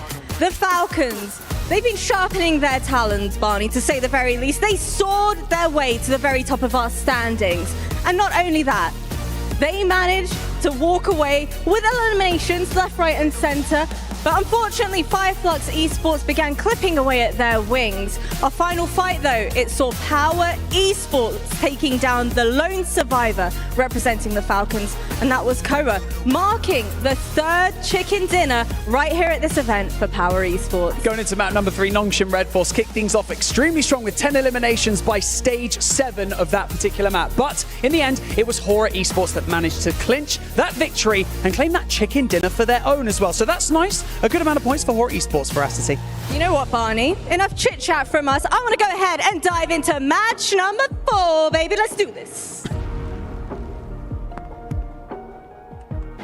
Great to see Veracity finally getting down from the high ground. She was up there for a while, saw the banana peel, a whole bunch of candy. She was vegging out, but what else are you going to do when you're stuck on an island? Speaking of which, we're going into Erangel for map number 4, PMWC. It's been exciting today, truly, and the reason why his teams that didn't necessarily perform well during the group stage are really showing up in the survival stage. We've already witnessed Fireflux, right, get a victory, which was their first winner chicken dinner of the tournament. That includes their group stage performance. Now for Power, well, they sit at a total of 3, granted 1 for today, and then Ora showing up and getting a win in game number 3 and doing it in sensational fashion, which puts the pressure, John, on so many other wonderful teams. Falcons, Alpha 7, right? Those teams looking to make it up to the top. Absolutely. There is this really interesting dynamic that unfolds, right, when you take the best 8 teams out, well, best, you know, for now, that's right, teams out of the lobby. It creates this vacuum, and that pulls in these teams from beneath them. It pushes them towards the top and creates a lot of turbulence. When you start to add those factors all together, it can get a little bit spicy, and that's what we've witnessed so far at the start of today. At the moment, we're looking at half the lobby going through to the finals at the end of these 2 days of the survival stage, and because of that, we're expecting the points boundary to be somewhere around that 70-point mark, and teams are starting to have achieved half of that already, and a lot of the teams towards the top actually already pushing over 30. That's it. Over 30 is big, especially when you start to go down towards the bottom. We take a look at top 8 currently. 8th place, Regnum Caria, sitting with 16 points around there anyways. They're going to have to definitely step it up. They're on the bubble, at least at the moment. It's still early goings. 3 more games today, 6 more tomorrow to determine our top 8 and, of course, our bottom 8. But if you're Kinotrope, Intense Game, Influence, Rage, and, well, really the list goes on, you've got to be a little bit worried, but you can't be too much in your head. Again, there's still time, but time will eventually run out. Heading into Game 4, our last Erangel of the day. Before we hop into Miramar, it's going to be exciting. We've seen some great city finishes already as it stands. Now I'm hoping we get a little bit of the military zones. That Key Crusher is hungry, and we have only one way to feed it. It's crunching through these survival stages, and we will be heading in to Erangel once more. All 64 of our players locked and hopefully loaded into the plane from Lipovka over towards the southwest side, over towards Quarry. Plane path fairly chilled out right now. Lovely little dog decal there on the back wing of the plane. He's having a great time. Not so much for our players on the inside, though. Flying high, flying high. Okay, so plane path looks Pretty good, pretty standard. Everybody who wants to go wherever they want to go pretty much has free reign to do so. Georgia Pool obviously going to see quite a bit of activity up there with Alpha 7 and Co. America's region's loving that location. For the rest, though, military, I'm feeling it in my bones. John, I think this next zone is about to be spicy. I'm hoping I'm right, but I hope I just cast or cursed it. It's a bones-based feeling here. I'm feeling it. And we're going purely off the vibe. That's it. That's exactly what we're here for. That's the only way to go. You said the word. Purely, yeah, and well, had to fill out that bingo card. Heading on out to the northwest side, I reckon. Zaki circles. That's my bones-based vibes play. Okay, I wouldn't mind Zarki. I think Zarki's great. Again, a couple of teams that notably love to go out there. Actually, speaking of which, let's talk about it. Alpha 7 typically goes towards Zarki. Georgia Pool, Lipovka is where they decide to go this time around. And, well, we don't get either, but we do get right in the middle of what we were predicting. I'm still happy with this, and it's going to benefit quite a few other rosters. For example, E-Arena, Kinotrope going to be feeling quite happy. Power, who's had a standout day, currently sitting in third place, 31 points. And, well, let's not forget also getting that Game 2 winner chicken dinner on Erangel, now set up quite nicely to potentially do just the same in game number 4. They'll be central at the moment, a bit spread out, but plenty of time to get together. For Yangon Galactica, they are going down towards military to start looting up and also, of course, get their vehicles. Now, for them, though, maybe a potential to go over to the Western Bridge, maybe a scuffle with Kinotrope, maybe R8, but still early goings, and I'm not seeing any hot drops at the moment. No, there aren't going to be too many right now. The plane path cutting straight through the middle allows a lot of access to places. I mean, obviously, the Alpha 7 relocation to Lipovka, going to that backup drop, it really just opens things up. If they'd have stuck to their guns and tried to go to North George, there would have been a hot drop on some of those vehicles out the west side. So a reasonable adjustment there. Aura and Influence Rage, probably the closest by to one another right now, up towards Yasnaya. But it looks like they're just sort of keeping each other at arm's distance. They don't want to get too aggy with it, and I think rightly so. You certainly, when you have a numbers advantage, don't want to push too hard, and Influence Rage as well, just looking to keep things calm, especially down in that 12th place. They want to get out of this early drop into those later game rotations. Falcons also pretty much dead center. They have nobody around them, at least at the moment. They've had a stellar day. We talked about it throughout the group stage. Falcons, bit of an underperformance, right? Needing to step it up in the survival stage where their tournament lives are at risk. It would be weird, I must say, not to see Team Falcons representing in the final stages in that Smash Point competition, but they're doing very, very well. We mentioned 70 being the cutoff. They've already surpassed the halfway point. They still have a little bit more work, but let's face it, Falcons, if they can perform well in these back end of the 3 games, of our 6 today, they can absolutely qualify based off of day 1.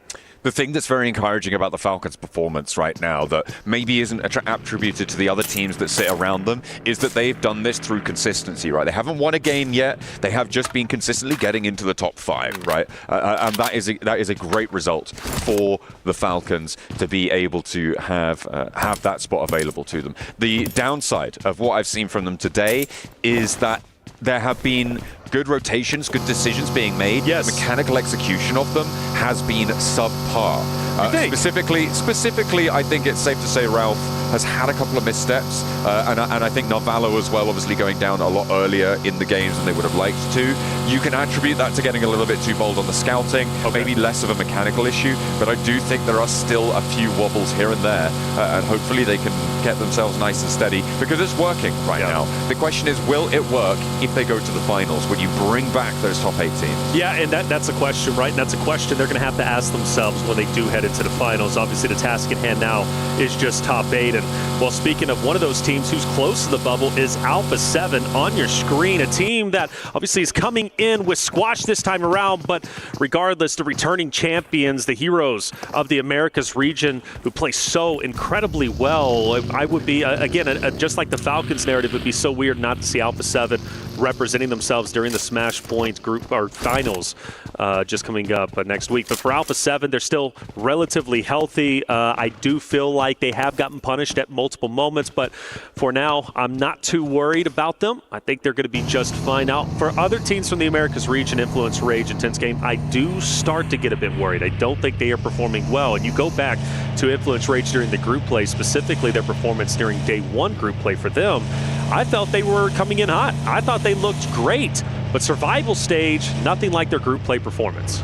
No, I mean, it does really change the dynamic, as I mentioned before, right? When you are taking out those top 8 teams in every single match, no matter which groups we're in, you're expecting there to be about 5, maybe 6 of those teams in the top 8 to be playing in the lobby, and removing those teams has really changed the dynamics here, and teams have taken advantage of that. And like you were highlighting there, some teams have had to eat mud on the flip side, right? Because you have to for a team to do better, another team has to do worse, right? Swings around the bounds. That's it. Yeah, that's it. Well, I will say Team Vision also another roster that surprised me being so far down. You go back to group play and they were performing incredibly well, having plenty of highlight moments. Were they in the top echelon? No, but Vision still a team that is struggling. Ragnar Karya now in a fight against AXTMG and Silas, a guy who, again, is trying to create history for himself. He's already has a large history of performances and great moments throughout PUBG Mobile history. This tournament would complete the trifecta he's currently trying to get, so that's a big opening elimination for him. And for AXTMG, the struggles live on. I think Reckon and Kaya are looking weak this tournament in a way that couldn't be said, I think, for Alpha 7 or Falcons. Sure. They haven't really been in these positions to really take too much. They earned a couple of points on a few of the days, but obviously they're here in the survival stages, and I'm hoping that they can stand up. Like you said, with Silas having that PMGO victory, having that PMGC victory under the belt, adding that third, would be the first player in history to do so. But at the moment, they need to piece it back together, especially coming off of a weak season back in Europe, right? These guys only qualified because they had that extra qualification spot from winning PMGO at the start of the year. So the fact that they're only here because of that earlier performance, it does add questions to this roster. And right now they're on 8th place. So they would, if things close down now, be going through. And I think I would be disappointed not to see them go through, but they do still have a long way to go. And when they're put back in the fold with the 8 teams already qualified, the same thing's true of as what I said for the Falcons, right? There are those questions that just don't have an answer right now. Alpha 7 in ruins, currently only team over in this location. Influence Rage skirting just to the north side for them, but getting quite contested towards the middle as we would expect. Regnum Karya being one of them. Dead center. Power as well. Haven't really done too much, but you wouldn't expect them to. They're centered. They're happy where they're currently at. For Kinotrope, well, they've got people all around them, but again, same situation. Nobody really to fight at the moment. Potentially Nogsham Red Force a little bit later, who, mind you, I've been very, very impressed with. Had a chance to speak with Benny yesterday. Super impressed with his mindset. He wants to be the best, and well, this tournament is one of the ways to prove it. Well, here we go. Going south now. It does shift just a bit, which could benefit Yangon Galacticos, who could potentially stay over on the military side if they don't want to fully commit for the bridge rotate, but it also puts them at risk of getting gate kept by R8 Nogsham Red Force. That's one of the things they're going to have to consider.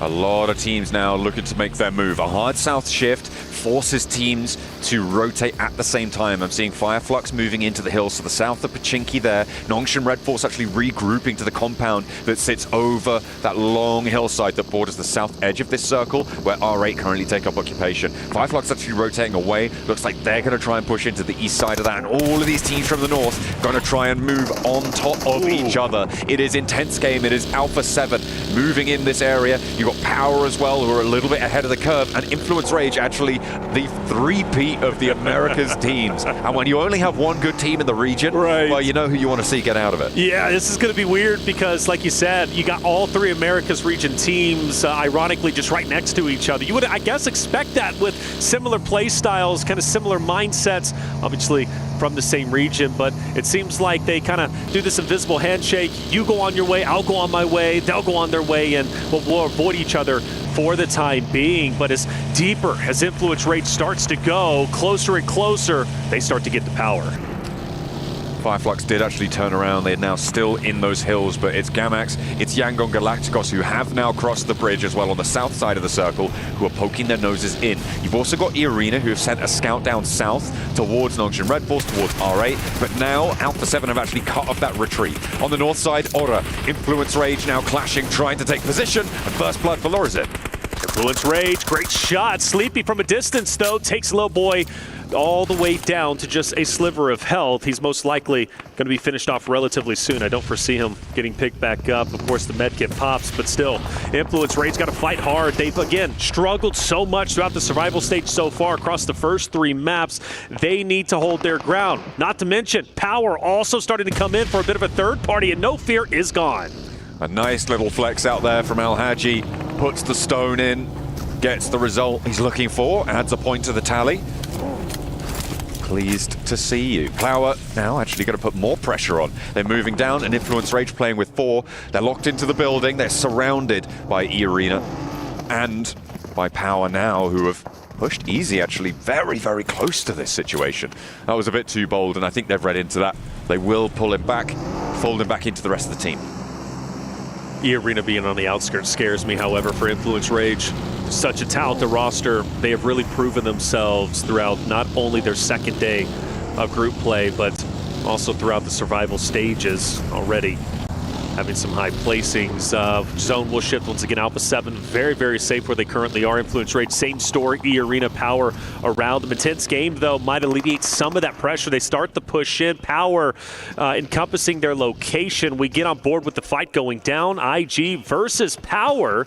And it will be, I believe, will it be a 3v4, if I'm not mistaken? Yeah, currently that's how it sits. Power were a little bit split, but it looks like they're regrouping. They do have that off angle just across the way. Nade in over towards Easy from Silence, and he's quietening him down pretty nicely there. Al-Haji holding the flank still against Influence Rage, but maybe he needs to worry about the inside, but handles business from Fidan. On the outskirts there, looking to try and keep his team in this fight. Silas has the challenge down the alleyway, but both of them back off the angle. There we go, Power pushing up, Petrino cooking a nade. Al-Haji wants to take him out before it can get thrown, but now he has to reposition himself. IG running on fumes, and Al-Haji looking to put him into the grave earlier than they wanted, and that's exactly what will happen. IG struggles will continue. Power have been stepping up today. A little bit lackluster, well, more than a little bit lackluster in the group stages earlier on in last week's games, but today it looks like Power are here to play. They added on some cheeky chicken dinners. They've been able to now get in and amongst it. It is a return to form for them. Hopefully they can keep this going. Oh, Vision.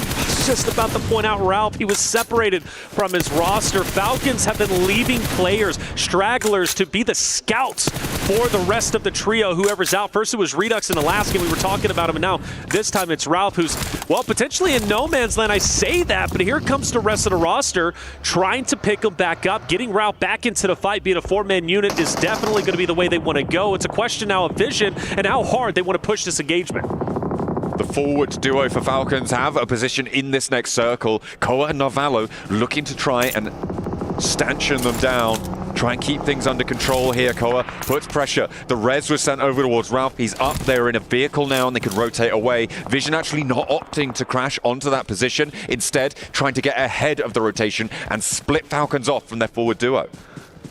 Now it's a question of Power, and do they want to continue to push the issue? And I guess not at the moment. Vision unintentional, though. Even though they do go up top, they still manage to pass by Falcons, and they are in hot pursuit, shooting some shots at Ralph. The early knock that they got a little bit earlier, now trying to get the finish. Influence Rage also in the area, and they're going full send. AXTMG also off in the line of sight. So this is getting a bit chaotic in the open field, and as they are pretty much dead center of the zone, everybody's going to be collapsing in. And now Jiggle from Ora. Regis, you got Silas also up there, and Vision Bolt is pushing in, trying to take everybody on, and he's going to fall a bit flat. Vision do a mad rotate through everybody in the circle into the middle of an open field. It was a death ball that they just sent in, hoping to all hell that they'd make it, and they just really didn't. It was honestly a pretty terrible position there for Vision to take. 100%. I think that is probably, coming off from the Falcons, what was potentially one of the most exciting, fresh, new, dynamic rotations in the tournament so far, into what I think I would categorize as the worst rotation I've seen this tournament. Fully agree, and especially because you get a fresh knock on the Falcons and you don't even fully commit for the finish. You have the man advantage in that moment, and then you decide to pull away, allow Falcons to get the res, and then full send it in the middle of 5 teams? Nah, that just doesn't make sense. And, well, clearly they are struggling today as they just sit at the very bottom with only 2 points. Hopefully they'll start to get it together. A lot of teams on the north, stragglers, trying to come on in. Kinetro, Power. You also have Influence Rage as well. It's going to be pretty tight up towards the northern side of the zone. The first team to get in might be able to play Gatekeeper, but for the time being, everybody's got a lot of space to work with, but that's the thing. There's just a lot of space out in the open, vast area, which is the zone. Yeah, that hillside to the south edge, that tree-covered hill ridge that currently R8 sits on, that Fireflux is sitting on as well, it can contain maybe one more team, but it's going to start to get squashed. Alpha 7 going to be looking to do just that. Meanwhile, on the northwest side, Influence Rage, they're trying to move, but so are Power. And Power are on form today. With 5 elims already, they found Lorazin. AXTMG going to look for that flush as well. And the third parties coming through from Falcons, who have managed to all get to the same shack out in the open field. That's it, same shack, so they're going to be all together. They can focus fire, but they are being gate kept just a little bit by Noxium Red Force way off in the distance at the compound. So Power need to, or should be Falcons need to be a little bit careful. For Power's perspective, though, the reason why they were so successful in that little scuffle they had with Influence Rage has spread themselves apart with the 2-2 split. Power are moving together as one unit. They are wolf packing, making it very difficult for any stragglers or any split ups, like for example Influence Rage, maybe even Kinetruck for a moment, to fight against this 4-man unit of Power. And I think I owe their success to, again, them being on the same page, sticking together. It's hard to take on a full force unit, but teams now start to settle down a little bit. Kinetruck is going to go ahead and take over the west, or should be eastern side zone. Power will start to move in.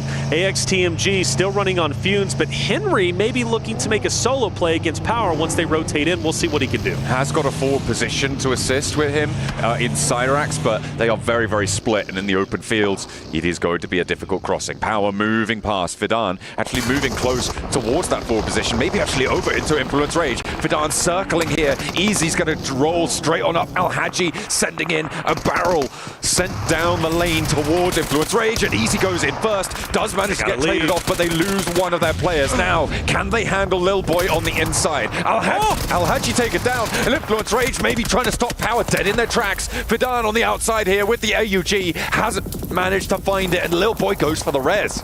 Lil Boy's going for the res. Lil Boy now out. He knows he has to leave this. There's too much utility to use. And the juke, the bait and switch to take down the remainder of Power to stay alive. The Falcons are now starting to move in, and I fear this might be the ending of Lil Boy. But the medkit is popped. He's back up, but the nades are rolling in, and Falcons are starting to close the vice grip. But Lil Boy stands on his own 2 feet for a little bit longer to get one more final knock. Ralph needs to get rezzed here on the inside. They've got a couple of vehicles to play with, but this is not going to be enough of a position. A massive flex back out from the Falcons. They are getting spicy with it. Alpha 7 in the meantime marauding around and sweeping through the western side. They might try and push in and capitalize on this chaos.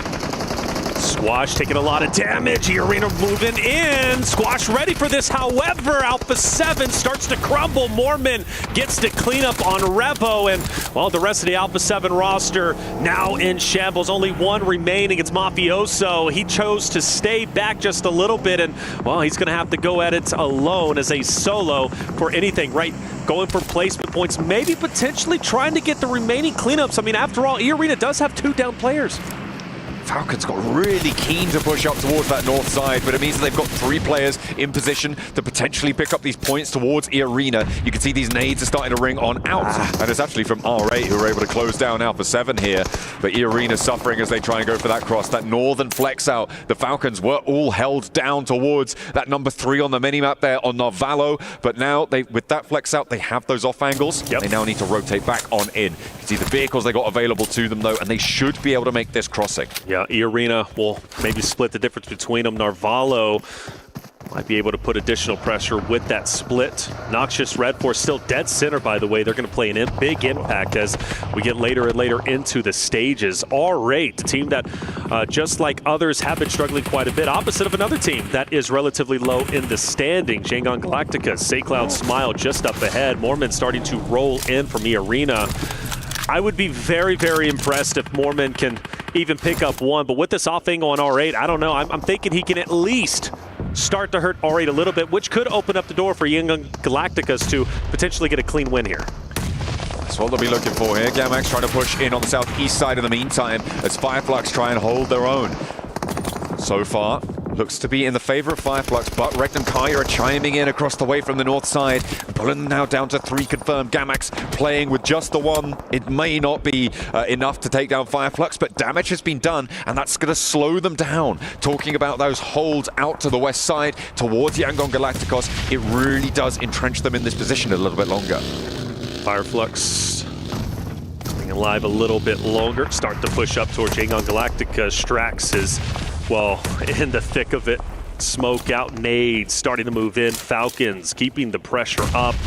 Just such a sensational day from Team Falcons, just on the edge of taking over first place. AXTMG are now gone. And Falcons have been hugely aggressive, and man, from one team to another, they now push up onto Kinotrop. The question is, do they know they're sitting in the weeds? They have managed to spot that first knock, right? So they know that there is a team there sort of trying to navigate the northern side with a hard north shift. It would be a very viable team to try and take out, but Falcons overcommitting here would expose them to Nongshim Red Force, who have been in this compound since the start of Phase 2, almost Phase 1 in fact. They have been chilling here in big ways, right? One Elim, very quiet, difficult to leave if they had to rotate away, but they have control over so much of this open ground now. Without a doubt, and not to mention playing gatekeeper to Fireflux, playing gatekeeper to Yangon Galacticus, who's going to have to move into them potentially. So I expect them to be at 5 eliminations relatively soon if they can do everything right. They're already in a very healthy spot, just 4 points away from taking over first place. R8 has been tempting this fight opposite of Falcons for quite some time. They managed to stay up. They, of course, only have 3 members, but you can do a lot of damage with 3. But you mentioned Nongshim Red Force playing the gatekeepers, and well, Damar's going straight into him. Just going straight on through, trying to see if he can keep an edge, and it looks like they're going to let him play on this wall for now, but the Falcons might have something to say about that. Damar may be exposed. The rest of R8 actually going to continue that push. He knows he's getting unchallenged, so they've got that western building under control. An interesting decision for Nongshim Red Force not to hold them out. They're going to give the western side of the compound to R8. Compound so critical to keep in play, especially if you get blessed by the next zone, which could very well happen. Now, you do have to consider another fight, obviously, right before your eyes. Fireflux as well as Yangon Galactica says they might cannibalize each other. As soon as that happens, now they move into Noxious Red Force and an R8 fight. So it's going to be one fight to another, and now you have to prioritize which one is more important for you to take the third party or go head-to-head. For Fireflux, they can, in fact, wrap around the eastern side and maybe take over where the crate is currently at, or they can decide to push. Right now, they're just kind of just seeing what's out there, but with the hovercraft, I think Yangon Galacticus need to take advantage of that. For me, I'm wrapping around. I don't want to full send it. I don't want this third party, but maybe they do. I mean, it's already smoking. It's really dangerous to be heading on in like that, but Yangon Galacticos full crash onto the northern point, and Nongshim Red Force look to hold. A meat grinder found through the window, but Yangon Galacticos somehow avoid the spinning blades that Nongshim Red Force will send out towards them. Smile is hunting them down, and that's 3 players already falling. Romeo the only casualty. R8 looking at third party, but not really finding too much. It's over almost before it started, and Fireflux are now in on the east side. But Doc also hits a great shot onto Solus from Fireflux through the window, and now he can capitalize with the nade. You have, of course, Marth and R8 on the outskirts. Nades galore starting to come through. Doc still standing up with the full challenge on the outskirts. Madcap, though, great shots with the DBS, will push Doc back. Forces it back into the inside of the building. Yangon Galacticos and R8 are dealing with each other right now, which means that this is a 1v1 on this corner of the compound, and Doc wants to try and conclude that point and play on from there. Yangon Galacticos successful on the first crash, but R8 challenging them now on the angle, playing with 3 as well. Marth retreats back up to the warehouse, and the Falcons have been marching ever closer as time goes on, but finally Narvalo has a knock sent his way, and they'll have to slow it down just for a beat. Massive fan of R8 disengaging, going to the shed. That's going to give them a great foothold within this chaotic compound area. Meanwhile, for Kinotrope, they are in dire straits. You already got one player very weak and down. You've got two more who's also relatively weak. You've got, of course, got a team pushing up onto your location. Nowhere to hide, nowhere to go. The only thing you can do is hit the dirt. For Regnum Karya, you mentioned them underperforming. Well, look at them now. Top 8. Also, all 4 players alive and pushing the issue on the remaining players at Kinotrope. Silas lands a nade right on their heads there, now with one player left standing. They are going to try and take down Kinotrope entirely. Ooh, nearly getting that full knock, but Silas has to disengage. He is going to have to fall back to the rest of his team. Only one nade left, and you want to be saving that for a little bit later, especially in these open fields. They are so valuable. Without a doubt, but they also have a drop, so that's going to be big for them as well. Falcons still on the outskirts. R8 starting to tease them a bit with a couple of shots. It's going to be tough to take down R8. Obviously, Falcons keep them at bay. You still got Yangon Galacticus, who's going to be just behind you. And for Fireflux, Matt Cap, I believe, is down and out, and that will be the end of Fireflux. Regardless, still a great game. In second place, they will continue to stay within top 8. Now, for Nogsham Red Force, one player remains. That's going to be Doc, who heroically stayed alive on the second floor building of where he currently is. Now, for Falcons, are they potentially making a push? Are they making a rotation? Well, no, they've got to park the bus because R8 continues to punish them. They try and get up towards the hay bale, but the cover isn't there. Damar has been tearing them to pieces. Chunks of Falcon flying left and right as he's blasting them away here. And it's just unfriendly atmospheres out on the northwestern side. There's more to do. Marth's going to have a go. Have a crack, and now it's just the one player. No, it's the no players as Falcons fall flat on their rotate up towards the north. Which is so disappointing. Falcons were on fire. The way they were pushing teams was excellent, and they didn't want to fully commit for this compound play. They wanted to skirt the edge, but there's just no coverage on the outskirts, right? And unfortunately, a little bit too overexposed, but good on R8 to take advantage of that moment. Now, all eyes on Regnum Karya, who have to push through an open space. Smoke so valuable in the moment. Now it's just a mad dash forward. The question is, can they even make any headway? R8, Yangon Galacticus, Doc from Nogsham Red Force is going to be looking straight at him. Immediately covering this field in smoke. Stage 8 circle closes dead center, and that will put us on the north side of this compound. None of these teams currently have position there, so if Regnum Karya can get up to the wall successfully, they're going to have a great shot here, but they're going for the wraparound. Damar on the wall looks to try and hold his nerve, but he's already taken down in a second as well. A blast on the sidelines here for R8, and they will be torn apart. Regnum Karya with a clean roll-up and give themselves a chance for 12 elims and more into this circle. 4 elims remain, could be a 26-point game. Absolute insanity. Regnum Karya looking so incredibly strong, down to our top 3. Duck from Nogsham Red Force to Solo, who has stayed alive as long as he possibly can, looking to play spoiler to the chances of Regnum Karya, potentially Yangon Galacticos 4 and 3, both respectively alive for those very rosters. Doc, though, give him credit, man, staying alive is just massive in this moment. And the question is, who wants to make the first move? I don't know just yet, but with the way that Regnum Karya just pushed into R8, I've got to favor him. I'm thinking about Regnum Karya and their position and thinking perhaps they want to try and take the wall side of this compound. You could potentially be there. It's fairly nadeable, which makes it a little bit dangerous depending on what sort of utility Yangon Galacticos are going to be working with. But having that angle that controls the open courtyard to the north side of this Yangon Galacticos building would be absolutely huge. But for now, Regnum Karya going to allow themselves a little bit of time, a little bit of breathing room, get those healing ticks back up from those stims. They also don't know where this last solo player is, which means that they're probably wary as to where that off angle could be. I like where Wild is currently at. He's going to be protecting the backside, allowing his teammates to just focus on what's in front of them. You do not want to get flanked, and there is a potential, right? Yangon Galacticus can send a player down to where Wild is currently at. That would basically spell the ending of this fight. I do have to question how annoying Doc is going to be in this moment, though. I think Doc is a solo. I really think he's going to affect the fight once Yangon Galacticus as Regnum Karya start to collapse into each other. Silas is starting to make a move, and he is taking that advanced position, which is great, but Doc knows this, and Doc is going to be opposite of him. Yangon Galacticus moving in. SayCloud and Doc potentially about to square off. Silas opening the building. I don't think you want to step in there just yet. Doc now getting pressure put on him. Yangon Galacticos know he's there, know that this fight happened earlier, and they will take care of him. So no more annoyances from the side. But Yangon Galacticos have invested time. And the question is, what have Regnum Karya done with it? They've moved out to the north side, up and to that wall position.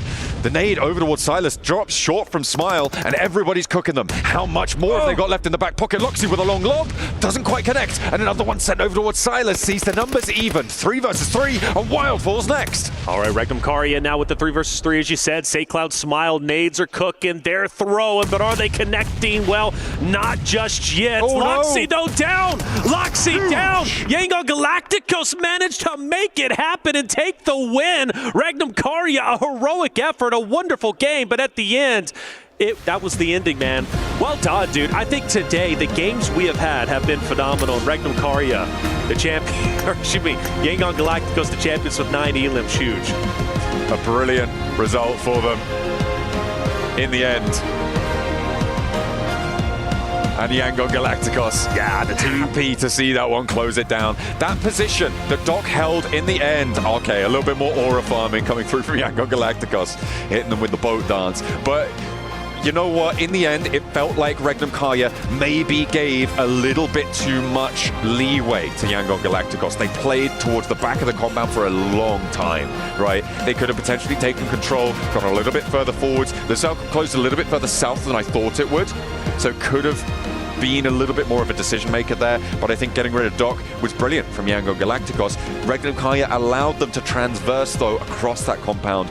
They could have done more. 12 elims in a second place, however. That's going to put you up on, 18 points on the match, and that's a great result. Yeah, without a doubt, especially since we talked about their struggles. So a game like this, very much needed. Puts them closer to that potential theoretical 70-point threshold.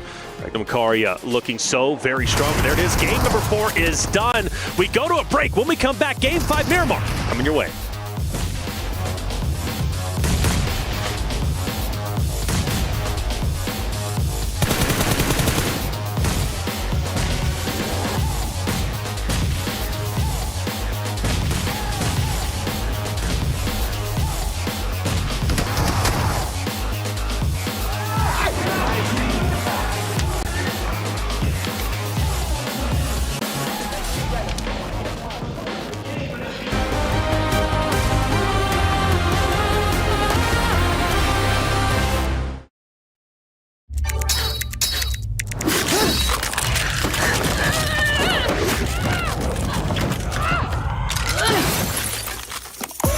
Reach your impossible. Lenovo Legion.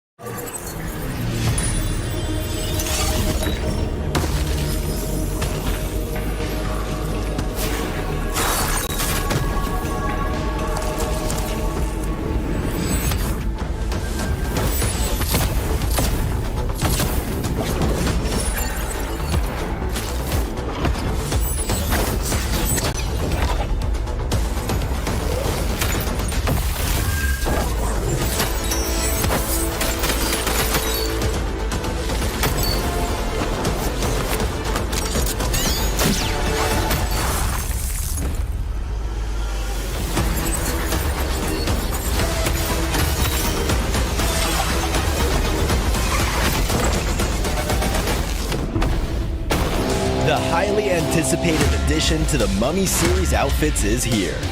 Paired with the new Ice Tube Glider, the Polar Spectrophage set is just what you need to freeze your enemies. Or send them ablaze with the Inferno Feed set's new upgradable Chain Inferno Uzi. All the Mummy outfits are back. Get them all. Join now and collect the whole series to turn all eyes on the battleground. Event period, July 10th, 2025 through September 2nd, 2025.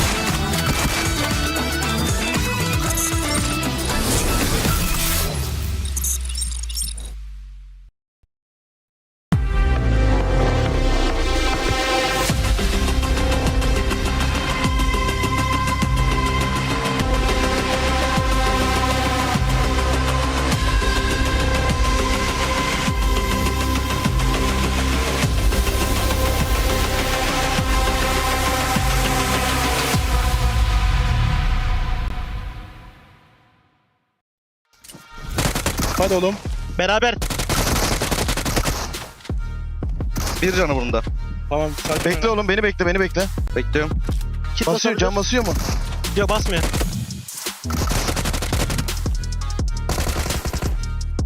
Nice! Nice oğlum lan! بس بنيت ورا المكان ابو علي يمين يمين ايش بقرب من تحت من تحت انا صيد نيت وش في ذا نايس نايس وان ها بالعب ما راح يتنوك يزعلوا يجيب الزون يجيب الزون ابو حفيظ ها يجيب الزون ها انا بهدي ما بيك عالرايقين خلي موت جون انا ما بيك عليه انا ايوه خلي موت جون ولا تنوف نايس نايس يا نايس يلا سرنا حجي كلنا هناك Yangon goes absolutely celestial here from Galacticos as they have brought the big bang at the very end and getting themselves the win here at the PMWC, at the EWC. Of course, brilliant win from them coming in for the last Erangel of the day. I've got 7 as well as Neptura to talk about this one. It's absolutely intergalactic coming in from Yangon. Just space puns. Yeah, space puns. We gotta hold space for that one for a second. Yeah, very nicely done. No, but I think they're very good. I know, that's lame. Stop it. Don't laugh at me. What I'm trying to say is... teams are very good, No, they're all very good. 10 out of 10 but analysis. are they all very good with those nades? Because Regnum were looking very good to actually just overtake and just storm through that compound. And Yangon went, I don't think so. We have nades. We have nades and we have a lot of them. We don't even need our weapons. It sounds like you right British accent. What's going on? Actually, the more I've talked to Neptura over this few days, she's starts talking about, I don't know about that, James. I'm like, stop it. Stop making fun of me. What's going on? Really not. She sounds just like you. But Yangon, I was actually really impressed with not only just the nades, the proactiveness that they showed throughout that match. I mean, even if you rewind it earlier on, the push that they did on non-ship Red Force, that was the impressive part. Them being able to now control that, making sure that the last player for non-ship Red Force backed up. I mean, Yangon Galacticos, 19 points for that team. And Regnum Karya, the way this team was playing Neptura, just towards the north, sweeping everything, getting all those eliminations too. I really loved how they played this. A 1-3 split through the field, just trying to hedge all their bets against the other teams in the field. And then we were talking about the smoke road that they were doing, that blockade of smokes, not telling any team where they're going at any one time. They were like, we're not going to hint at anything. You have no idea where we're going next. And it worked very well for them. Definitely, as all these teams are getting ready to get into Miramar now as well, but we've got more to talk about, of course. That compound, that farm compound, non-ship Red Force, of course, technically early on has the lockdown on this compound, but it's a case of, do you have it too early? Because for me, Seven, it felt like the rest of the lobby knew exactly how to dismantle them. Let's break it down. Let's break it down a little bit. No, the thing is, I agree with you, but I feel like that team just fell asleep in a way because they got an R8 being able to be the first team that pushed them, right? And then they kind of gave away that warehouse. After that, the team was just super passive. They created pretty much a nice little 2-2 between those teams. Yeah. Okay, you stay over there, we stay over here, and they just weren't ready for any type of push. And that's when Young Galacticos just took full care of it. Like, you need to see that proactiveness. And I was actually hoping that Regnum Karya was going to end up winning this match because they were being so proactive. Not only just with the sweeping, as you mentioned, the smokes that they put out as well, but the reaction of Young Galacticos there towards the end, making sure they swept around as well, got all the nades ready, got all the knocks, is what got them the win. Yeah, and I want to go back just a little bit further back into the mid game, right? Yangon making that initial push. I have so much to say about that because Nongshim really fumbled there, right? You had R8 with that one solo, Damar coming into the compound. Nobody was touching that compound. Everybody was too scared of it, right? Damar comes in and goes, actually, I'm going to test the waters a little bit. And Biddy's like, oh, my bad. Sorry. Didn't know you were there. It's cool. And he immediately backs off. So R8 see that, go, oh, well, they're not really all that scary. They push in, Yangon go, oh, they've given them all that space. Well, we might as well sandwich them while we're at it. And Nongshim actually told the entire lobby, all the teams around them, that actually we're in a weak position, we're a weak team, we're not going to defend this, so you can come and walk all over us. And it's just in that tiny little thing of Binny just moving back slightly. There wasn't this strong push over towards Damar and shut that down immediately. If they had done that, they would have won the game, I think, because it's just nobody would have touched them after that. Let's take a look at head-to-head here then, brought to you by the Saudi National Bank as Team Falcons in number 1 and Yangon Galacticos. A very important win for them will move them up into 8th place here. 7 as Yangon was able to wrestle away the compound from everybody else and go Oh, what, how did they go? Yeah. But it's an impressive play. I want to see Falcons continue doing what they've been doing because in that last game, it felt like they were maybe going to go for the winning play. It felt like they were maybe going to be the team that was actually going to end up doing what Regnum Karya ended up doing. That wasn't the case. And you know what? Let's talk about this overall before I continue on. Because Team Falcons with those 42 points and somewhat of a healthy gap there to 8th place. Somewhat of a healthy gap, yes. A very important start to the day for Team Falcons. Fireflux obviously really yielding great results. There is one name here slightly omitted from our top 8 that really springs to mind that really isn't... that really should be in our top 8. Alpha 7, Neptura, still not here. I will say, from my perspective, correct me if I'm wrong, I want to know your expert opinion on this, they still look like they're not very decisive about their choices, still finding themselves on edge plays and not really being able to work it out there. What do you think? It's wild to me because it's almost like they don't know the lobby. I mean, these are teams and players that they have played against for years. And yet they're here like they're the new kid on the block going, oh, I don't know. Oh, I don't want to tread on any toes. Sorry, you're over there. My bad. It's like, you're Alpha 7. You won last year. What are you doing? It's the decision making. The decision making is not there. We saw it earlier in Sandhog. We've been seeing it throughout. I mean, even in group stages too. Yeah. It's just not there. It's tough. It is tough. Before we actually get into the next game, of course, we have the PUBG Mobile Airdrop Carnival, and it's now live, of course, this weekend from August 1st to the 3rd. Log in, summon surprise airdrops, and collect 2025 airdrop vouchers to enter prize draws for official merchandise, smartphones, BD partner rewards, permanent in-game items, and more. There's more to go. Every participant is guaranteed to win. Additionally, jump into the game now for your vote on your favorite airdrop partner as well. You might even score yourself some awesome surprises and gifts from them else. We also have plenty of unboxing going on here. I know Maxman's deep in the unboxing right now between games because he's not done it before. We need to get him on it. Oh, yeah? Yeah, he's going for it. Anyway, of course, it's now time to head over to the commentator team for all the action. It's Miramar, the Dusty Dunes. Let's go. So there you go, beautiful unboxings leading into the final 2 maps of the day, where we will reach our halfway mark through the survival stages and our teams will be hoping against hope and hopefully doing a little bit more than that as well to take themselves into the finals. 8 slots are there at the moment, as the desk highlighted towards the end. The indecisive, timorous Alpha 7. uncharacteristic of them, but they are in 9th place right now. They want to end strong, and Miramar kind of is their map to do it. That's right. Miramar is a phenomenal map when it comes to the Alpha 7 roster. They have performed well on Miramar throughout all of Americas, and well, I expect them to do it just here. And I've seen them pull off literally 21 elimination games on this very map. And well, this would be the time that they needed. If they get a 21 elimination game plus the win, that could very well put them well up into first place and very near to qualifying. Speaking of which, Fireflux, Team Falcons, Noxium Red Force, Power Esports, all knocking on the door of that 70-point threshold as it currently stands.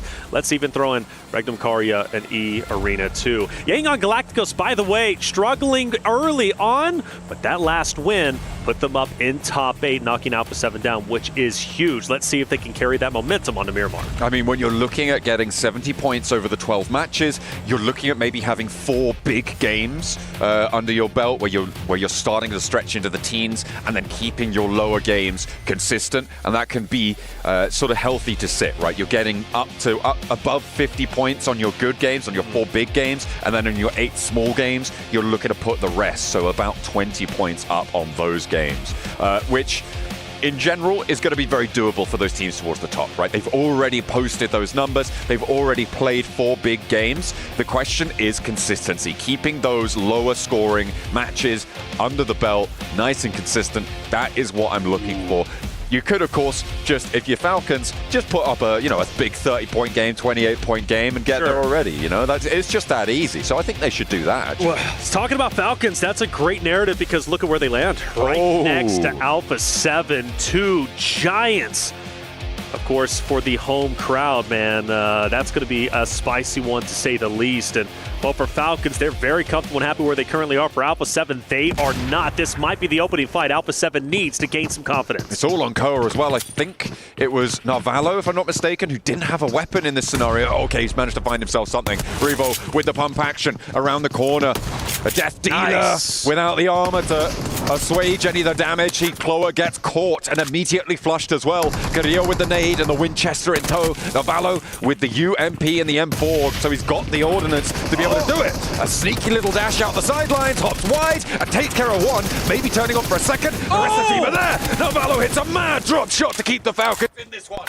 And he's going for the third. The third is right in front of him. That squash catches the backpack, but doesn't connect the shots. Narvalo forced to reposition, pulling off a heroic effort. Now you got Redox, who's also pushing in to assist. This would be a tremendous collapse from the Alpha 7 roster, but Squash manages to drop Narvalo, but not in enough time. Redox hits the final shot. Revo will fall, and therefore Alpha 7 will be the first team eliminated. A massive drop shot coming through from Narvalo. A huge result for them to keep the Falcons in as 3, keep them towards the top spot, and that's how you kick things off here. And Alpha 7, they're not making the front page off of this match. That is guaranteed. A second drop, hot drop did happen in the meantime. It was over in Picado, and Rectum Kaya suffering heavily losses towards Power. Yeah, that's tough. 2 big teams taking some heavy losses, but Falcons getting that win. Narvalo flipping the script is tremendous. Falcons should have been dead at that moment. Alpha 7 should have been leading with the squad wipe, but instead, Narvalo flips the script with the 3-piece, and that's why Falcons are currently in first place. That's why we continually talk about them. That's why they are the home team. They have got a lot of strength to them. They lose one player, sure. But it was all on Narvalo, right? You can't take it away from the guy. We do criticize him sometimes. He is French, and that speaks for itself. Your words, not mine. But he's absolutely nailed that, to be fair. I could not imagine a better result coming through. That dash through the corridor caught Alpha 7 completely unawares. In that moment, they had their heads spun, and they just weren't able to get undizzy enough in time to be able to pull that one back together. It was absolutely insane, and just as we talked about Alpha 7 being strong on Miramar as well. It's ironic, isn't it? Really, the caster curse comes full-fledged, full send, but getting out of that hallway was essential. He doesn't do that. I firmly believe Alpha 7 wins that fight. Narvalo doesn't pick up that many elims, but yeah, getting out, disengaging, and really spinning the heads of Alpha 7 was just tremendous. We obviously look at power in this moment, a replay, seeing what happened to Regnum Karya at the very beginning. Al-Haji getting active, taking one down in conjunction with his teammates, of course, and Regnum Karya being put into the blender. Some extra shots. Power filling themselves today, and rightly so. You look at their group play to their survival stage play, night and day difference. Absolutely. I mean, that for Regnum Karya, that felt like what should have happened to the Falcons, right? In that scenario, yeah. Good. Yeah. It is the exact scenario that you imagine. Regnum Karya, they lose a player, and they all go, "Oh, I'm hiding. Maybe I get a trade." Not Narvalo, and he's able to pull that one back. And we've banged on enough about him, but it was pretty poggers, as they used to say. All right, that's a historic. Now you're getting wild. That's an old reference. That's an old reference. That one now. That is an old reference, it's a fossil. Indeed. That is a fossil. But I mean, honestly, we talked about it. Last thing I'll say, that could very well be the play of the day, without question. The play of really. The Falcons are doing well today, man. Without a doubt, Falcons have flipped the script, and it's so great to see that. I spoke with Peck, right, the coach of Team Falcons, and he said it, look, we still feel comfortable. If we go to survival stage, we're okay with that. Naturally, they don't want to, and they didn't want to. They wanted to go from group play straight into Smash Point format, but, it is what it is. They go to survival stage to make the most of it, and they are clearly doing the best they possibly can. And, well, for this roster, too, on your screen, Noxium Red Force been so very happy with their day 2 group play performance, and their survival stage performance is phenomenal. The question was, could they keep up that energy? Well, they absolutely have. Loxy, last alive. We obviously saw what happened to Regnum Karya just a little bit earlier. Loxy will continue to fight out in the desert as hard as he possibly can. Just a solo, though, a lone ranger in the Wild West. Let's hope he can keep things together. But he's got basically nothing as well, right? This is the downside. He had to evacuate Picardo on the double, and he just didn't have time to really get anything on board. No meds, no utility, limited armor, ammos, that sort of thing.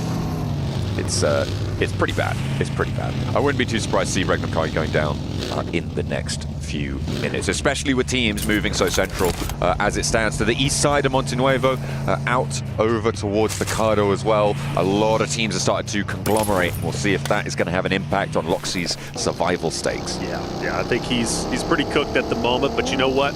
Loxy's still up. We've seen solo players make an impact, but the rest of the story has to be on the remaining full-fledged rosters. Plenty of teams with 4 and 3 themselves. The Arena, who's had a standout day, top 6, well on their way into potentially Chumacera, maybe over towards where Kinotrope is currently at. Still plenty of real estate within this stage, within the zone. No reason to get too antsy at the moment. I do focus my attention, though, towards Vision, Influence Rage, Aura, Intense Game.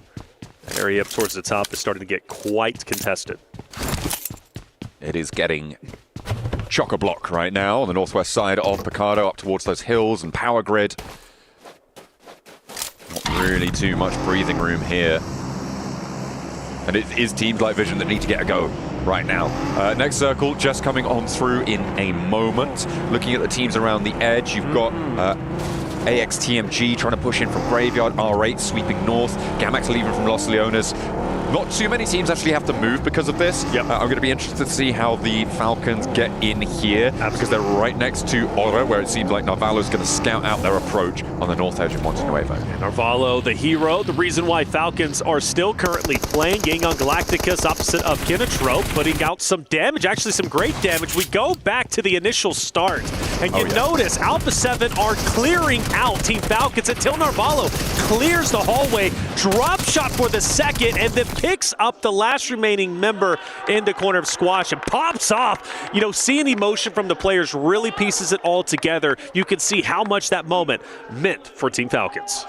My God, just the the weight of the sheer brass bollocks on that player to hit that drop shot. Absolutely. It is unbelievable. And Ralph, very proud. You saw there that Ralph was absolutely thrilled with the result of that one. So a brilliant play coming through from them, and they're probably still going to be feeling themselves as they carry on with 3. E-Arena, though, with a challenge of their own now to deal with. It is Influence Rage, trying to keep things under control, but they've only got 2 players on the side for Influence Rage, and there's a third party off to the north from Vision. One of our first battles for center zone control. And you mentioned that third party. Well, Power is going to take down Mormon. Diego starts to answer back. A much-needed answer through the window. Snips it out. E-Arena, we'll see you later. Influence Rage took some damage. They lose 2 players, but good on them for staying up. And, well, you had Power with the third party off in the distance. Vision, as you mentioned, on that hilltop. The good thing is for Influence Rage, they are quite literally dead center. Despite them not having the man advantage in multiple fights, there's no reason for them to move. But Team Vision, same scenario. They're not going anywhere. And once Diego and Level, if they do have to leave that hardcover POI alone, any of the members from Vision, they're going to be ready. Vision on this high ground with suppressive shots out a lot of different directions here. It is a question of extracting value. You know, can you take to the mines and bring up some gems, or are you just going to be taken down with a big split, a lot of open area around you, maybe not managing that threat correctly? With only 2 points so far today, it seems like they haven't really got the wherewithal to hold a split like this. If you're going by the results that they've seen so far, as teams start to push in, their mettle will be tested, and we'll see if they can weather the storm. Benny's been in the dirt for quite some time, hanging out, scouting. Team Vision just up ahead.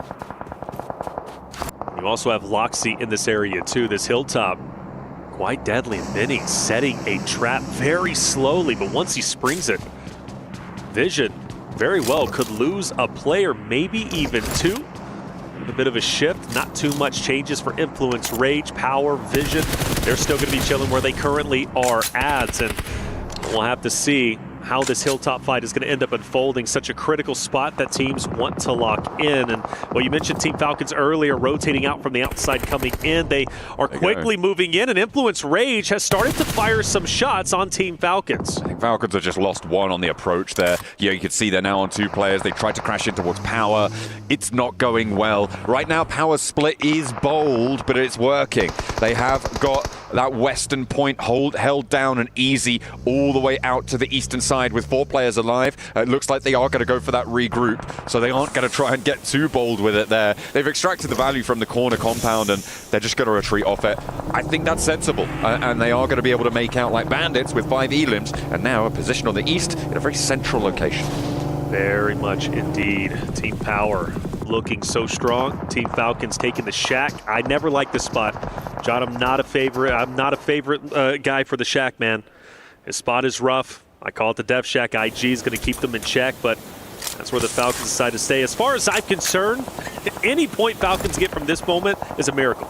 Every single point Falcons is able to accumulate is simply due to Narvalo. So we'll take the victories. We'll take the W's where we can get them. But for IG, hanging out at the moment. Horta, though, curious what they do from the outside looking in, because you got No Fear and co, who's going to be on the advanced position. And, well, they could simply push up into Falcons IG a little bit later on. For Yangon Galacticus, the winners, though, of our last game, Kinatrope keeping them back, forcing Yangon Galacticus to go all the way into Papa Blue and reposition. God, that's a throwback, Papa Blue. Okay. That's it. I'm bringing it back, baby. Oh, dear. Uh-oh. Yangon Galacticos got to re-rotate out on this one onto the south side, and Romeo dips back in. It's only stage 3. We are going to see them sent on in. Maybe scouting towards Kinatrope here, who are rotating out to the southeast side, but not getting too bold with it. I like that. He's heard a couple of those shots coming through. He'll know that there's a player now off in the distance. They can draw a little short, take a couple of shots. The rest of Kinatrope looking to respond here, and they'll be aware now of a presence to their south side on their flank. Fortunately, not too many other teams are going to put pressure on towards Kinatrope, so they can take the time to deal with this.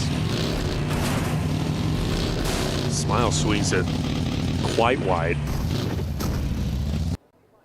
Kinatrope keenly aware of Yangon Galacticus' position and where they are rotating to. Bit of a pause on that fight. I think both of them, instead of engaging onto each other, specifically from Yangon Galacticus pushing up that hilltop for the fight's not going to be easy, so they wait for the next stage to pop. They might have an advantage here, and they will.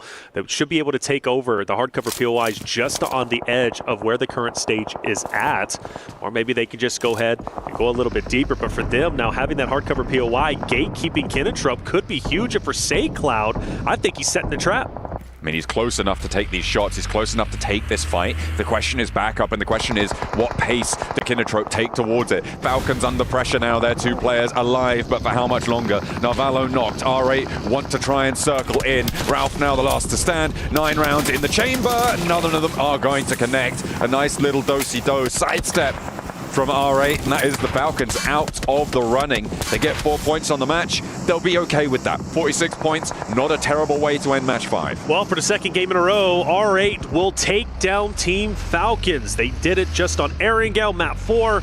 They do it again here on map 5, albeit again, Team Falcons staying alive as long as they did, pulling out the heroic fight against Alpha 7.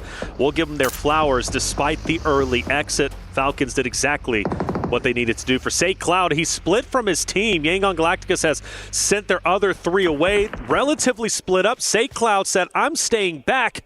I want to try and attack Kinetrup if I possibly can, but I believe Final is keenly aware that there is a straggler of SayCloud hanging off in the distance, but that fight still hasn't unfolded just yet, but I'm sure it's going to happen eventually.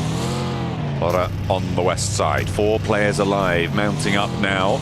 Make a decision, make your call, and let's go for it. Waiting for teammates to heal up a little bit, and they go up towards the high ground, taking a little bit of flak from across the way, but their rotate continues. They're heading straight on in towards the circle here from the west edge, and they've just got to pull short up on the road, so a small rotate here. They're playing it in dribs and drabs. Kinetrup has finally started to move. Yangon Galacticus says our trap didn't work. We'll reposition and live to fight yet another day. But over here, we got Fireflux fighting off against Noxum Red Force. Matcap, player that was truly instrumental and deep into the last end zone before. He's down. Now Noxum Red Force have a tremendous advantage, especially with Tizzy with the off angle. The question is with Scarface, he's been spotted, but I believe with that off angle, he might actually hurt Doc and Tizzy quite a bit if they try to rotate into Solus and Catch. Matcap actually naded himself in that engagement, which is, look, that's bad, right? I would say you don't want to be doing that. That generally ends in disaster. Of a Fireflux losing a player in this compound, they had the numbers advantage. Sure, they maintained it, but it could have been a 2-to-1. Now, engagement.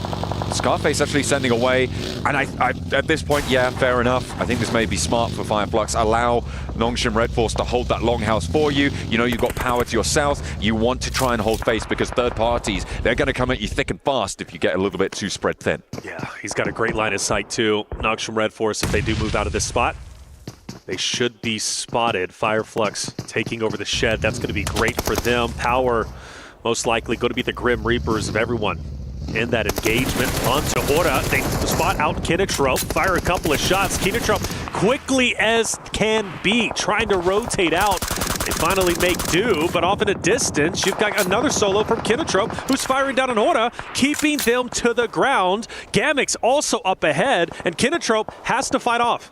Power's position just keeps getting better and better with these circle shifts. Dead center, controller compounds, hillsides to play around as well. They're out in the open a little bit, but they've got so much maneuverability, and the teams around them have got none. That northern side, Visions are going to have to leave their high ground position that they've held for so long.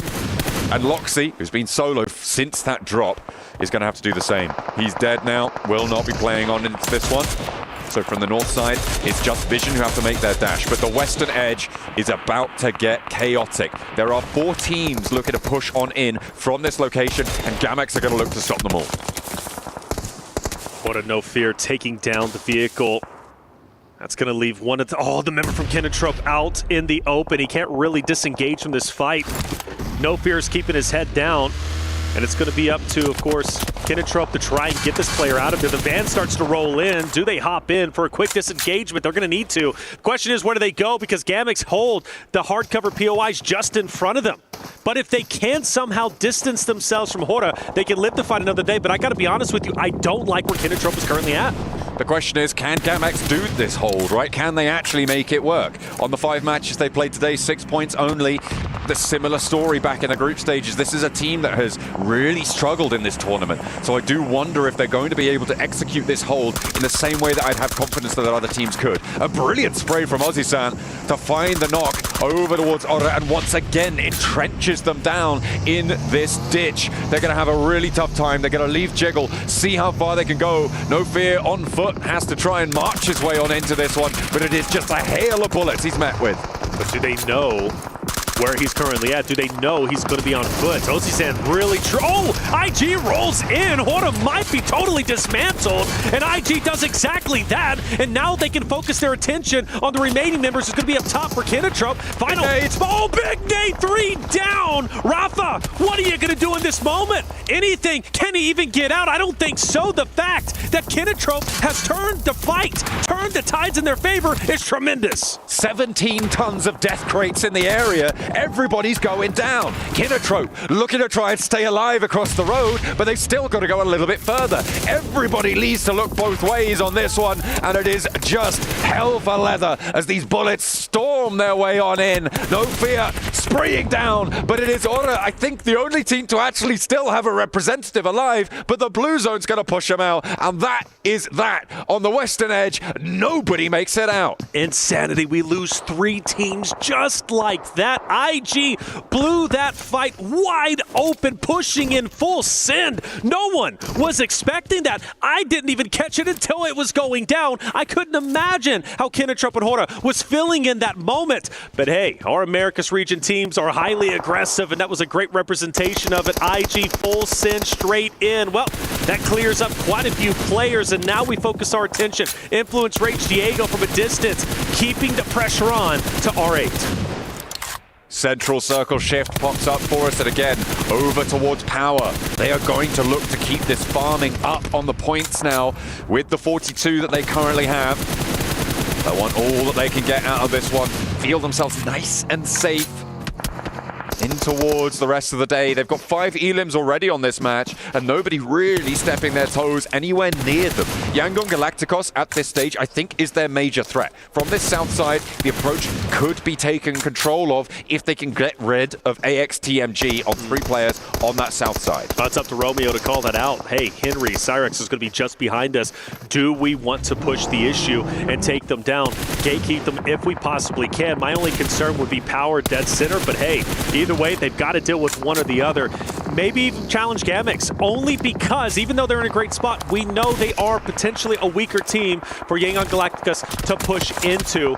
And with Influence Rage firing some shots into location, it might very well be doable. But the question is, I have for you, where does Influence Rage go from this moment, right? They only have a handful of members left. They've been shooting at R8. Clearly, R8 is going to fire at them when they decide to move in. But I think for Influence Rage, there's really nowhere safe to go. I mean, you're going to have to play terrain at this point, right? They do have a couple of vehicles, and it's not out of the question that they could crash to the shack that sits to the southwest of Vision, north of Power, but that's a dangerous run out, and R8 are definitely going to take shots. Little boy might be going for it, though. He's mounting up, he's moving. In the meantime, Diego trying to keep some shots, keeps the suppressive fire on, but he eats a bullet too many, and he is sent down into the dirt. A forward position, though, found, and Little Boy will be playing that terrain.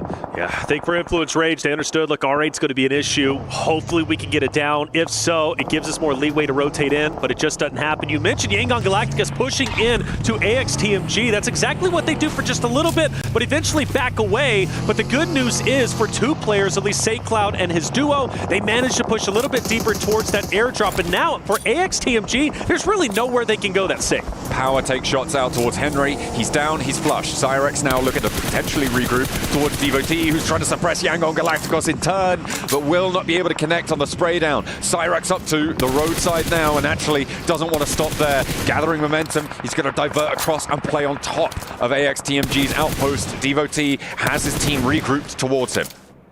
Smile drops, great shots from a distance. AXTMG refusing to budge. They may not have the numbers, but they've got the heart and are utilizing it as much as humanly possible. A team that needs to claw their way up the standings, currently in 14th with 8 points. That's simply not going to be enough, but with 2 more games remaining, this being one of them, they understand what's at stake. They understand what they need to do. Power in such a beautiful spot, still dead center, all eyes on them, but of course for Lil Boy, 2 players from Gamix up ahead. He lost his duo just a little bit earlier. Full Sin, Panda's out, and Lil Boy is looking to challenge. Oh, with the pan, you're kidding. Doesn't quite connect, just a little bit to the side. I would love that. That would have been beautiful, but no, not to be. Doesn't have any nades, and he has been tagged now by Gamax, who is standing up on the ridge line, but Power know this ridge is here, and they have to push a little bit further. Standing up, just getting sprayed down time and time again. Are they going to invest more nades? I don't think so. And they're taking shots from Power, who have been in the middle of this circle for the longest time. That's going to continue, and it's Yangon Galacticos with the side swipes. Another player goes down, and Gamax are falling flat once more. And Lil Boy's just having the time of his life. Still looking at R8, the Grim Reapers, to his duo just a little bit earlier in Diego. For Gamix, that's 2 points in front of you. Lil Boy, I understand you're going for placements points. You're trying to stay alive as long as humanly possible, but make a move. You'd hope so. But standing up, I mean, you could see immediately how Romeo would spot Lil Boy as soon as he crawls too far forwards with no nades either. It's just too dangerous here. The Molotov on the tree. Lil Boy's chilling. And Gamax are going to get pushed in, but so is Lil Boy. Yeah, just a tough situation for both, right? For Gamix, for Lil Boy. Really know where they could go, and here comes the blue zone starting to engulf Gamix as they just crawl forward. And well, eventually, boys, you just got to go for it. You just got to move. And that's exactly what they're going to do. Surprisingly, Lil Boy, though, does have a line of sight potentially onto R8 to his left, which would be big, but he's going to focus his attention onto Gamix. And the first victim underway. Oh, he's taken down. Oh, it's going to be on the swivel there. That was Krona to be able to keep them alive, but Influence Rage will fall. It looks like Gamax are going to be falling fairly soon as well, as Krona had to stand up and give his position away to R8, who rotated down to the western side. They're playing on us 2, and they do not have too many more options than this. There's Yangon Galacticos yet again to pick themselves up. Romeo got rezzed in the meantime, and again, this south approach was really the only chance of taking Power down, but Vision have actually cleared out the northern side. I thought they'd have a little bit more trouble with it. R8 might be moving straight into him. There's so many line of sights, whether it's Power, Yangon Galacticos, you're really never safe. And well, it is the cat's going to be out of the bag. R8's been spotted. Vision knows exactly where they are, and they also know it's just going to be a duo. For Yangon Galacticos pushing forward, Power's got the hardcover POI. They've been sitting here for the longest time. They're on 8 eliminations. They're going for double digits, and I see no reason why this game doesn't go to them with the highest scoring elimination lead. The question is, when do these teams crash around the edge? R8 concluding on the north side with Vision. If Vision can take this one down cleanly, 2 crashes onto Power's position at the same time could be disastrous, but that needs Vision to stay alive. And R8 are really reticent to let that happen. Never Alone steps out, sprayed down, and R8 are chewing through them now. Volt the last to stand for Vision's on the northern edge. Needs to keep himself together. The nade goes up on high towards Prestige, but they split the difference. Will find a knock. No, not quite. And they know it now exactly what tree he's playing behind. It's only a matter of time. Only a matter of time indeed. Volt needs to hit a miracle nade. It's cooking, it's thrown, but it's been dodged. And Volt still in dire straits. Vision, too much tunnel vision onto Power up ahead. They forgot about R8, even though they had to have known the duo was there, but they didn't respect them enough. And because of that, once they started firing up Power up ahead, R8 took the opportunity to third party themselves, and now it's an absolute disaster for Vision. And this is so annoying for Yangon Galacticos as well.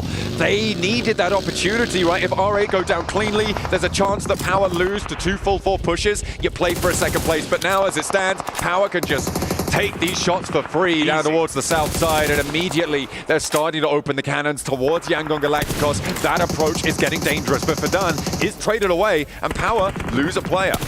They lose one, but their position is still very, very strong. Yangon Galacticos is going to have to fight even harder, especially now with one more dropping off. That leaves them with just 2. For Vision, a slight recovery. The revives are starting to come in. The tree being really the savior for Vision in this moment. Now, granted, that is only important against R8. I still feel once they start to apex that hill, Power is going to take their heads off. Yeah, it's really nasty stuff here. 3 nades in hand for SayCloud. It looks like they don't have too much more smoke to work with. They're looking out for R8. They've seen Prestige, but the nades from Power are just going to ring on over this ridge line. That Molotov is beautiful. Might push them into the blue zone, and they'll go down to it. A nice result for Yangon Galacticos either way, getting into a top 4 off the chicken dinner. But Vision, they're still going, like you said. They managed to find a little bit of recovery, but they are still struggling, it seems, on the northern side with 9 elims. 9 elims, great game nonetheless. You got to give them their flowers where flowers are due. Vision, where do you go from here? You just got to push forward. You got R8 to your right. Al-Haji now starting to get active.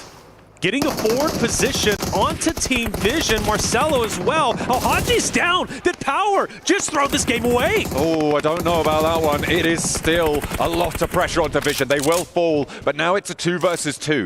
Inside the building, Power is going to start to lose pressure very, very quickly. Ragnar needs to find a way out. So does Easy. These walls have now turned into their prison. Oh, and the ankle is swept underneath the vehicle there. It's all up to Easy now in a 1 versus 2. All right, looking to turn things around, but the res can come through, and Al-Haji being back on his feet could be crucial. R8 from Team Falcons, they continue to push forward, they take down Vision, and now they're looking to take the game in sensational fashion. Only 2 more players remain up ahead. Power able to recover just for the meantime. A true 2v2. Easy's moving out, he's taking damage. He's now up close and personal with the team of Power. Prestige though, refusing to back down, hitting the shots needed as Power starts to collapse. And is it R8? Yes, it is, as they take a tremendous victory, taking it away from everyone. Power Esports had the center of the zone for so long, and as soon as the blue zone shifts them out of it, they crumble. That is a great result for R8 to pick up the pace here towards the end of their first day here in the survival stages, but there are still some other good results out of that match. You got Vision starting their journey, seemingly asleep for the first 4 matches. Match number 5, they open their eyes. You've also got to look over towards Team. Well, I mean, I'm even looking at Power with the 2nd place. Double-digit elimination. That's what I was thinking of, Power. Double-digit elimination. I completely blanked. Without a doubt. I mean, R8, what a victory, and I cannot wait for the Nest to break it down. We're going to go to a quick break. When we come back, the final game of Day 1 Survival Stage will be underway.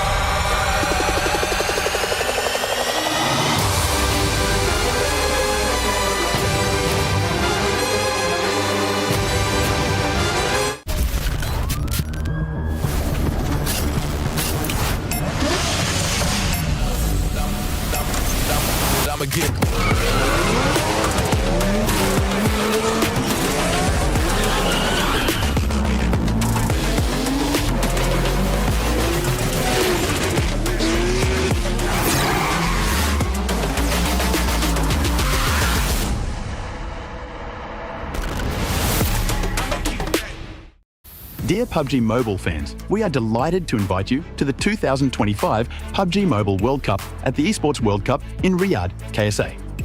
This exciting event will take place from July 25th to August 3rd at the Boulevard City. We've prepared tons of event perks, such as the PMWC avatar frame, Esports Passion set, Esports Passion parachute, and tons more items. Let's check out how you can get all these rewards. During the tournament, go to the Pandora event page via Lobby, Event Center, Esports to join the event. Mormon from SEA, Top from CSA, Pedrinho from the Americas, Silas from the EU, and Prestige from MENA will guide you through the 5 major parts of the event.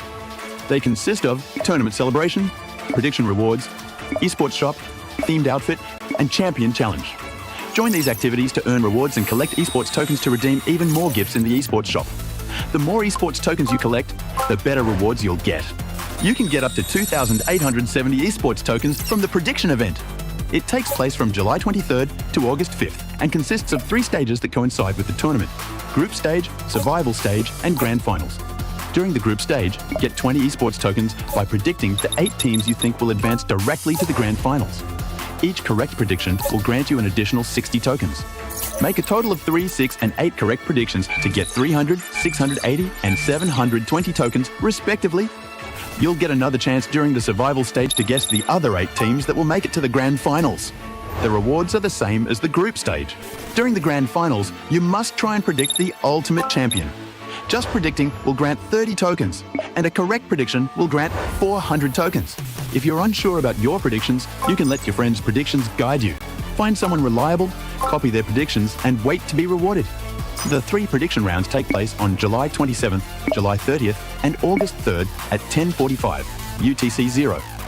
Rewards are issued the second day after each stage ends at 4 a.m. UTC 0. You'll receive esports tokens based on your prediction results. Note, esports tokens don't expire and can be used in future esports events. Who do you think will be the ultimate champion? Join the 2025 PMWC event and share your predictions. Invite your friends to join the predictions and watch the tournament unfold.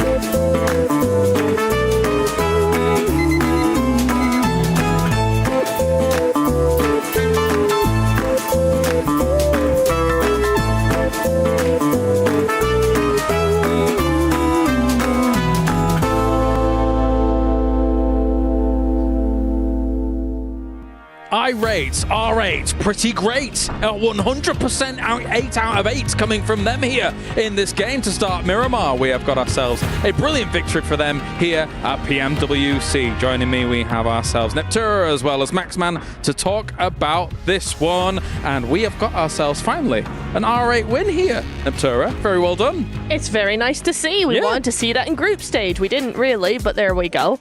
And we finally see it here, and it was a really nice one indeed. It's not just an R8 win. This is a MENA podium. Yes, right? it is. R8, you have Power, you have Vision. We're like, oh, they've been kind of underwhelming this tournament so far, but no, they all get to the podium finish. And actually, every team kind of had their very good plays of their own. Of course, Power taking a very strong position super early on. R8 just sweeping the northern side, and Vision being very opportunistic on that fight versus Fireflux and the side of Nongshim Red Force. So they all deserve to be up here on that podium. A tough circle and an attempt at gambling for some of these compounds here, but in the end, it pays off for some of the teams like Power, of course, who admittedly, they don't get themselves the win overall, Neptura, but they were in this compound for so long. They had the pick of the litter about which compound they wanted to go for, and it seems that they picked right. 13 elimination points is way more than I thought they got. No, but I will say R8 took the win from Power in such a way that to me makes sense, right? Because we've been talking, kind of going back and forth about R8, the momentum they were able to build. They had to get to that position in the first place. They weren't, quote unquote, zone blessed, as a lot of people like to say, right? Whereas Power, yeah, they did get a lot of eliminations, but when it comes to that final push, they just didn't have that momentum to back them up. And so for R8, they were able to overpower Power for that reason, because they had to get so many eliminations and fight so hard to get to that second place. Look, we're going to say a lot about MENA this game. Did Alpha 7 just get 1 point again? Like, I am scared for Alpha 7. You're concerned?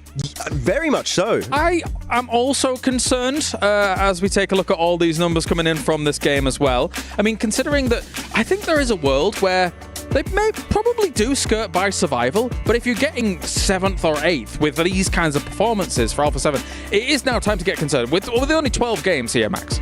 Sorry, the way they're playing here, I don't see them taking home the trophy for the second year in a row. Like, now, they're nowhere near to the way they were playing last year, and that was with Magrelin, a player that was not even supposed to stay with the team that long. So I'm very surprised why they just can't find those entry points in the circle. As you go through a few of these highlights here, and yeah, R8, looking back on them, and you said it already, already here, Neb, how good they were on that northern side. They were just sweeping, very opportunistic, getting these ridge controls. Circle finishes like this is all about, do you know where the good ridges and dips are? And if you do, how can you leverage them to try and get the chicken dinner at the end? It's always really good as well if you have a zone that is going to actually go more towards your drop location as well, right? Because, or near perhaps one of your rotations, because this is where you really get to have that map knowledge. You know your rotation path, you know the area around your drop spot very, very well, or you should. And so for these teams at this level, yes, they are going to know that. So all these little ridges are very, very well known to them. I'd agree.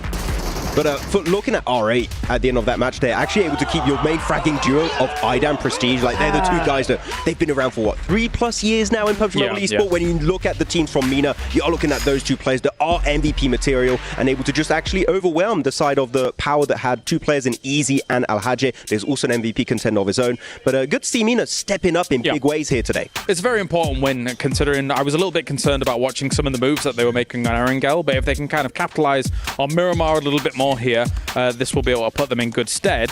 Considering nobody's running away with day one just yet, I want to say. It's kind of relatively even towards the top. Nobody's really sponging up a lot of those points.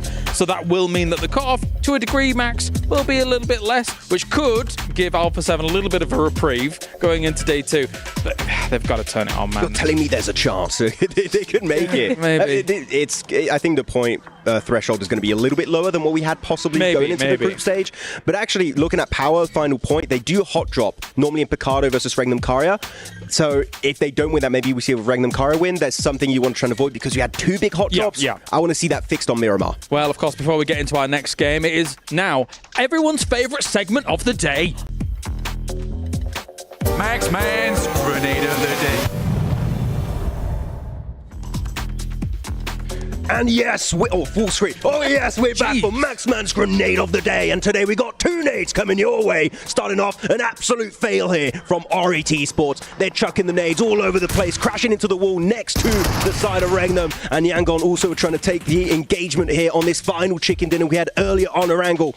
But Yangon, they had the nades, they had all the utility in their arsenal ready to strike at the end to wrap it up. And this nade in particular, here you go, look at the timer, down to the last 2 seconds, chucks it right over onto Silas, and he is gone right back to the Shadow Realm. That was a game-winning nade, possibly for Yangon Galacticon.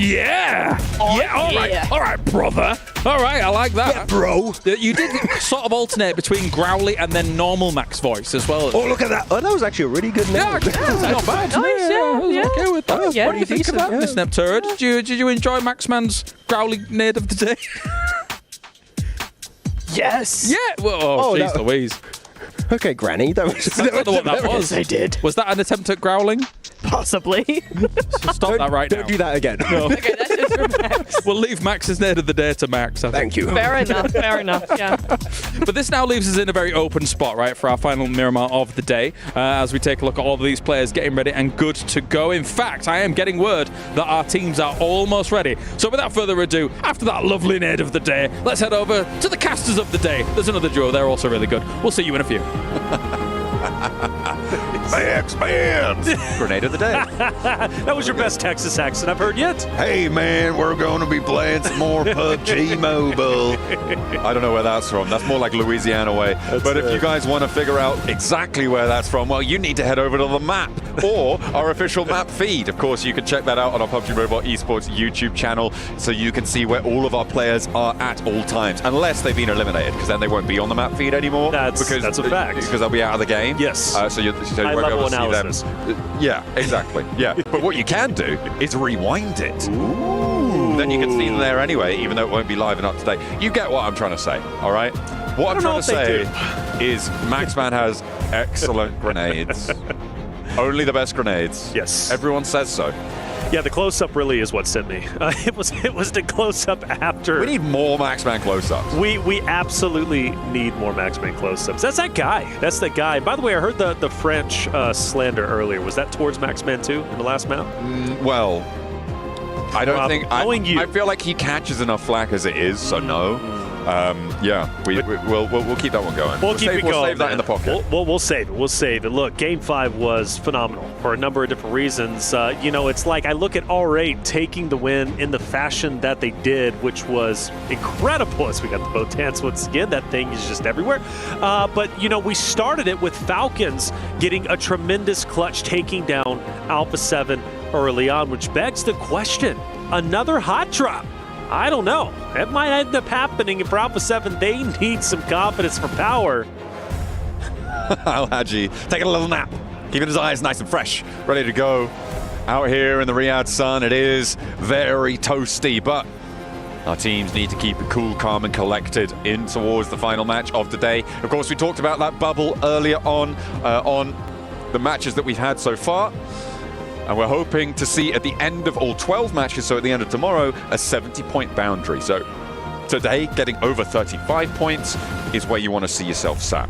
Yeah, but Clara said it best. Like, at the moment, there's really, there are teams that are shining in specific instances, but at least towards the top, everybody is relatively even, which is going to put even more pressure on those bubble teams going into tomorrow, because I believe there is a slight separation in points anyways, especially when you start getting towards like 6th, 7th, and 8th place, right? So this next game is going to be critical. You always want to end your day on a good foot. So you go into tomorrow's competition knowing, okay, we ended strong, let's start strong. Tomorrow is just 6 games. That's all you got.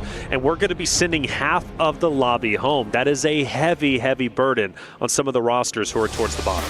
Well, let's take to the skies once more. The desert awaits us as we will reach our halfway mark at the survival stages. Once this game concludes, who is going to take the lion's share of the points, or are we going to sprinkle them about like oh so much seasoning on top of an already spicy tournament?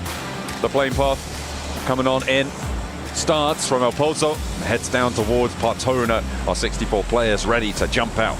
Let's get it going, see how it's going to end up unfolding. El Pozo, I believe, yeah, we had that hot drop, right? Alpha 7 Falcons, do we get the repeat? Very rarely, at least in the Americas region, does Alpha 7 have to change up their landing spot because a team has pushed them out.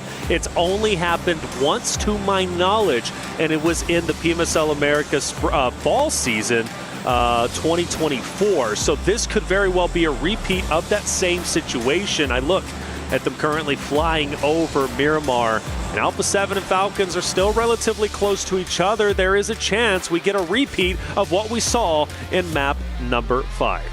Is Narvalo going to be able to hit those big, bold drop shots again? We'll have to wait and see. Or will it even be necessary?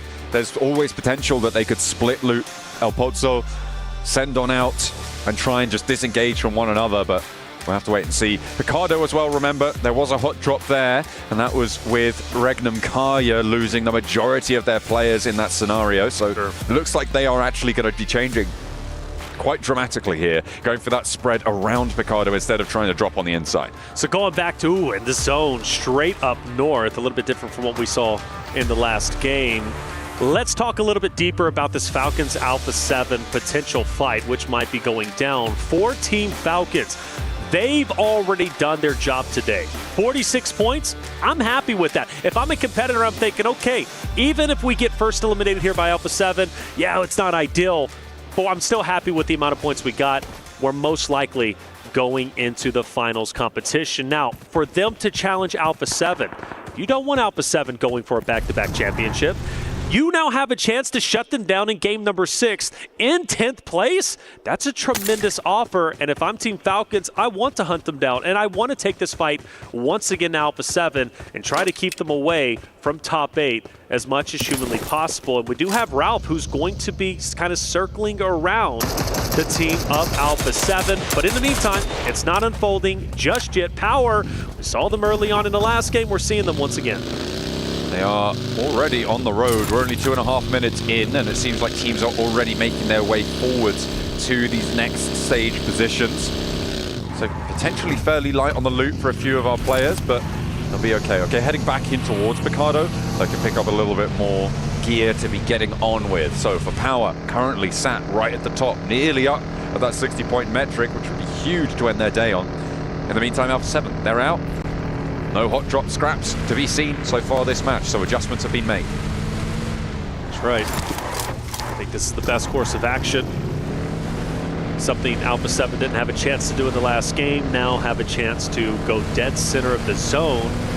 Maybe have a little bit more longevity. Let's not forget, for this A7 roster, they are a wonderful Miramar team. That last game was very unorthodox. It was all up to Narvala, who ended up clutching it out. So for Alpha 7, a big game here is very much so needed. Even the best can start to feel rattled. I don't know if Alpha 7 is necessarily feeling that pressure just yet, but you know, there is a little bit more at stake now in the survival stage. Without question, they go up towards Horta.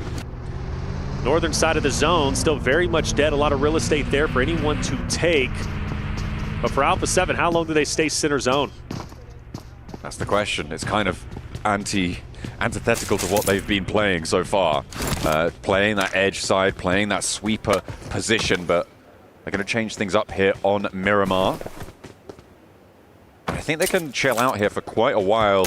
These concretes should be fairly decent to hold. We'll see how long they can do so. Vision rotating in from that southwest side as well. Currently 2-2 split.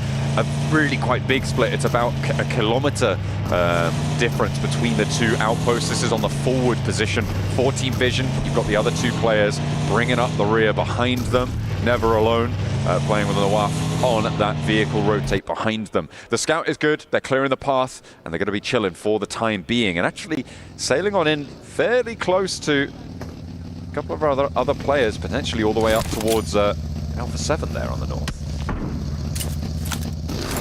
Setting the trap on a Sleepy. Oh no. Sleepy gets up. Does he know Petrino's up there? Well, now he does. Cat's out of the bag. A big fight for the high ground. Molotov out. No, Sleepy down! Sleepy no! down! And there's nothing he can do. Hugs the wall, tries to avoid damage, and simply cannot. Petrino holds on tight to what he's got. That's really bad news for Sleepy. Drops down the side and takes a dirt nap.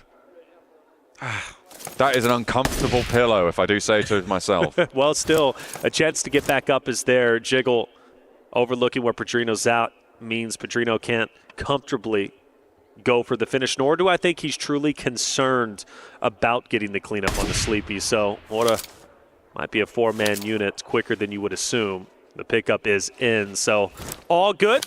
Sleepy can let that error go. It's like it never happened. It definitely happened. It's so happened. It's unbelievable.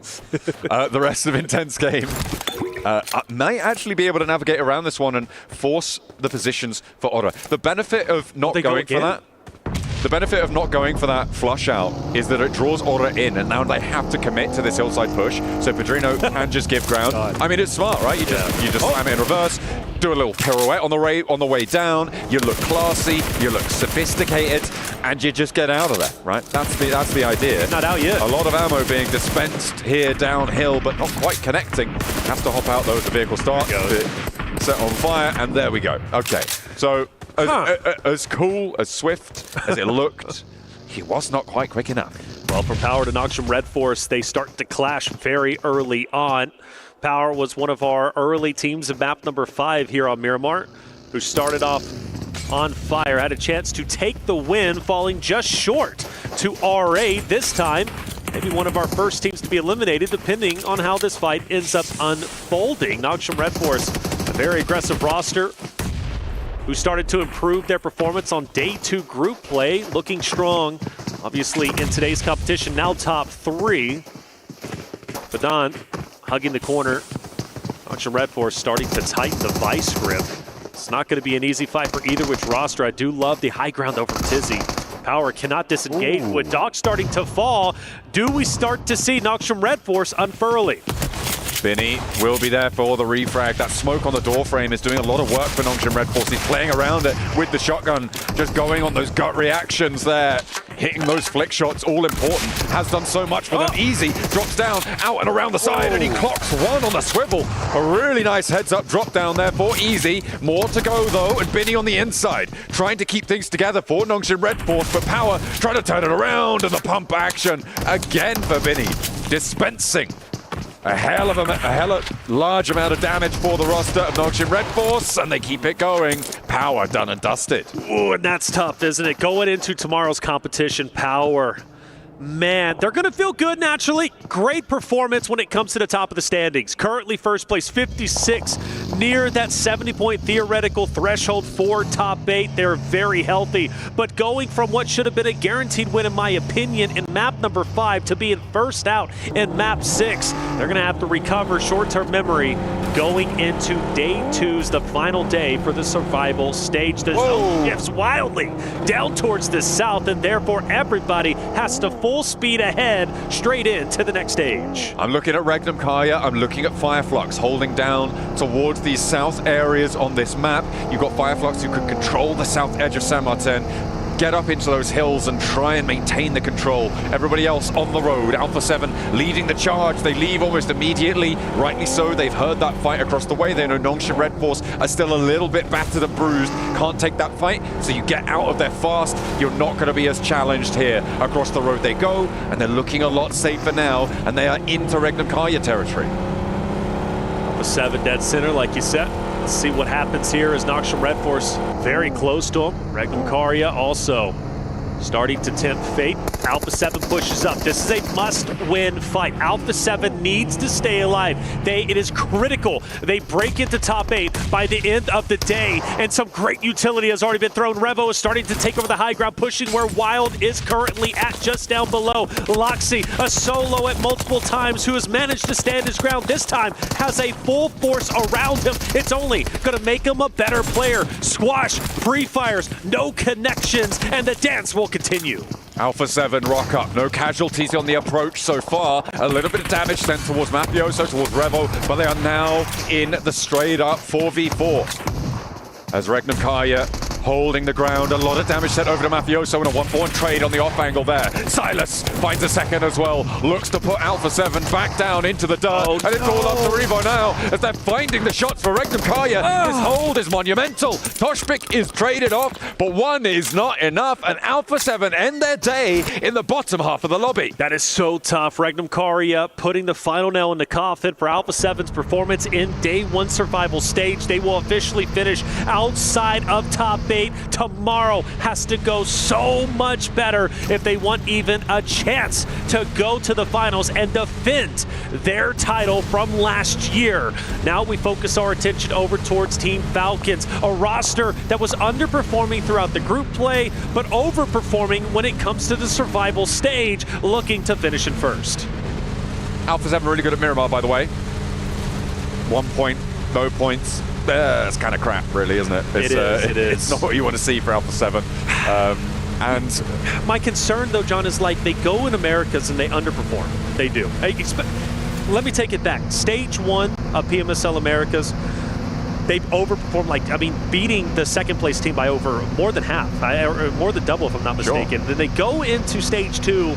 They start to slow down a little bit, second place. Now, still impressive, right? But we're talking Alpha 7 here in Americas where they should be dominating. And then they go to grand finals and they start off very, very slow. Let's not forget, they only qualify for this stage, for PMWC in the final game. And it's because Wolves dropped the ball going to the Death Shack and basically not even choosing to play the final game. Of course, they did, but just too slow. And well, they didn't have a game plan. Alpha 7 barely skates in to top 3, finishing bottom 3, right, for their region, which they should have dominated. And now they're in the survival stage. The pressure is on, and now they're not even top 8 going into the second day.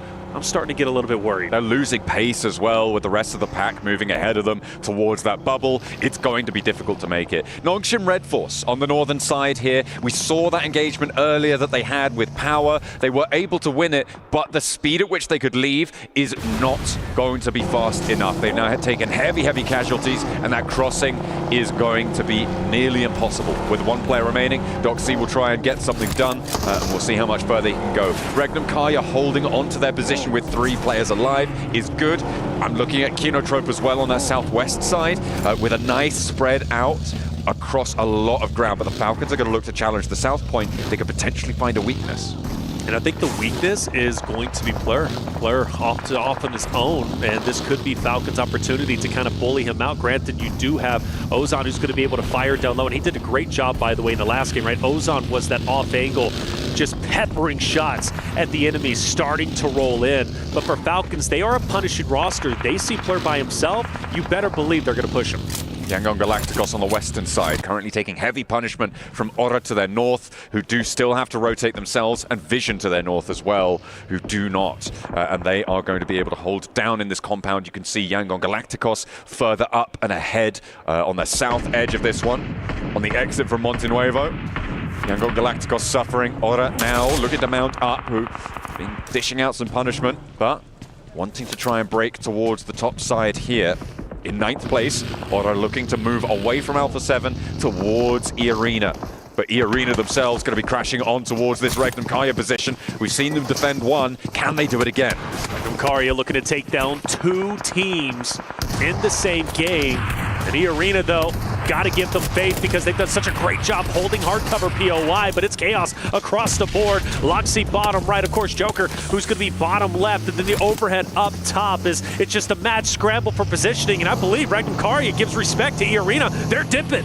I think this is sensible. You wait for those pushes, you should control these door frames, and you try and get some value out of it, but you know you're not winning really, realistically, a lot of the time in that engagement. It would take a lot of confidence to stick around in that spot, and the fact that they had those vehicles ready to go says to me this was their plan all along, right? South, try and stop some teams getting in. If we don't get any knocks, fold back to where we held before. But I think they come back. I want this hardcover POI, if I'm honest, because it's going to be such a power play, kind of like what Power was in just the last Miramar that we ended up witnessing. Granted, 2nd place, but you notice once they got the hardcover POI in center zone, they were a force to be reckoned with, and they finished with over double-digit eliminations. So for Regnum Karya, I don't think this is going to be the end of them versus E-Arena. Falcons starting to push in. They have been quietly finding their way closer and closer to these circles, and now they've managed to find a team trailing their way in, and they will drag them back down. Take one of their players out. Yangon Galacticos down to 2, but Falcons are outside of the circle, and they have danger sent to them from Kinotrope on the southeast, and Yangon Galacticos, even with 2, are still deadly. That's exactly it. Kinotrope is going to be the X factor in this fight, as far as I'm concerned. You also have Vision, who might play a bit of an impact, who now start to move through. But in the meantime, Yangon Galacticos feeling the pressure. Team Falcons noticing where Vision is currently at. For Falcons, in my opinion, I'm sending it into the zone. I'm trying to get as much distance as possible once these fights have concluded, because I'm not too healthy. I'm not too happy with Yangon Galacticos being around us, Vision also being in the area, and Kinotrope also being up top. Falcons could be in trouble before they know it. Getting a little bit more healthy here. They'll need every advantage they can get. Pushing in the southwest side is treacherous. The terrain nice and bobbly for you as you try and roll on forwards. SayCloud has spotted Redox. Redox unaware of the position, but doesn't quite go down. Will have time now to heal this one up, and SayCloud's position is known. He'll have to reposition and get away from this location before the Falcons descend, before Vision send out their way, but I don't imagine that Vision are going to be super keen to send south at this stage. They're going to be more interested in heading east to regroup. Meanwhile, is it going to be, it's Aura on the northern side, and IG having a tough time of it. IG, team that's been struggling quite a bit towards the bottom end of the standings, only outdoing that of Gamix. We've noticed IG get overly aggressive at times, disrupting fights. This time they look to take down Aura, and it's not going to be easy. Meanwhile, we transfer over to R8 and Influence Rage, and there's bodies all over the ground. Every health bar's red on my screen right now. What is going on? It looks like Influence Rage are going to be able to heal up a little bit more effectively than R8 in this location. In fact, it's only Damar who is left standing for them, and he is split from this fight. He is trying to take those shots down and might actually have an impact here, as 3 players from Influence Rage are currently on the deck, and Damar could try and challenge this. He's He's not really got too much to lose, has to get out of here anyway. A front flip on the buggy. He's dismounted from it, but he stays alive. Will get it back into control, but all this time, Influence Rage have been healing, have been regrouping. Hang on a minute. No, they haven't. He took down Low Boy. He took down Low Boy from a distance. Now DeMar knows I've got to capitalize off this. He pushes straight in. He's a solo. He's going for gold, but can he pull off a miracle play? Well, at least so far, yes, he can. He re-rotates over to potentially take down Low Boy, but now he's going to take down Lorzen, who pushes over the top. DeMar looking to make a heroic play, but gets silenced finally from a distance. He's taken down as Fireflux says enough is enough. During all of that as well, Kinotrope sent a big node over towards the Falcons that has torn them in half. They are suffering now, and it looks like they're being handled nicely out on the western side. Redoc's the last to stand for them, and he will fall in short order. A well-placed nade stops Falcons in their tracks, going down with minimal points on this match, but their day is pretty successful so far. They have managed to turn up where they haven't before, and will be happy moving into day 2. It's not the biggest surprise, though. Falcons were so embroiled in this fight against Yangon Galacticos. Meanwhile, Vision was also laying down shots down range, and Kinotrope just had too much of a power position, too much vision on Falcons once they started to push it, and they had to start pushing in to go into the next zone. So Falcons get eaten alive, and it will be Kinotrope who have a potential to have a tremendous game, which again would be very valuable. They're knocking on the door of passing up the previous year champs of Alpha 7. Top 8 is a possibility. They need a lot of points to get there, but finishing the final game of day number 1 of survival stage is so impactful for Kinotrope. They have a chance to do it. This is also a big chance for Regnum Karya to put themselves back in and amongst the top dogs of this lobby. Making sure that they can end over 40 points would be fantastic. Getting up towards 50 would be brilliant. It will take it still quite a long way to go for them. They'd need a 26-point match to be able to get up towards that 60-point mark. It's doable. There's still plenty of points left going. We'll see what they can find here on the northern side. They've got a solid spot. Fireflux, so spread out, mind you. You've got Scarface all the way in the north, Solus way down to the south, along with Matcap and Catch are going to be the closest together, but even them are quite separated. And Scarface is feeling the pressure as Loxy takes him down. John, do you think that spread is a bit too much from Fireflux's perspective? I think that you could definitely argue that, yes. I think it's fair enough to say that it was way too bold for Fireflux there to keep that one going. Perhaps they didn't have the rotational capacity, perhaps they'd run out of vehicles, not entirely too sure, but it looks like they're going to try and re-establish this split. I mean, there's no one really challenging them here.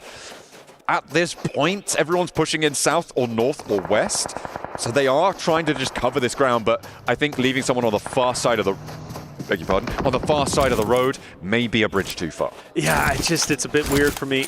Granted, gaining insight, maybe scouting the horizons, but your scouts get taken down, and now it's time to get back together. Solus looks to be joining where Catch is currently at. Matcap will also join into the mix. Maybe they were trying to establish individual zones, so when the stages did start to collapse, they had real estate already there and the information needed in order to set up quite nicely to gatekeep, but it's just a bit too much. But with 3 members still remaining, a chance is still there. Now for Doc, well, his chances are gone, and well, that's going to be the end of Red Force. They get taken out, and their final game of the day is over with. Now, for Hora Esports, though, all eyes on them. 4 strong, dead end of the zone. They can make a deep run.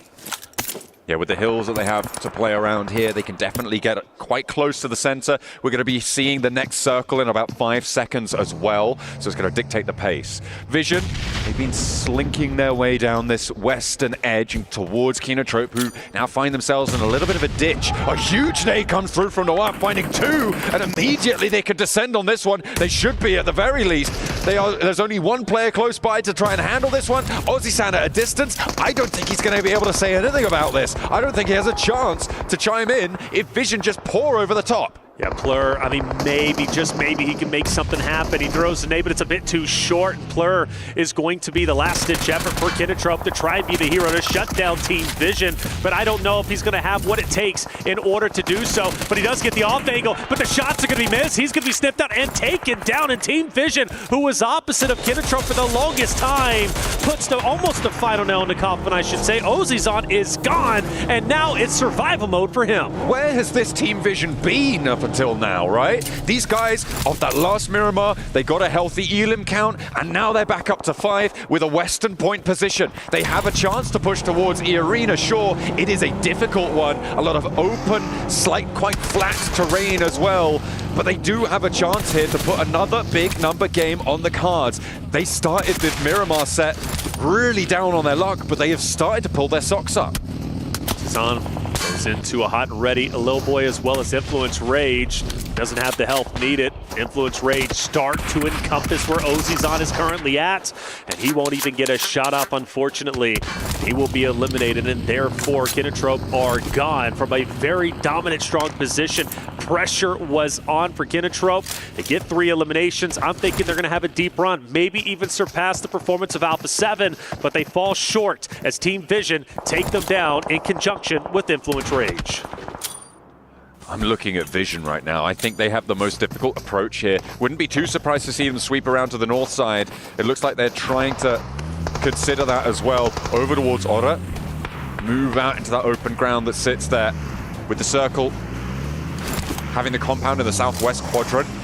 It's not necessarily going to be ending up there, so it could potentially be an advantage to be on the outside in this scenario. Could be. Regnum Karya disengaging from E-Arena earlier, right? You talked about it, you said that's a favorable play. I think maybe there's going to be another contest for the hardcover POI, but no. Regnum Karya being where they are, I actually favor them. I think they're in a wonderful spot. E-Arena now starts to inch their way closer. Everybody knowing this compound is going to be so impactful for the future stages, and everybody wants a piece of it. The difficulty for E-Arena here is that the positions that they hold have so much open ground around them inside that compound, right? We saw that side shot from Team Vision's perspective. There's just this open wasteland of nothing that sits between them and Regnum Karya on that northern side of the compound. To make their way north would be really, really tricky. It would be a better use of their time to play around where Mormon is playing, right? That east side of the compound, try and stretch up a little bit closer to the edge, have access to the hills, and potentially take a couple of shots out towards Ora, towards Influence Rage, towards Fireflux's remaining players. Vision wants it. Vision wants to push in. Regnum Karya gets a piece of the building in the next stage. E-Arena going to be quite healthy where they currently at. Need Sakura as well as Joker to join into the mix for Vision. Well, they've got to make a decision, and honestly, going south, you go into E-Arena, you go north, you got Regnum Karya who's going to be looking directly at you. You said it was going to be difficult for Vision. Well, now the job just got even more difficult. It is really, really tough stuff here. 6 teams now remain with 21 players alive. And it looks like Marcelo's going to get a little bit closer now to Regnum Karya. Draw some shots out.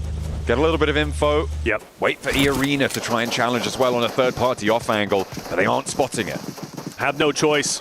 Vision, they've got the man advantage, but they've got to break into the cover. It's not going to be easy, but it's their only go at it. They focus on the Loxy first. Right. Loxy, though, does a good job taking down a couple. In fact, he's going to get the full finish onto Alone. Marcelo off to the right will also be taken down. Volt, the last chance, the last dance for Team Vision to make anything happen in the final game of day number 1 of the survival stage will end in a wonderful hold. But here comes the third party, E-Arena. They're out for blood, and they want to finish off Regnum Karya. They've heard this fight popping off. This is the only team that was holding them from moving north, and Regnum Karya's sightlines get pushed off the angles. They don't have time to heal because they've got more players descending upon them. Tony K, nade in hand, Wild desperately popping that first aid. The Molotov on high keeps Loxy back off the window, and Tony K plays forwards, and he opens the door, potentially to his demise, but Silas not going to go down just yet. Tony K hopping up, trying to challenge on the high ground, and might be able to do it, but slips low, and in the meantime, E-Arena have lost a player on the off angle.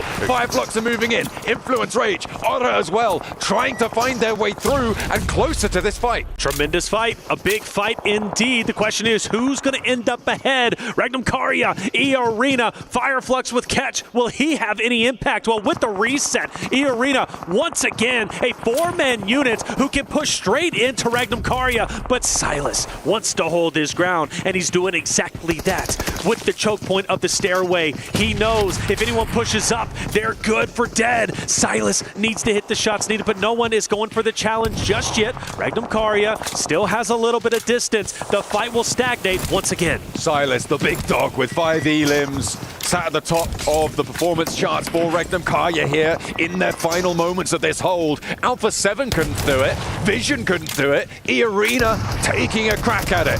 Regnum Karya may be too tall of a mountain to climb here as they keep things on lock and key. These guys are champions in their own right, and that is on full display here. Without a doubt, now they've got to push forward. They take a couple of pop shots on the order, keep their heads down so they have free and clear ground to push up. Now, you do got to consider Fireflux Catch, who's going to have the off angle on Regnum Karya once they do push out. But for Orta, all eyes on Influence Rage up ahead. Influence Rage, this is one of their deepest runs we have seen today, one of their best performances yet. I'm hoping they start to crawl their way up into the top 8 position. But Orta, they've got other plans, and Lil Boy is down. Let's get a little bit more done. Loxy falls as well on an off angle there, and it looks like Orta are starting to extend their influence. It was Ketch who was able to catch them on the approach there. They're potentially going to be resable, but the blue zone pushing in, they just don't have the time. Dead center of the circle right now sits in Orta territory, and it's going to be up to Regnum Karya to try and dispatch them from that location. Regnum Karya committing? No, they don't find the res. Oh, Wild, he's got the forward position. He's going to be the closest to Horta, but he doesn't understand what he's getting into. You've got Influence Rage who's been fighting against Horta. Wild's going for the off angle. Sleepy has taken a lot of damage. Sky's going to be cooking an ace. Silence is going in. The tip of the spear looking to turn the tides. Regnum Karya is full committed. They know they have to, but Wild, he's the only one who's going to be standing currently. Orta is going for gold, but Influence Rage, I've got to favor them. I think they got this. Orta, they are running on fumes, and Influence Rage is tightening the vice grip. Law with an nade cooking now. Over the top needs to find the shots, but Lorison goes down to the back line, and no answer is found with a nade. Sky looking to try and take up the mantle of the peak, but again, he is rebuffed. It's all up to Jiggle now for Orta to keep them linchpinned into this match, but Ketch is there. He finds it, and that's Law as well, taking the shots out wide. Nobody's getting out of this desert unscathed now, and Law can't find the first, looks for the second challenge, and he just dips behind it. Stays alive for a moment longer, a breath allowed for the time being. Sleepy's the one to watch out for. Catch as well. Look, Fireflux can still very well win this with a solo, and it couldn't happen. Sleepy's going to take down Law. He's going to be gone. No Fears once again dropped. Diego's going to be pushing up onto Orta. The nade's going to be cooking. Orta's actually out, and now it comes down to a 1v1. It's going to be Catch versus Diego. Catch, the madman from Fireflux. They've been playing on dribs and drabs for so long, and they managed to find it right at the end. What a crazy turnaround for Fireflux. They play in the shadow of Team Vision and Regnum Karya on the compound. They play split, they play snake, and they bite. Fireflux, a dominating performance, the solo playing spoiler, and you gotta respect Catch in that moment. We knew he was in a power spot watching Regnum Karya start to rotate over after they win 2 dominating fights, but at the end of the day, it was Catch overlooking his competition, overlooking the battlefield, the battleground, and knowing he had what it takes in order to take over the victory. Fireflux, a tremendous win and a night and day difference from their group play performance to where they currently stand, just behind Power Esports.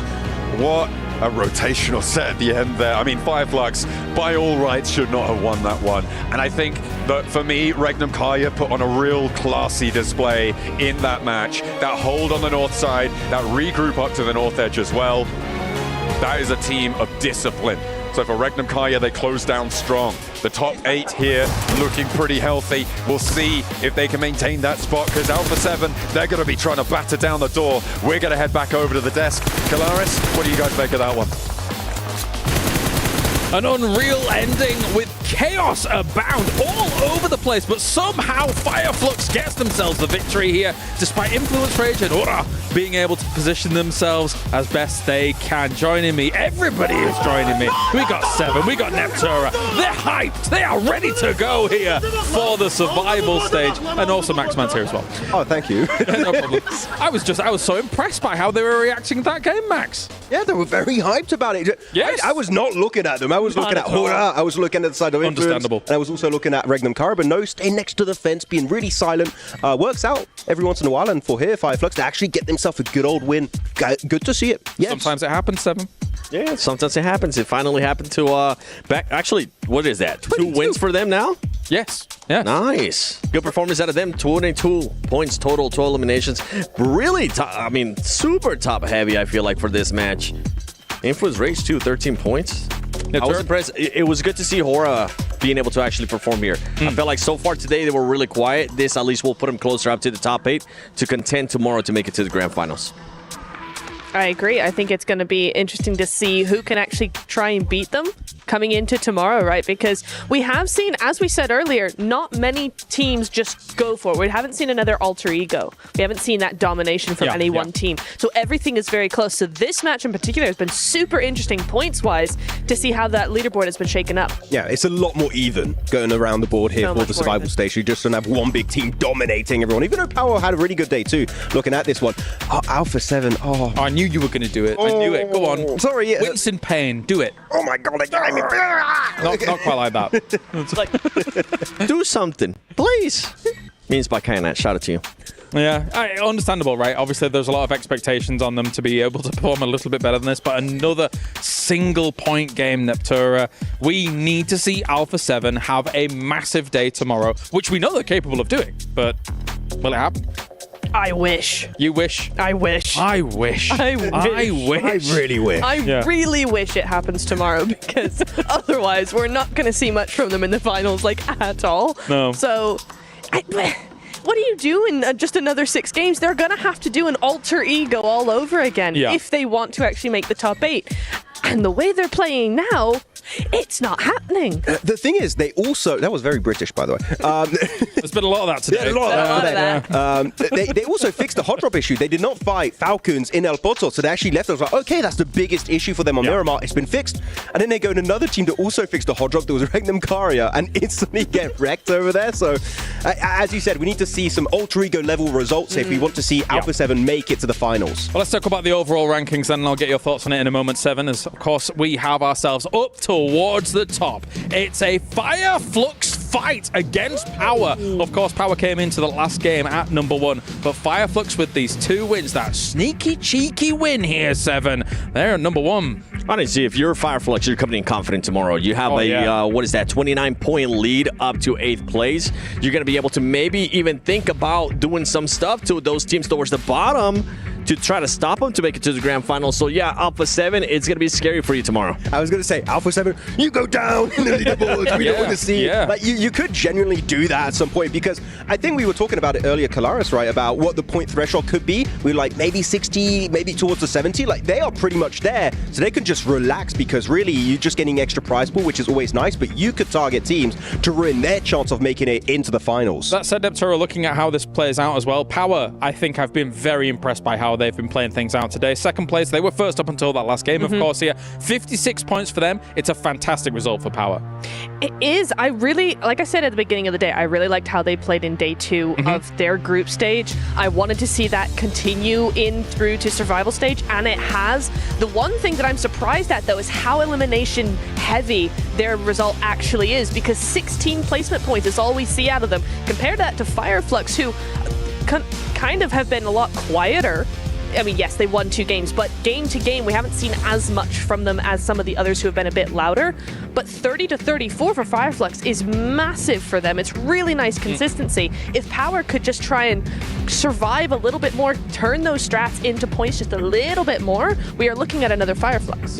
Yeah, I'm going to be looking at Falcons. I want to see what they're going to be doing tomorrow, if they can finally get the win. We saw them do really smart rotations. We saw them actually be playing the way that Coach Peko has been saying the whole time, the way that they play, having teams be a little bit scared of them, having them giving them that freedom to actually do those rotations. They got away with some today, but we need to see a win out of them. And looking back at that Erangel, they had an amazing rotate right down next to school near Rozok, and it was a very, very good rotate. And then they got very passive against Alpha 7 instead of committing for a breach. If you're going to be aggressive the entire way. I think that is the way Falcons can make in the top 8. As on the second page, a lot of teams that we just do not want to see here. And again, Alpha 7 are still on that page. Yeah, okay, this is the danger zone. I think my concerns really do lie with AX, TMG, Intense Game, Gamax Esports here, Neptura. These teams need to have a massive day tomorrow, because they had a pretty rough group stage for the most part, and now they've only 6 games remaining and only 12 points at the top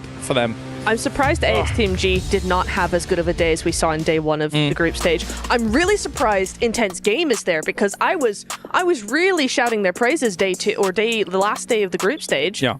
I really liked how they were playing. They were playing very split, but very controlled. They were doing some good things synergy-wise. They weren't going off on their own too much and all of that.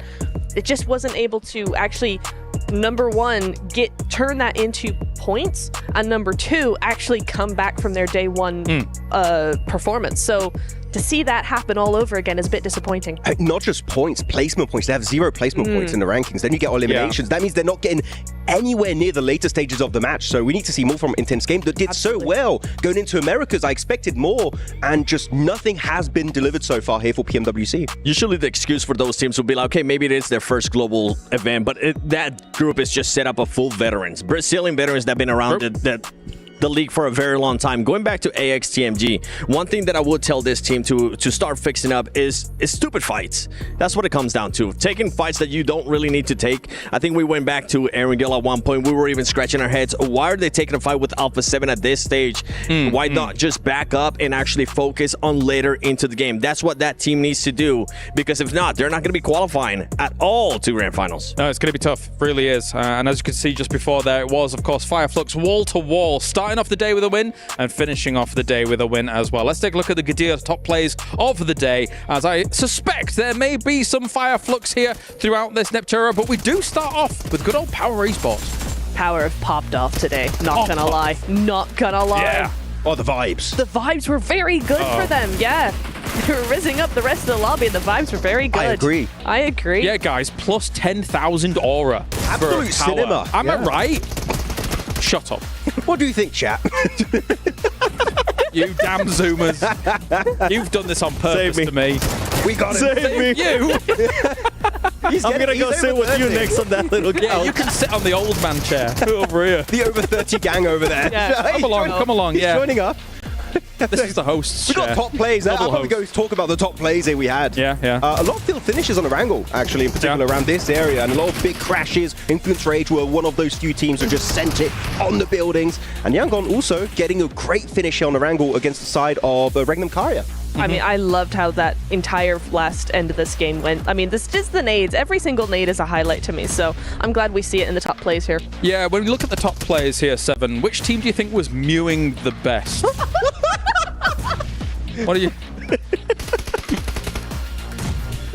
No, you don't want that? You got me. No, you got me. I'm trying to be cool. I'm Are trying they to looks fit in with the maxing kids. with those nades? Are they looks maxing? Max does really good, though. That's not bad. Yeah, that's actually You really can't good. see that at home. You got to do the line thing. You've seen the Gadir top plays. Now, hello. Dang, we look good. Host chair. We actually coordinated really well in our costumes today. We meant to do this. This is how we wanted to start the show. We just didn't have enough time. Yeah. Didn't work out. Who's Kalaris? Yeah, right. We look a little bit different. We look slightly different. Slightly. Same, but no same. Well, that was fun. All right, let's take a look at something far more important than me and Seven. It's the Sony hero of the day as well. Ooh. What are you guessing? Are you taking a guess? All right, we're doing some predictions to get this going. They seemed very keen. So, Max Man, do something. I had Koa. Koa? Pick, yeah. It's a pretty decent pick. However, they did fall off a little bit throughout the day. So yes, yeah, true. It was unfortunate. So I'm shutting you down straight away. Al-Haji. Ragnar. Oh, you said Al-Haji? Yes. Okay, well you skipped the queue. So Yeah, shush. You're Ragnar. eliminated. Yeah. Ragnar. Okay, Ragnar. Okay, sorry. Ragnar. What about you? Me? Yeah, you. No, I abstained from this vote. He's doing a 7, man. That's the best part of being So the host. annoying. I know. Yeah, I'm going to tell you to shut up again. All right, let's find out who is going to be our Sony. Oh, wait. Daily winner, MVP, Scarface. Okay, to be fair, even like after the second game or something like that, I think he had 9 limbs already. Never mind anything else that was coming in here, Max.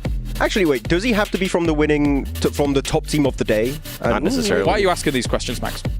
Existential crisis. Yeah, I don't know. exactly. Yeah, you're having a problem now. 14 eliminations on the day. Scarface, when you look at Fireflux, you're looking at Solus, you're looking at Ketch, right? Yep. Very experienced players, but Scarface right off the right out from the gate. Sandhawk. Here, going on to Sandhawk, actually very controlling against the duo here from Falcons, able to claim that chicken dinner. So Scarface making a name for himself here, right out of the Turkish players. Scarface and Fireflux kind of set the pace, right? Throughout since the beginning at Sandhawk, they kind of just followed that same gameplay, being able to just be passive and strike when they needed to, let the other teams fight too. Honestly, I think if they would have played a little bit different on that Erangel when they ended up getting third party, when they were just so focused on Kinotrope and Alpha 7, then we might have had a team that ended up with 3 wins. Any final thoughts on that, Namatura? I think he's right. Well, I know I say that a lot, but these guys know what they're talking about. But no, I do agree. I think Regnum could have played a couple of those games Fireflux could have played those just a little bit better. There's a couple of games where it's like, oh, maybe that wasn't the play. But stop laughing at me. But I do think that, yeah, we've seen a very strong performance and not one we necessarily expected from them. Seeing the group stage, how they performed there, it was a very different team. So to have them be at the top of the leaderboards day one with actually a really good performance under their belt is really nice to see. Yeah, the Seven's laughing. I mean, they were not existing in group stage. Yeah, they weren't. They were in group stage. It was tough. It was tough. All right, let's move on then as well and see who's able to take our honor domination here for this one. And it will, of course, have the tripler limbs. And this is understandable why Scarface may take that #1 spot. But he was also followed up by Ketch as well here, Max. So again, it was really Fireflux wall to wall. Yeah, I'm waiting for Soulless to be showing up next, maybe tomorrow. But then there's been 2 players of Fireflux. Al-Hajj from Power. If you're going to play from Power, it is going to be Al-Hajj, followed up by Nofe from Hora and Koa77 from the side of Falcons. That also is a very steady player here going into it. I'm happy to see No Fear there from Hora Esports. Yeah. Remember, Sleepy during group stages, he was the one that was able to get an MVP. It's good to see now another player starting to step up, and I feel like this might be a bit of a turn here going into tomorrow for Hora Esports. It is quite interesting to not see Sky instead of Nofe, because normally Sky is like the MVP contender always on the side of Hora out of Nepal in general. So I'm very, very happy to see Nofe actually step up ever since PMSL CSA. We did see him fight a little bit earlier on. Maybe it could have been that they adjusted their playing style. We've seen teams being able to do that in the past too, from group stages to now. I think that might be the case. We'll just have to verify with Sky. Maybe. All right, well, that is our teams obviously performing extremely well here for our survival stage to get things rolling. I mean, hopefully we see the fight back from some of the bigger names like Alpha 7. I think that really is the topic that's on a lot of people's lips here, Neptura, because it would be rough to lose our current defending title holders here in Riyadh at PMWC. If I'm looking at 7, he looks very sad. Bad for him. But losing them would be a bit devastating in the survival stage. It really would. I think we would lose something as well, though, because they've been a part of every final, every global final for so long. They're always part of the conversation all the time. Yeah. We would lose something by having them not be there for one of those events, for one of the finals. And so it would be weird, I think, and maybe even weird to a lot of the teams, having to try and adjust to having this powerhouse, this aggressive team who splits all over the place and does what they want, basically, not there at all. It's kind of like, wait, where are they? What do we do now? It'll be difficult. Max, you were unboxing whilst all of this was going on. Did you get anything? I got some vouchers. I got the James Yang t-shirt. The James Yang t-shirt. Only for 30 days though. Not you mean the winner chicken dinner one? Yeah, it's very cool. I want that. James Yang, please. I would like to get it. And also a cool dance, a group dance, which are new. We can be dancing in the lobby. We can test it out tonight. Yeah. Nice.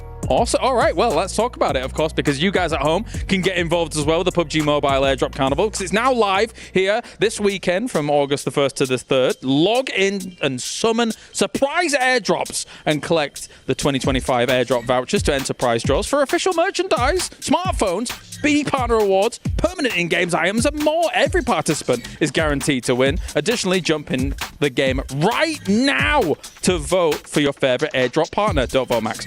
You might even score some awesome surprise gifts from them. Don't miss this year's Airdrop Carnival. And you could unlock some surprises, Neptura. That's pretty awesome. I would love a surprise. Yeah? I always like surprises. Yes, Fantastic. please. I'm going to do that after show. I'm going to go in right now. We need to prepare a surprise for Neptura for tomorrow. What do you think, Max? Uh-oh. No eyebrows. I have to find the idea. It's got nothing to do with dropping chocolate cake on people. Don't worry. We don't talk about. I don't like surprises now. You dropped chocolate cake on Veracity. Do not ask Veracity. It did not happen. Okay.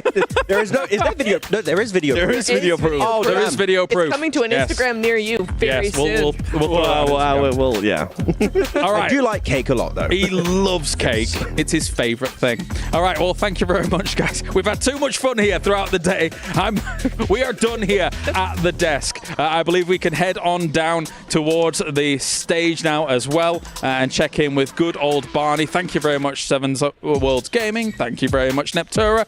Thank you very much, Maxman. I would get all your thoughts, but it would take about 10 minutes before we actually finish this up. There's so much to talk about from the survival stage. I have been Kalaris, your desk host here for day number 1 of the survival stage. We can now head down to the stage with good old Barney to wrap up day number 1. Fireflux had an impressive day today, and so of course I'm chatting here with Scarface. What a brilliant day. You opened it up with a chicken dinner as well, which was great to see. I kind of want to know how that motivated you guys going forward. Did that impact your strategies for the rest of the day? Bugün ilk map win aldıktan sonra bu sizi motive etti mi ya da stratejinize bir değişiklik oldu mu günün devamında? Biz onun win aldıktan sonra rahatlayacağımızı biliyorduk. Win aldıktan sonra bir win daha ardına alacağımızı biliyorduk. Aldıktan sonra zaten çok relax olduk ve günü birinci bitirdik. And after we got the first win, we relaxed a little bit and we knew that we were gonna get another win. And yeah, after that we basically just chilled. I like that. Some of our casters and analysts, they were talking about your impact on the game today because Scarface, your long distance game is just so good. Creating off angles, getting information for your team. How do you feel like you impacted your team today? Bugün birçok yani casterler de analistler de senin performansın hakkında konuştular. Yani senin takımda yarattığın etki hakkında konuştular. Hem uzun mesafede çok iyisin hem takımın için info alma konusunda çok iyisin. Sen kendi performansını nasıl değerlendirirsin bugün için? Ben grup aşamasını biraz pasif oynuyordum.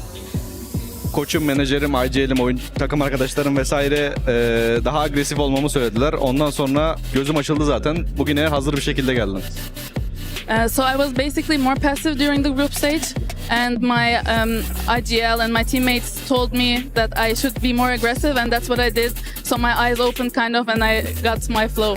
They let the reins off you. I like that. Scarface, thanks so much for joining me in this post-day interview. I really enjoyed chatting with you, and best of luck tomorrow because we only have 6 maps left. The survival stage will be done and we will be set for the grand finals. Remember, tomorrow, 8 teams are going to be sent home and we're going to get to use the Crusher. It's going to be fun, it's going to be dramatic, and I'm going to absolutely love every minute of it. I'll see you then. Nice tomorrow.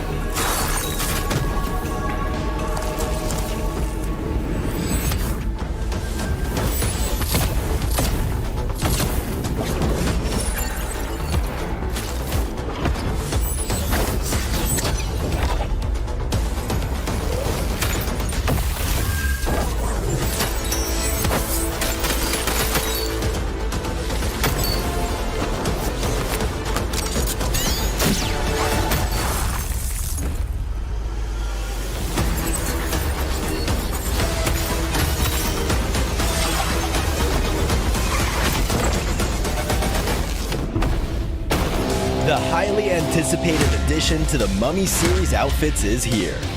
Paired with the new Ice Tube Glider, the Polar Spectrophage set is just what you need to freeze your enemies. Or send them ablaze with the Inferno Feed set's new upgradable Chain Inferno Uzi. All the Mummy outfits are back. Get them all. Join now and collect the whole series to turn all eyes on the battleground. Event period, July 10th, 2025 through September 2nd, 2025.